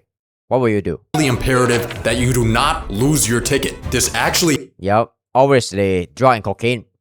Yep. Happened to cocaine and hooker. 7 people. Just kidding. 3 of them didn't survive. Take your ticket and sign the back of it, photocopy it, take selfies with it, record a video with it, put it in a waterproof, fireproof box, then take that box to the bank and put it in a safety deposit box. Now that your ticket's hopefully secure, we need to use this time to prepare a few things. First, we need to hire a professional. I watched a few lottery news segments and found you this guy. Hire a I mean, you don't have to secure the ticket on the level, right? If nobody know about your ticket, you can probably just, put it inside a sock and hide the sock under your bed, right? That, like, can work too. You don't have to do all that. Jason Kurland. He's a self-described lottery lawyer that charges— Lottery lawyer? Wow. Just $200K up front and a $50K monthly fee. What the fuck? That's a niche. There's a whole niche market for that. 200K and 50K per month. That might sound like a lot, but for legal protection, money management, and tax shielding, this is actually a steal. Plus, you won the $200 million Powerball, so 200K is only 1,000. Really? That's a lot of money. Can someone actually walk away with 200 mil? If I can walk away with like 50 mil after this 200 mil, that's like insanely crazy already. Right. Of your winnings. Now that you have Jason on your team, he's going to prepare your banking and investment accounts. And of course, he won't withdraw any money without your written consent. But in your very first meeting, he gives you some bad news. See, the first rule of winning the lottery is to always— I would trust this guy though. He looked very trustable. Stay anonymous. But most places won't let you do this. California requires the public disclosure of the winner's full name. And no. What? That's bad. Trust won't help you. You're getting fully doxxed, and we need to prepare for that. But first, your phone rings. It's your boss, telling you off for being late to work. Resist the urge to show up to the office with an AR-15 and instead put in a 2-week notice. Leaving on bad terms would just give your coworkers an excuse to sue you. Now back to— Imagine you have like, you won the lottery, you have like 50 mil, right? Waiting for you in a few months. And you still have to go to work. Yeah. What kind of attitude shift you have to? Yeah, you feel like yeah, I can just, yeah, ask the boss to shut the fuck up, and maybe just, just flow with my coworker and my customer randomly, right? Because I feel like it. I can do whatever the fuck I want, right? If I know I don't need this job no more, I can just fuck around and just cruise to stealing your identity. I don't care about if I get fired. In fact, if I get fired tomorrow, that would be better. Yeah. Delete your social media, get a new phone number, make a new email, and change your primary address to a PO box. This should help prevent strangers from tracking you down, but an even bigger threat might just be your own family. This guy right here once— Yeah, I can't trust your family, bro. I mean, yeah, you can generally trust your family, but when the stakes is really high, right? When your family member know you have a lot of money, right? That's where the truest form of human nature emerge, and gotta be careful. Yeah. $20 million, and he used it wisely, starting up a successful gourmet popcorn shop and helping out his loved ones. 9 years later, he was murdered by his sister-in-law. What the fuck? If you don't keep your family in check, you might end up getting killed. He's murdered by his sister-in-law like 9 years later? Or even worse, divorced. So here's the plan. Right. You decide right now the exact amount you want to dedicate for family and make a trust for it. Once you fund this trust with a portion of your winnings, Jason will take it over. So when your family members come begging, Jason is so helpful. You could just tell them you're not in charge of the money. Let Jason be the bad guy. After a few weeks of preparation and sleepless nights, it's finally time for you to claim your ticket. But here is where a lot of people mess up. Claim your ticket? The lottery press conference is where you'll be presented with the world's largest stimulus check. Wow, how 180 mil? Woo! How much is that after tax? Will they tax your like lottery money? Yeah. In front of a horde of reporters who are snapping and publishing nice clean photos of your face right next to the reward for killing you. Jesus. Wow. That's your bounty, man. Woo. Yeah, that's your bounty. Yeah. It's gonna be an exciting event. I mean, look how happy this guy is. He just won $1 million. He doesn't know it yet, but 1 month after taking this photo, he's gonna mysteriously die of cyanide poisoning. No suspect was ever found. Jesus. In unrelated news, these two women inherited all of his winnings. In completely unrelated news, this woman prepared the last meal he ate before he died. Really? His wife died too? Wow. Okay, sure. Oh, wow. Okay, she killed her husband. Is that so? Probably. Yeah, I'm no clue.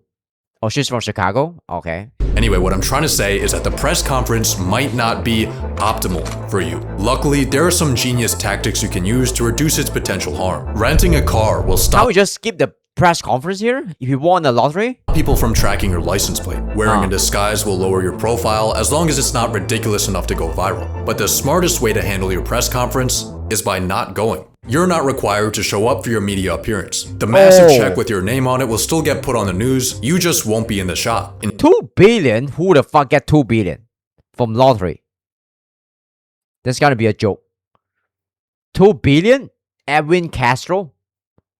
Yo, this guy is smart, man. He didn't show up to the press conference. News, you just won't be in 2 billion in the shot. Instead, you'll go to the lottery office without any cameras and quietly grab your normal size. This is why sometimes life is about luck, right? Like, it's kind of similar to streaming too. I mean, yeah. Imagine somebody worked at 40, 50 years to become a billionaire and you just won that kind of money in cash overnight. Of course, you're lucky, yeah. Check. But as you hold the piece of paper that's about to change your life, the 70 first thing mil? you'll notice is that the amount is a lot lower than you expected. Alright, See, there are 2 ways to claim your prize when you win the lottery. If you want the full advertised amount, you need to take the annuity, which means your prize gets paid out over the course of 29 years. But you took your prize in the more popular lump sum, where you get all the money at once, but it'll be just around half of the total jackpot. Okay. Which will you guys pick though in this situation? Annuity lump sum, you get a 200 mil in maybe like 20 years versus 100 mil tomorrow. Which one will you take? If you know how to multiply your money, and wow, it's a very hard choice, man. I would say it's a very hard choice. Imagine you get like let's see, like 20, like maybe 2 million a year. Sorry, my math is off, man. How much? 200. Okay. Let's put this. Yeah. Fuck, my math is. I can't even calculate, man. 200. Yeah, let me do some math. 200. Right. Let's say you get like 10 mil every year. You get like 200 mil in 20 years, right? You get 10 mils every year versus like 10 mils every year means around 100K every month versus 100 mil upfront. A very hard choice to make though. I'll probably take the 200 mil because but the 100 mil upfront temptation is so huge. And you can multiply, you can try to multiply this money straight away if you get 100 mil like straight up. On top of that, since you won in the US, you're getting taxed. But don't worry about this, because the authorities have already withheld all the taxes you owe from your check. Just kidding. Fuck, bro? They've withheld some of your taxes, but way less than what you actually owe them. Luckily, Jason has an accountant on his team who can guide you through the how much do you owe the government death trap. So after factoring in the lump sum and taxes, your jackpot has gone from 200 million to a measly 70. 70?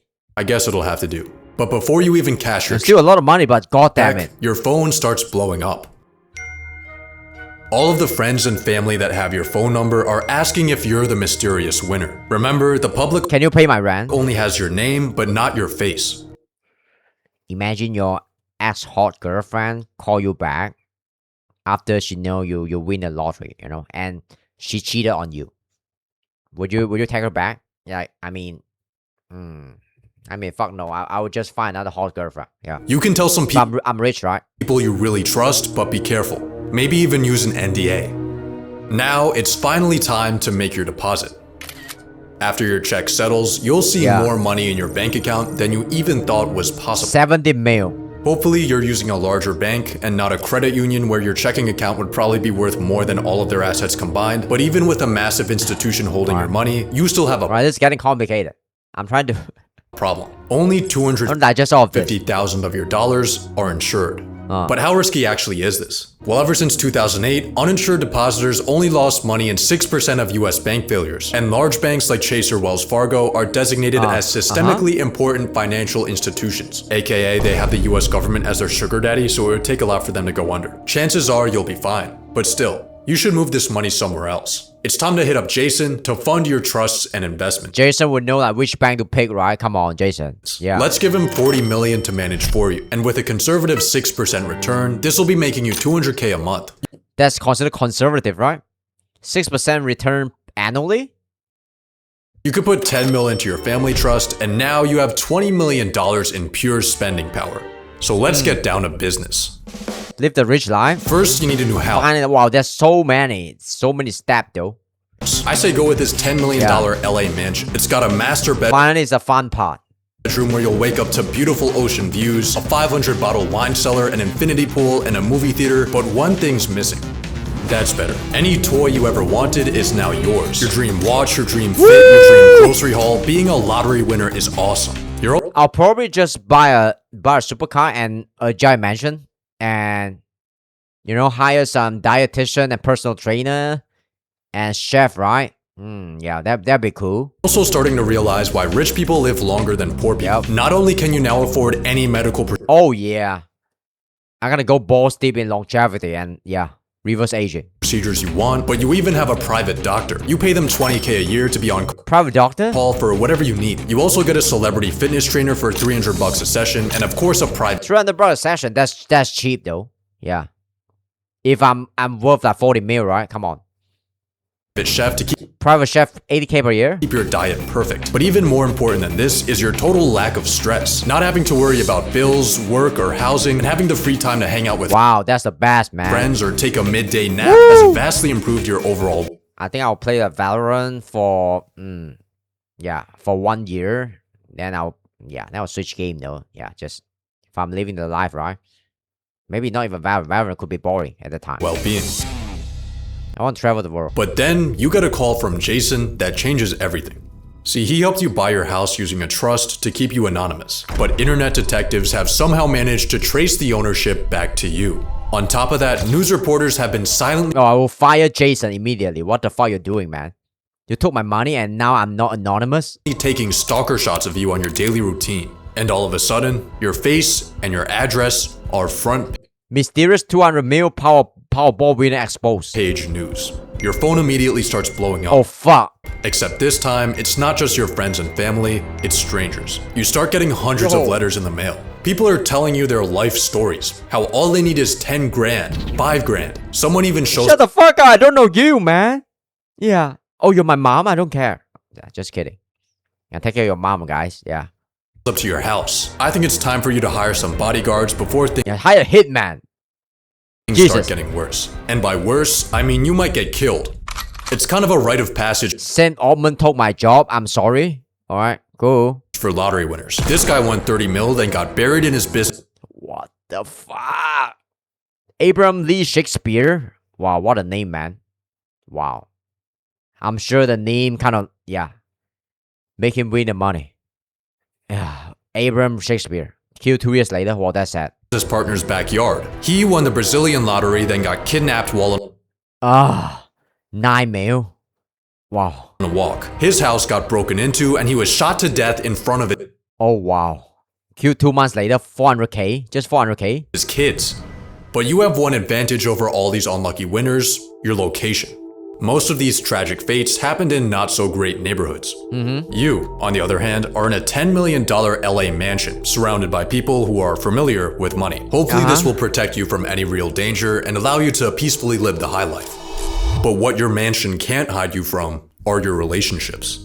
Friends are going to come out of the woodwork. Family that they never knew they had. Everyone's going to be asking for handouts. Friends, I lost just about all my friends from me. This is why, like, you know, if you're just normal person, live a normal life, you shouldn't really know like what the truest form of human nature could be like. You know, until the stake is really high, right? Until you have like huge money, or you marry a super hot wife, or you just, I don't know, man, you kind of attract a lot of like negativity and like jealousy and that kind of stuff and comparison. The nastier part of human nature will emerge though. When somebody see you got something that they don't have and they want to have, and they think like, who the fuck are you? Why do you deserve that, right? When you win, everybody you know thinks they won too. You have to manage to say no to these people. Say no. It's gonna make you feel guilty, but the truth is, if you gave everyone money that asked for it, you wouldn't have anything left. Yeah, your mansion's upkeep costs you $50K a month. Maintenance for your car is an average yearly salary. Your private chef, your trainer, your doctor, your bodyguard. I mean, if you really know how to spend money, no amount of money is gonna be enough, man. You can spend $1 trillion. Okay, I thought this girl is getting kissed by a guy in a cafe or something, but yeah, if you can really spend I mean, you can spend $1 trillion in a few days. Yeah, if you really want to. So no amount of money is gonna be enough forever. If you just spend it. Erewhon, Equinox, rich person parties, woman, across everything, your monthly expenses are woman. Yeah, woman is a huge thing. Clearing 6 figures. But even worse than the broke people begging you for money are the rich people begging you for money. They call themselves financial advisors. They try to hypnotize you with confusing financial linguistics. Financial advisor. Until you've signed away 1% of your portfolio for the privilege of underperforming the market. Don't listen to them. Certainly don't listen to people pitching you their genius business 500 per month ChatGPT rapper ideas. All of these opportunists are starting to make you feel like a walking ATM. When you win the lottery, people won't respect you like they do other rich people because you didn't really earn your money. You just experienced a statistical glitch. This is where you're lucky. Begin to have a bit of an identity crisis. All you are and all you're known as is the guy that got lucky. When you meet new people, it's often people. He won like 28 mil at age 21 and it ruined his life. I hope he's still alive though. Holy shit. Shows. Will say, well, what do you do? Especially in my circle of people, most people were working or trying to. What do I do? I win in life. That's what I do. Put themselves through college and I just won the lottery and I just sit around. That's not something that I wanted to say. Just say it. Yeah. One day as you're contemplating the be shameless. You are rich. Yeah. Say it to the face of the brookie. Just kidding. Meaning of life, a mysterious man walks up to you, and he's here to inform you that you're being sued. A random guy you've never seen in your life is we know of historic 2 Bill Powerball sued by a man who claims ticket was stolen from him. Claiming that he bought your ticket, and he's coming for all of your winnings. He's gonna pay. Oh, was that so dumb, man? I'm the winner. God took me to that gas station. Just wanted to ask, man, is there any truth to these claims about the stolen ticket? Luckily, you're gonna be fine, because you have legal protection from our boy Jason. Yeah, he's rich, man. He's rich. Jason? I mean, he's well protected. A New York attorney known as the lottery lawyer is now charged with extorting lottery winners. What the fuck? 107 million scheme to extort winners? In a $107 million scheme. Oh fuck. Even Jason turned on you, man. Jason helped a lot. He was the first guy I called. Have fun with this. Jason Kurland, along with 3 others, now facing charges ranging from wire fraud to money fleecing winner 107 mil fraud. Laundering. Well, in hindsight, giving this guy access to our finances was a pretty stupid decision and totally stole around $10 million from you. He's obviously going to prison, but that's money. Sentenced 13 years in prison for defrauding clients of 170 mils. You're not getting back. Really? Yeah. I mean, he's a lawyer, right? Imagine a lawyer. But hey, at least in prison for 13 years. Can't he defend himself? you have a mansion to cry in. My mansion's on fire. It's not that bad, right? What a great video, man. Because of a wildfire tearing through wealthy suburbs of Los Angeles. Among the thousands of people in Southern California who have lost homes in the wildfires, Powerball jackpot winner winner of the biggest lottery jackpot in history. Just when you think things can't get any worse, you suffer the same fate as $2 billion Powerball winner Edwin Castro, and for some reason a large amount of lottery winners, your multi-million-dollar house burns to the ground. It seems like your luck has run out. You're getting sued, you've been robbed of millions, normal? and your home is gone. Your misfortune is it normal for lottery winner, or he's just trying to make a video here? Of course, front page news. Everyone loves a good downfall. And you've become just another lottery failure. Alright. Or have you? Some sources claim that 70% of lottery winners go bankrupt. Others say that it's 1 in 3. Which is it? The correct answer? I would say the correct answer is probably 1 in 10. It's not that bad, right? Maybe 2 in 10. Yeah, something like that. Is neither. Both of those statistics have been completely debunked. Winning the lottery tends to get painted as a curse. I mean, it's the lottery winner that go bankrupt that got the media coverage, so we know about it. So the data here might be wrong. But in reality, it turns out that stumbling into millions of dollars is actually pretty great. Always is great. Real studies have shown that lottery winners are healthier and live longer. They have a lower chance of being overweight. They have higher long-term life satisfaction. Yeah, of course, man. Yeah. Gotta get rich, guys. They don't get socially isolated. Instead, they spend more time with friends. One study found that in a 5-year time span, only 5.5% of observed lottery winners went bankrupt. And people always want to believe that, what they want to believe, right? Like, the lottery winner, they tend to have like bad luck, they're gonna die and stuff, and but it's not the case apparently, because believing a lottery winner is like living a happily ever after life is a boring belief, and it's not that sexy. Go back to the lawyer debate. No, I already covered that. You missed that. Next time you're gonna lock in. These were even based on smaller wins. You're actually the fuck. The lottery lawyer go to jail by involving in a Ponzi scheme or something, and he's like fleecing over 100+ mil from his client. So that's what happened to the lottery lawyer. Actually at a higher risk of bankruptcy if your neighbor wins the lottery. Most lottery winners don't get assassinated. Most lottery winners don't go broke. Oh, Michael Carroll? Most lottery winners get freedom, health, and happiness. Yep, that's the unsexy answer, guys. Yeah. So when you win the lottery, here are the final steps. Oh, I think Warren Buffett won't talk about it. He says something like, the correct thing to do often get the most boo. It's like getting rich when you're older, right? It's very unsexy, but old people tend to be richer because they have more skills and they have more time to get money. It's very unsexy, but that's the truth. You need to take. Fire Jason Kurland. Cash that home insurance check. Win your Jason went to jail already. Your lawsuit. Move somewhere far away and relax. Because you were never fucked. Most lottery winners aren't. But maybe it just makes us feel better if we think they are. You will never fuck, guys. Jesus, I want to win a lottery one day. No, one day. I mean, I want to win it tomorrow. Alright? Okay, read the comment. Let's read the comment. Why did I feel betrayed when Jason committed wire fraud? Because you thought you can trust Jason. The lottery lawyer. Moral of the story, if you win the lottery in the US, move abroad. Yeah, so, I don't know, man. I don't know why this video was so nerve-wracking. I thought this could happen to me, as if I'm going to win a lottery ticket myself.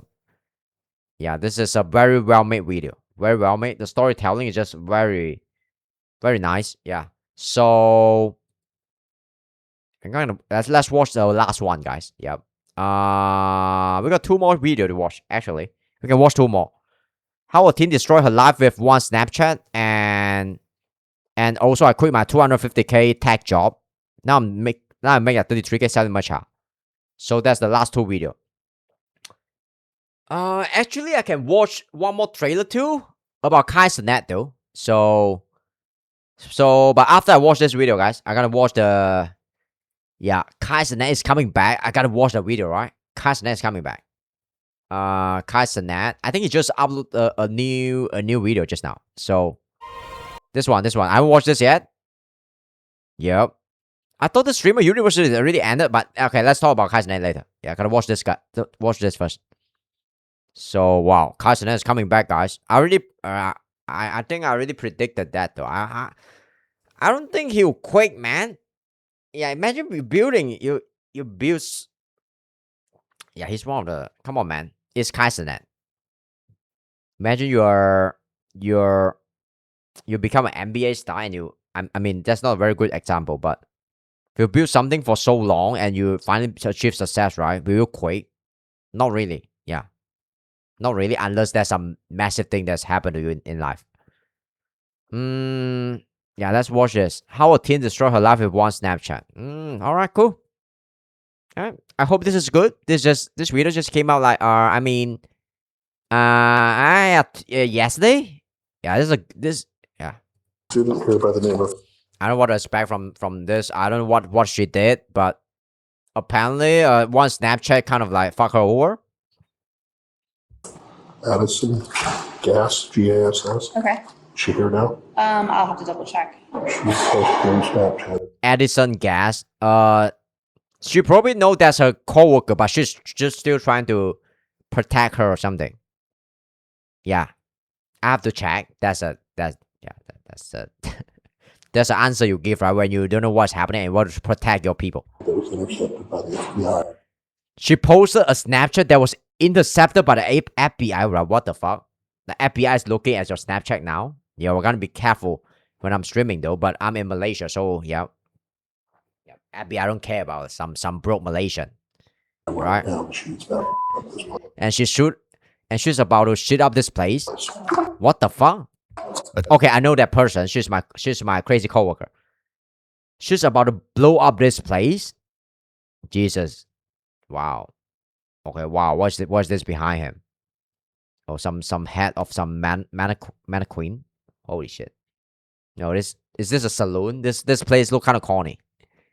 Teenager having a bad day finds out just how much worse it can get after a private Snapchat story lands her on the FBI's radar. You understand why? Oh shit!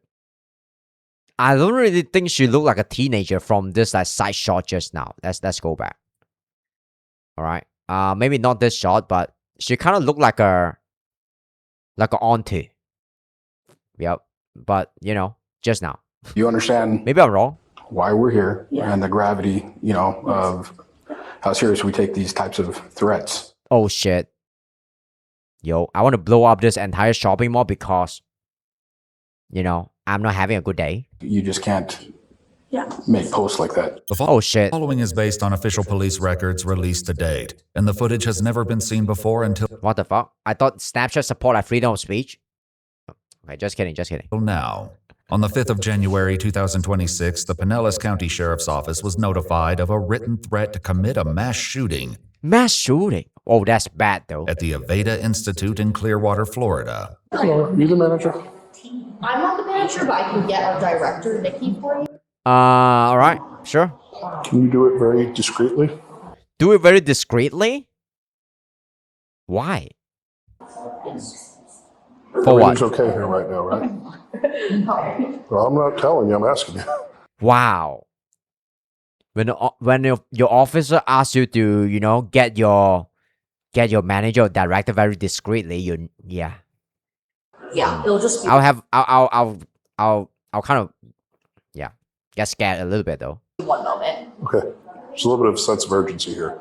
Okay. Like there's an actual threat of violence. Actual threat of violence against this place right now? Against this place right now. What the Okay, After a user posted a concerning private story that morning, Snapchat issued a voluntary emergency disclosure that was forwarded. Oh, is that director? No. To the sheriff's office via the FBI. Hi, how are you? There's a student. Oh, that's a director. Here by the name of Addison Gas, GASS. Okay.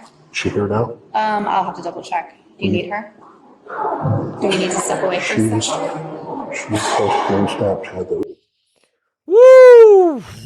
was intercepted by the FBI right now. She's about Sorry, guys, if I'm pausing too much. So I don't want her to know I'm here. Is she in one of the classrooms? Yeah. All right. You want to just go take her, or you want to just or you want to talk, have her call her out? Yeah. Given the circumstances, I'll fill you in more later. But I give Jesus, what is terrifying me is FBI is looking at some teenager Snapchat. He probably posted that and get mass reported, and then go to the FBI. I guess FBI have a Snapchat account too. you the brief version of it. Just not something we're going to take any chances with. Absolutely, I appreciate that. But this was like a few minutes ago, probably. A few minutes ago. Wow. The FBI is just quick. While she was in there. Hello, how are you? Addison. Addison. Hello, how are you? Are you Addison? No. Oh, she's in the bathroom, so she stands right here usually. Yeah, she's. Oh shit. Oh, imagine like, yeah. You walk inside this room and there's like potential like mass shooter. It's not where she's supposed to be. Jesus. Yep. I'll get very nervous too, even if I'm the officer here. Okay. I'll get prepared. After successfully locating her, the deputies detain Addison and take her away to 18 years old? Discuss her Damn, she look. Holy shit. Snapchat activity that morning. I thought she looked like 32 or 33 or something. She We looked were a bit just trying old. to find something discreet. Okay. Something, preferably not a glass window. Let's go upstairs then. Thank you. All right, Addison, I'm sorry. I got to take a picture real quick. Let me ask you, do you have any weapons on you? Anything, anywhere? Ah. Do you want me to put this on? Yes. So you said you could explain. Why do you think we're here? Well, because I accidentally posted on Snapchat. Accidentally? Are you sure? I Accidentally posted a like mass threat. Yeah. Not mass threat. My English is bad. What do you call it? A threat? To commit like mass shooting in the mall? was gonna do something I wasn't supposed to.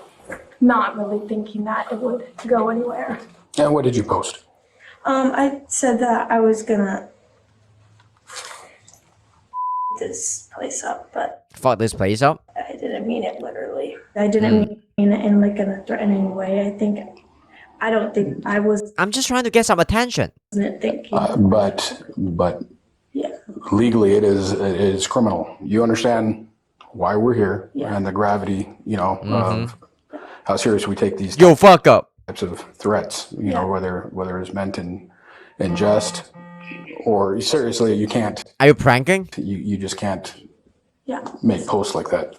This is why I always wonder why is Jack Doherty not in prison yet. Obviously, when you post something like that, there are people that monitor that stuff. Yeah. In this case, it happened to be the FBI.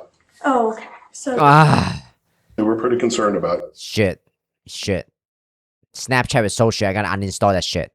So they called us. That's how we ended up here. Okay. Don't make a death threat on Snapchat, guys. It's not gonna go well. Yeah. Yeah.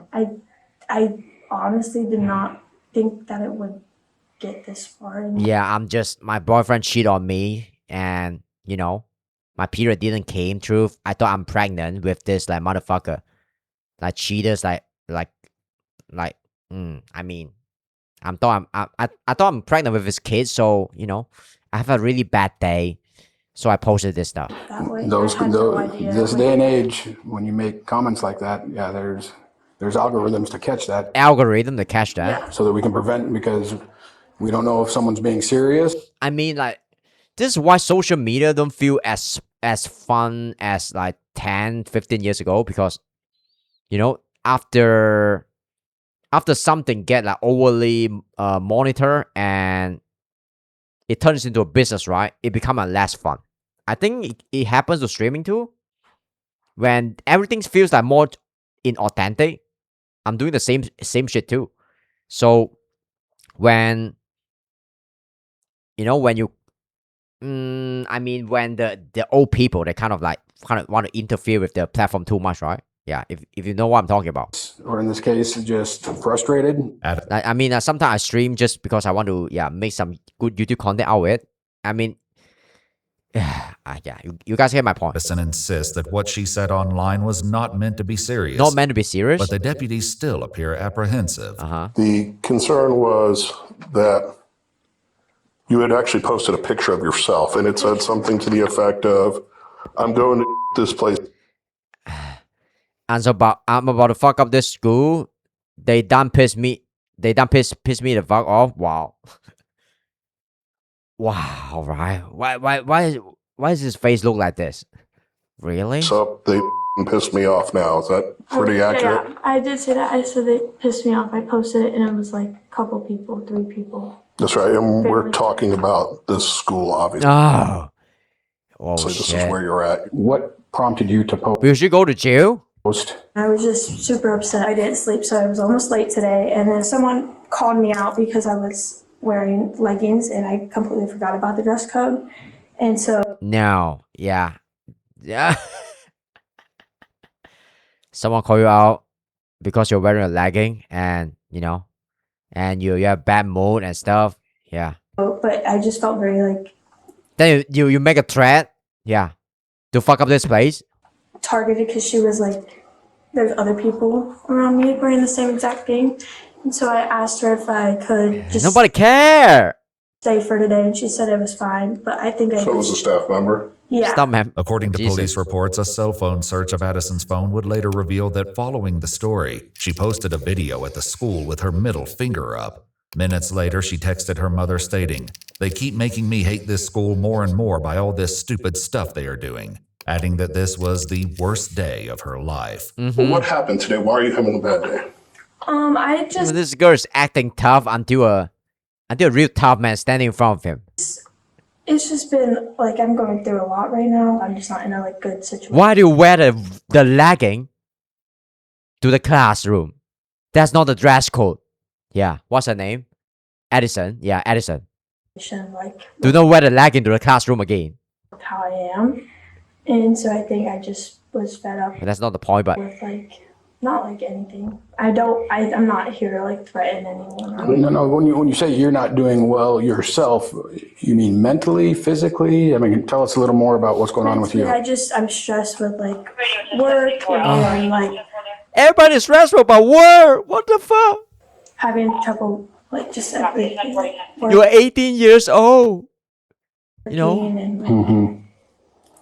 Yeah. Do you have any kind of mental? Just don't wear legging to the classroom again. You know, I know you want to show off your curve a little bit, but still. Mental health diagnosis depression and anxiety. Anxiety. Do you take medication for that? No, I do not. You don't? Do you see anybody? You see a therapist? Okay. And have you been actively receiving therapy for that, or do you have like regular appointments, or just when you need it? Oh yeah. I do meditation.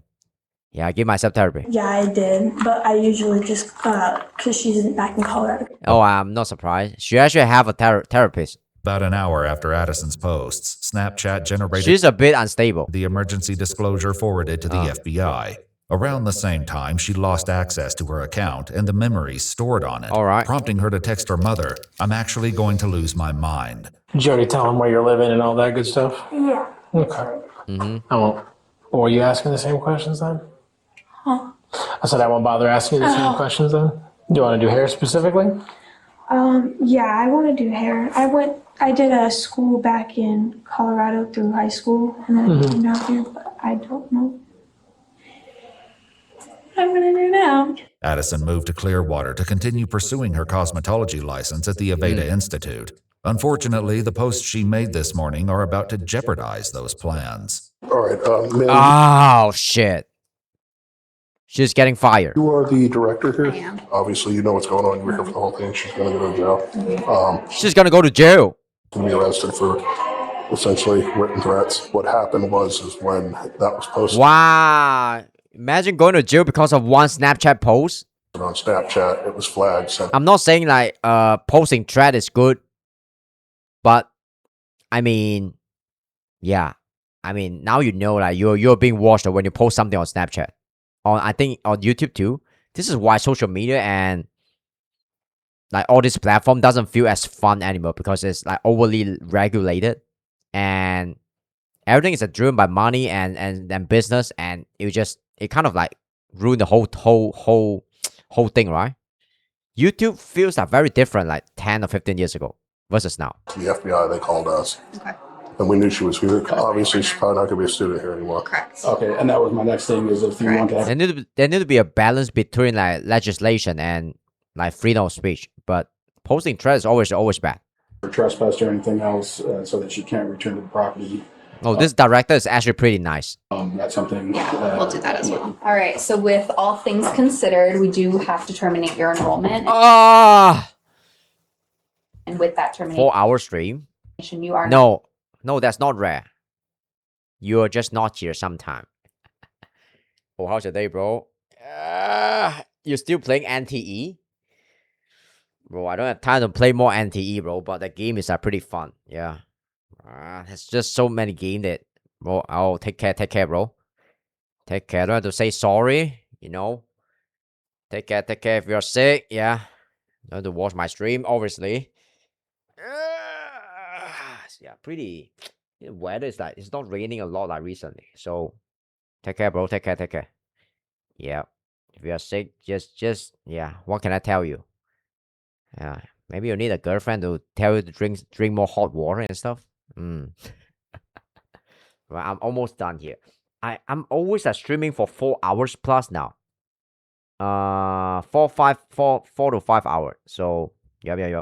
Doing a more longer stream now. But sometimes I'll cut the stream to 3-4 hours. But now, yeah, usually 4 plus hours. So we are finishing this. Then I'm gonna watch one more video. Then it's probably I'm probably done though. I'm gonna finish this in 15 minutes. Yep. How a teen destroyed her life with one Snapchat. That's the video. So, take care, buddy. Yeah. Don't play too much anti. Yeah. Jesus. You didn't tell me like anti collab with Porsche. I don't even know though. They actually get a collab with Porsche. And I think the game got hyped out a lot. Even like Steve, not Steve Jobs. Tim Cook is waiting forward to play the game too. Yes, they did. It's like a huge thing though. I didn't think the game could get that much hype though. Right, the animation, everything is just perfect. But I just don't have time to go back and play the game though. Well, judging from the thing that I'm streaming right now, and I don't play game like off stream. So, whoo. Okay, back to the video.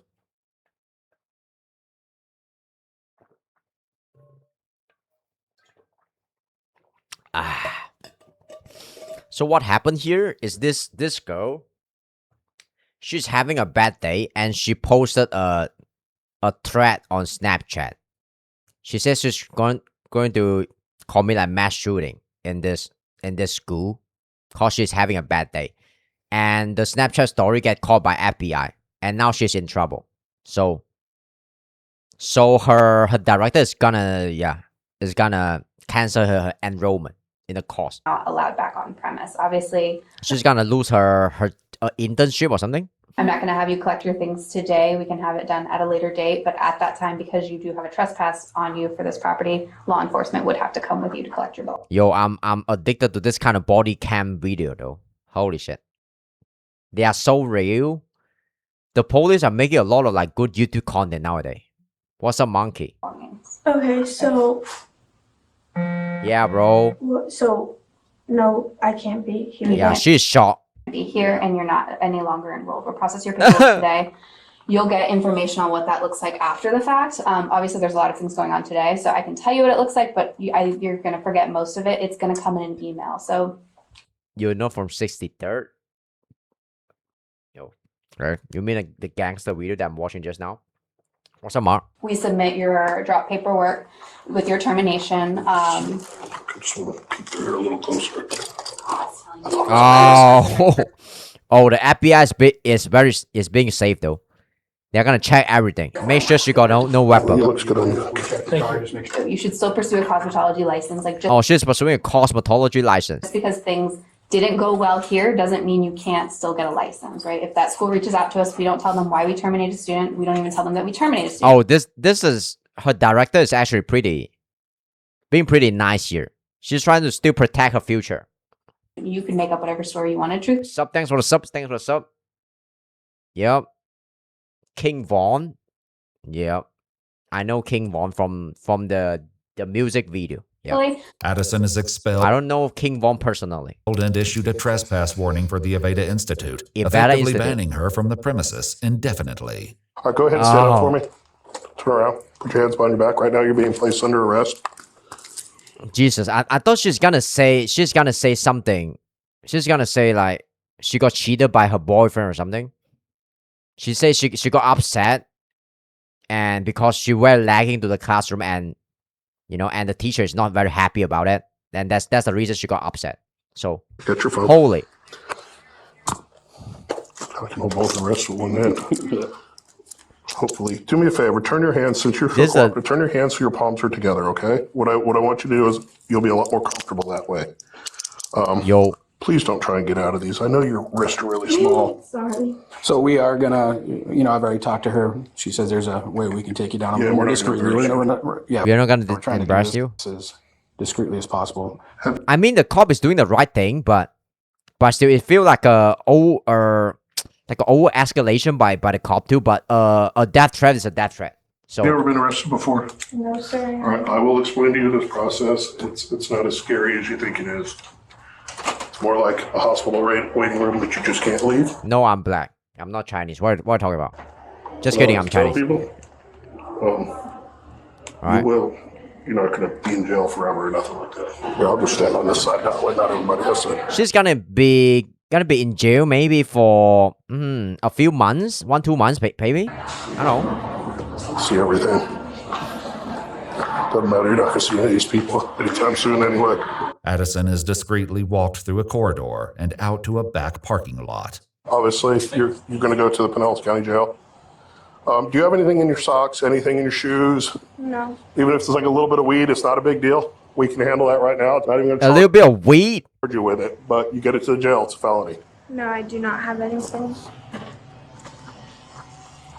Okay. Oh, fake hair there? Yeah, a couple of them. All right, just go ahead and have a seat right there. Do whatever you got to do to get comfortable, okay? I'll explain to you the process. There's a little bit going on right now. You'll be able to make phone calls. It's not like you're going to be in a cage or nothing like that.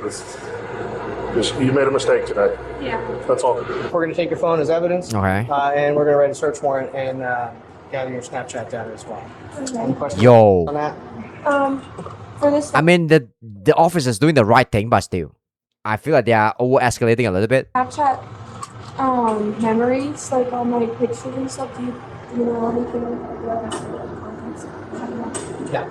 All right, we got the offense, a 48, obviously, RPO. Yep. And yeah, that's it. All right. Yeah, this is wild. This is so stupid. Yeah. This is so stupid. They have to do this? What a change in your life. I mean, they have to do all of this because of a prank like Snapchat post? Big change moving out here, huh? Yeah. In any state, especially the state of Florida, you cannot do this. Like this. Florida? Is huge.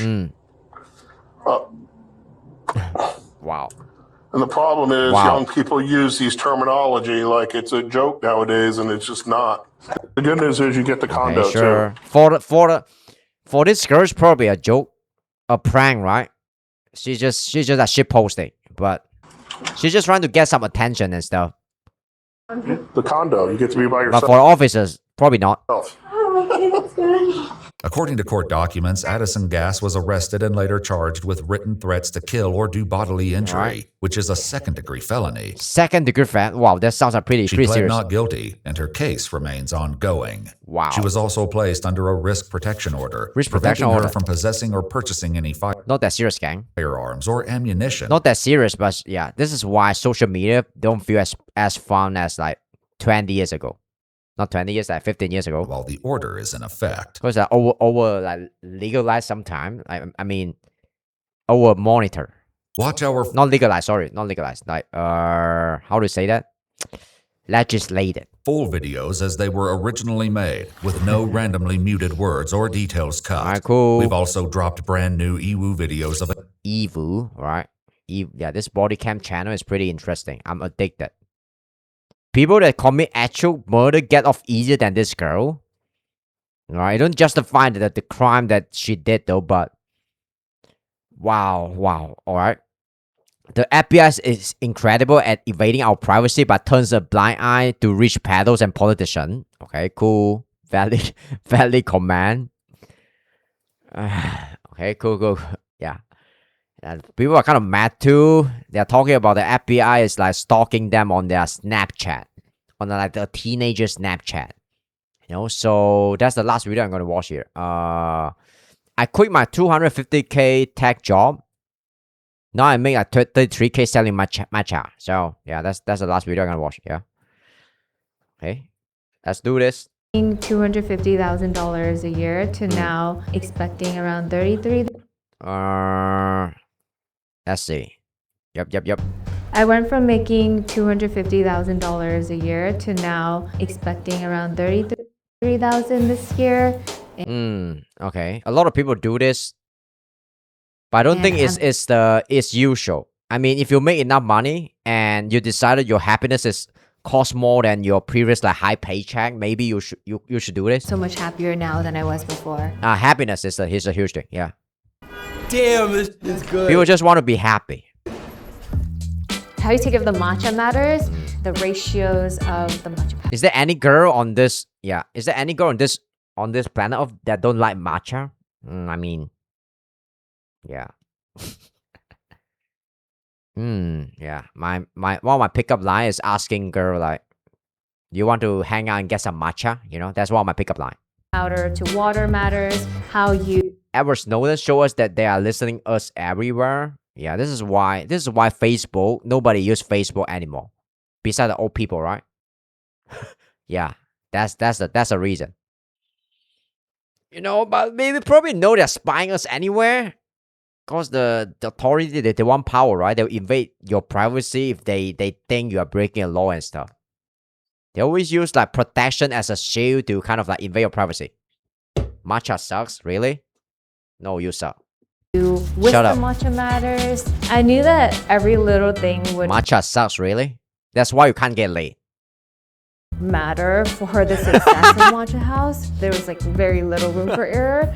So the first 2 months. No girls don't like matcha. I never encountered a girl that dislike matcha. Never in my life. Never. Even my grandmom, which is like 90 years old, she love matcha too. And I don't even have a grandmom.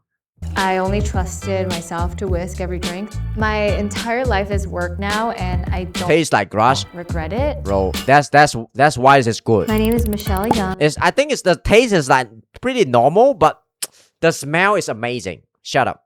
I'm 29 years old, and I earn about $33,000 a year. What is living free? in New York City.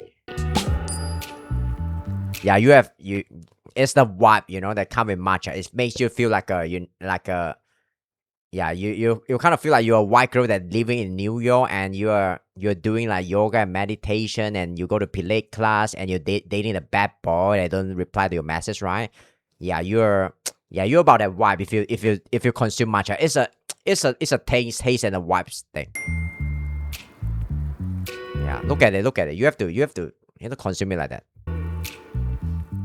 I grew I don't know up what the in fuck I'm talking about. San Francisco. It was my single mom raised. Oh, she even wear a matcha color what is that called? Singlet raising or what? the Yeah. rest of us White Peter.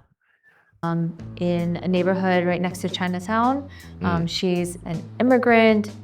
And Fanboy potential. she had to figure out how to make ends meet. My family did a really good job in not making me feel like we were poor, even though I was fully aware we were. For example, I slept in the same bed as my mom throughout my teenage years. Oh, that's kind of lovely. For as long as I could remember, financial stability was Oh, she really love matcha. Look at this, like matcha color, like mug.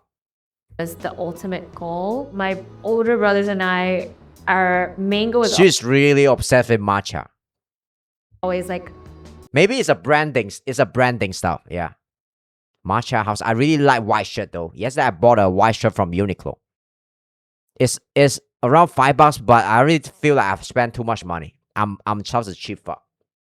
Michelle Yeoh. We gotta get rich. Like, we gotta get to a point where we don't have to worry about money again. Yeah, kind of get rich. My oldest brother, That's a Chinese mentality. who is my idol, She's told very me Chinese. that software engineering is the next big thing. So I decided to pursue it because I was good enough at it. Yeah. And I ended up going to college for applied math and ended up Yep. myself. The typical like Chinese like phenotype, right? Yeah. Go to school. Yeah, maybe not become a lawyer or doctor, is become a software engineer. Now that's the new right. Going into my college dorm, it was the first time I had my own space. And thinking back, it was the first time I had my own closet, actually. Wow. So it was very like life-changing. When I got my first offer as a software engineer, I was actually sitting on the toilet. And I got the phone call, and it was $160,000, and that was What is that? Scholarship? Wow. I mean, not scholarship. Yeah, that's an offer. Yeah. Annual salary. In shock. I started to realize the freedom I had with that amount of money. I could travel anywhere, anytime. The freedom come with like unfreedom. Yeah, it come with time I wanted. unhappiness. I could buy almost anything I wanted.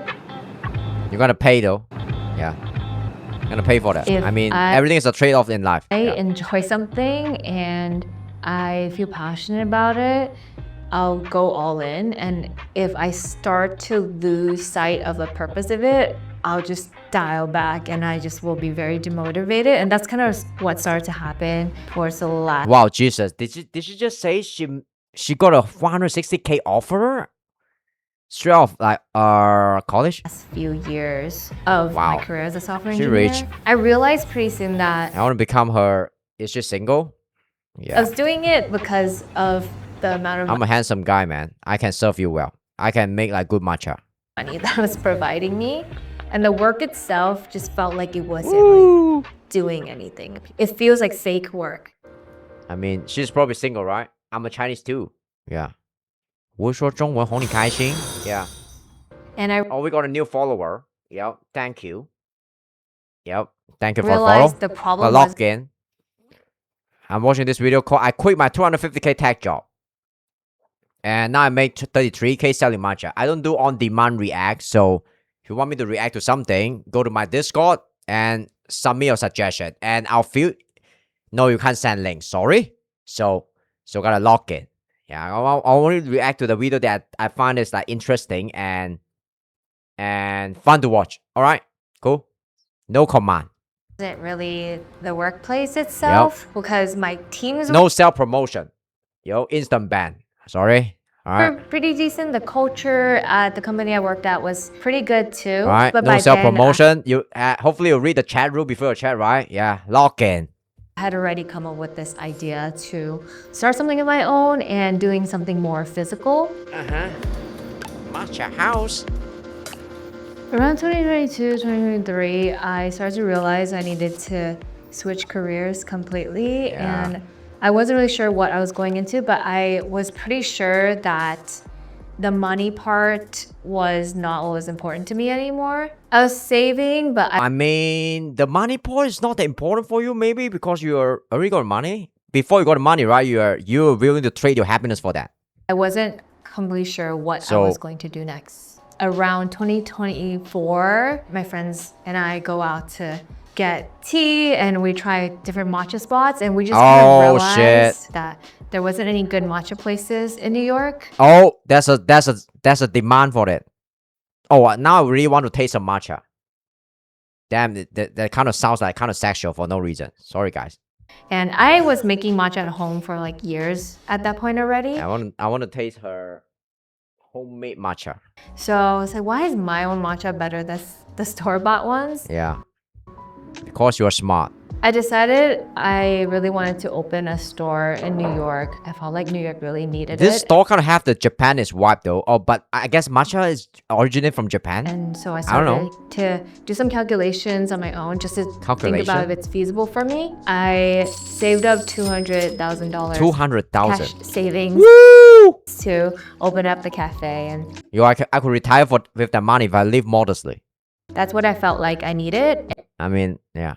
Give me 50K, I can retire with that. Yeah. I hate working. And it's actually a small amount for New I York. hate my job. A lot of places cost a lot more to open, but I thought I could work with that. While 200K. I was still at my software engineering job, I worked from around 4:30 a.m. Oh, she works Starbucks? to 10 a.m. till my first meeting at my software engineering job. It was hard, but it was very exciting. Oh, she works It Starbucks was like before. really fun for me. I loved working at Starbucks. It was so fun to like do something physical and like just learn this completely new skill when I've been sitting behind a computer for the last 5 years.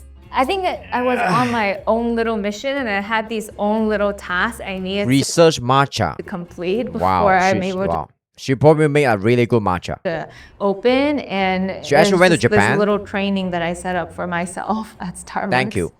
I'll look at it and decide if I want to react. We actually struggled to sign a lease on the first 3 places I liked because landlords didn't want to trust a new business owner and also a small business. Then we had All right. issues with our contractors. Some of our counters are still unfinished, but they refuse to take accountability. She actually looked like a pretty wholesome, And wholesome we girl. still ended up having to pay them because I was just on a time crunch to open. The night before we were supposed to soft open, our basement and our Oh, now I know why she's like wearing green all the time. It's a form of branding. upstairs flooded. We were having a friends and family appreciation night, and behind the curtains, there's just like flooding going on, and we just had to mop over it. I was too busy for anything except just doing the next thing that had to be done. Matcha House, July 20th. Is the business good? Oh, she's making a 33K. Wow. How? Wow, it costs like 200K to open this like matcha house. All right. Just wow. She's probably paying like how much in the rent? Maybe like 5 to 10K in the rent or something for this like a small spot in New York. Nowadays, my expenses are just what's necessary, so I spend most of my time here anyway. I was really just eating and What's up? SRS, or how to pronounce your name? Serious was popping. and a place to go home to sleep. What? 33K? I spend one. Would you guys quit your software engineer job to open your like dream shop? Let's say like a coffee shop or something for 33K per year. Is it worth it? When you're around like maybe you're 30 years old? $750 on rent, $258 on food. Okay, I'll check out your video later, you know?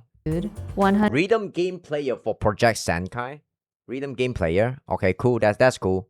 Yeah. $112 on transportation, $38 Lock in, guys. Lock in. All right. on utilities, $25 on subscriptions What's popping? What are you talking about? What's popping? You mean my stream or something? Yeah. and memberships. Welcome in. $15 on You're watching this video called I Quit My 250K Tech Job. Now I make like 33K selling matcha. on my phone bill, $94 on other Wow. things. She's meticulous. How much you spend on Netflix? What? Okay. She shouldn't stay here, but that's a monthly spending, right? The rent is like 1.7K. Holy shit. That's probably the cheapest rent in New York though. 1.7K per month. Transportation, food. Let me audit him a little bit.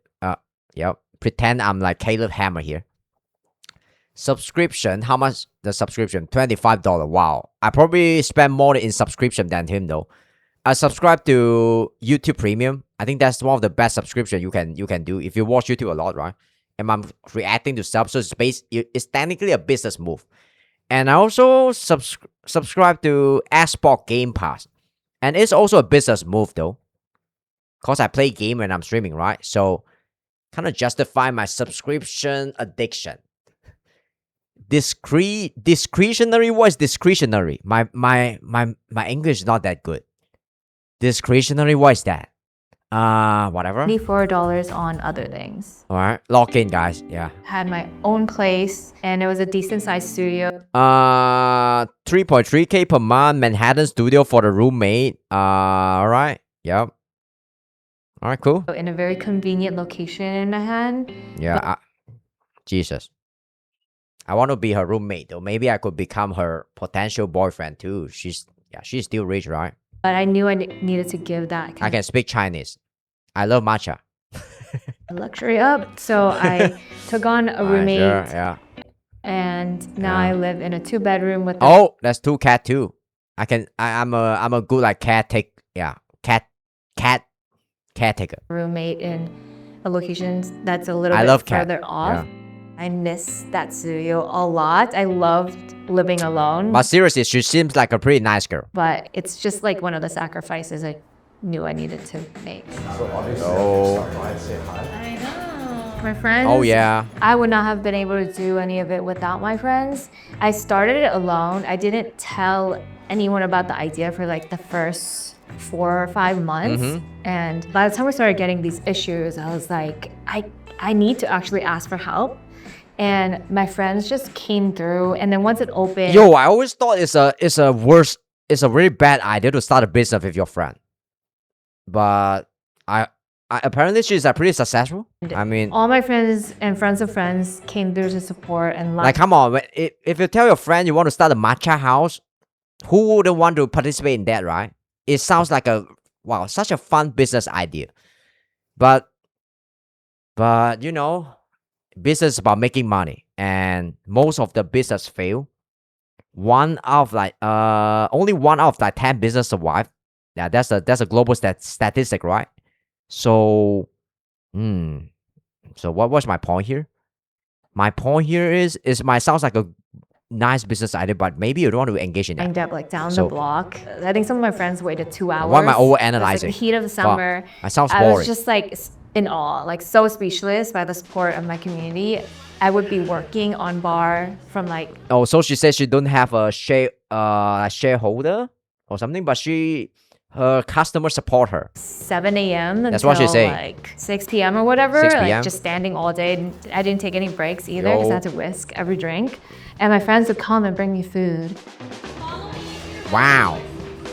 How long is this? I'm gonna go after this. Yeah. So see you guys next time. My schedule, is below 2. So, this video is 2 minutes. What the fuck? Are you saying this video is not fun to watch? I picked the wrong video. Don't say that. Matcha House generates enough revenue to help recoup its startup cost. Wow. Her startup cost is like 200K, right? I don't know how much. I think you mentioned. Did she copy the design of like other like matcha shop? They all kind of look. I think I saw this in my country too. Like yeah. What is this? Matcha milk mixed with like milk. Yeah, I told you guys, white girl like matcha. No girls dislike matcha. You know, this auntie here is probably like 70 years old or something. And there's an ABG here. And a black girl here too. No girls dislike matcha.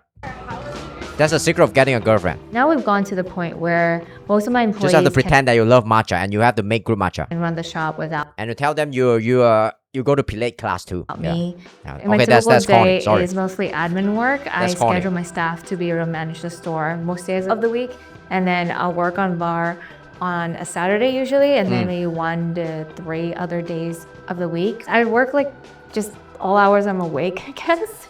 I'm just always working, as long as I can. Except Sundays, I try to take 1 day of Okay, she's a true Chinese though. That's how Chinese think. We are obsessed with money. like complete rest. Yep. She's a hustler. Software engineering, I Damn, worked bro. probably less Is she single? than 40 I'm just hours asking. a week. At the end of the day, I just feel happy about what I've done. Oh, in the matcha gym. girl. I feel happy about the customers I've gotten to interact with and make their days a little bit better. My life I would say this a right decision that's made by him. is less about like how much money I'm making right now and more about like what I'm doing every day. When What's my up, Mia? life was about having a work-life Yeah, balance. I gotta go and in a being, while, do Mia. things outside of work. Bye-bye. I didn't feel like I was see you guys next time. producing anything to the world or Not yet. making an impact in the world. Sorry. I missed what she's saying. Sorry, guys. I'm getting a bit distracted. About having a work-life balance and being able to do things outside of work. I didn't Do feel things like I outside was work. producing anything to the world or making an impact in the world, even though I was making money out of it. I mean, if you're making money, I'm pretty sure you're doing something to the world. Maybe you didn't find that meaningful, but the things that you are doing, like the customer and the consumer, they'll work with their money, right? They're choosing your product. That means you are making an impact. But maybe you dislike that shit because you think it's unethical, and you're just milking them because you get their data and you kind of abuse it and kind of exploit that data to kind of like manipulating them into buying your product, and you charge a different price to different customer too because you can, right? Like, I think a lot of like software company, they do this. They'll kind of like they'll collect data from their customer and they will sell a same product with a different price to different customer.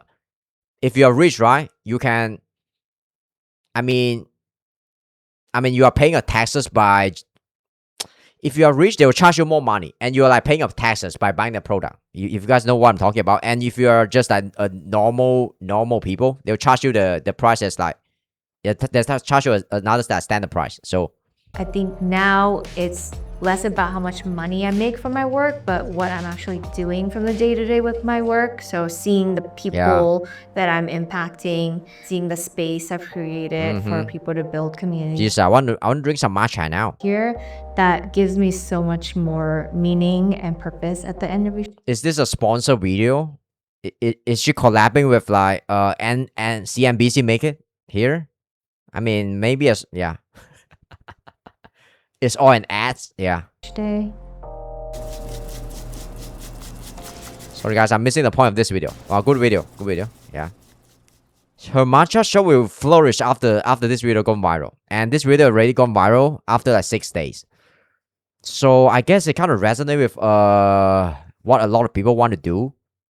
But I don't think this is the normal decision that the people in her position will make though. If you're making around like 150k or just 200k annually in a very, not a very cushy job, but in a really a high paying like blue collar job, which obviously will be stressful, will you trade that to open your favorite shop and live a much like humble like lifestyle? By humble, I mean like you're making like 1/5 of the money or even less, or just like risking like filling the business too. Will you do that?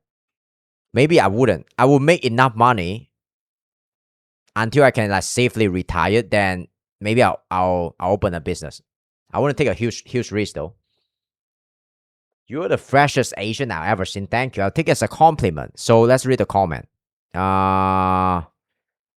People are starting to waking up on a fake corporate joke, fake urgency, fake deadline, fake work. This was a really great video. Thanks. Alright, sure. That's a great comment. I recognize that smile is freedom personified. Alright, cool. Yep. Yeah. Freedom costs a lot of money, guys. Yeah, freedom and happiness. So, alright, I gotta go, guys. I gotta go. I'll see you guys next time. You know, I don't have as much freedom as this matcha girl. I gotta go drive. I gotta go do my favorite job. Driving Uber. Guys, I see you guys on Saturday. I'm gonna play some games on Saturday. Probably play more Subnautica, some Roblox, and some indie horror game too. JJ, do you like matcha? Yeah, I like matcha. Yep, I like matcha. Yep. Always, who don't like matcha, right? Yeah, we are all matcha lover here. Bye, guys. Bye. React to your video. I will. Yeah. I never promise to react to your video, but I'll look at it and I'll decide. You know.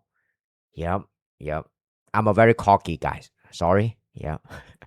Bye. Yeah, I will look at it. Oh sure. Bye. In my Discord.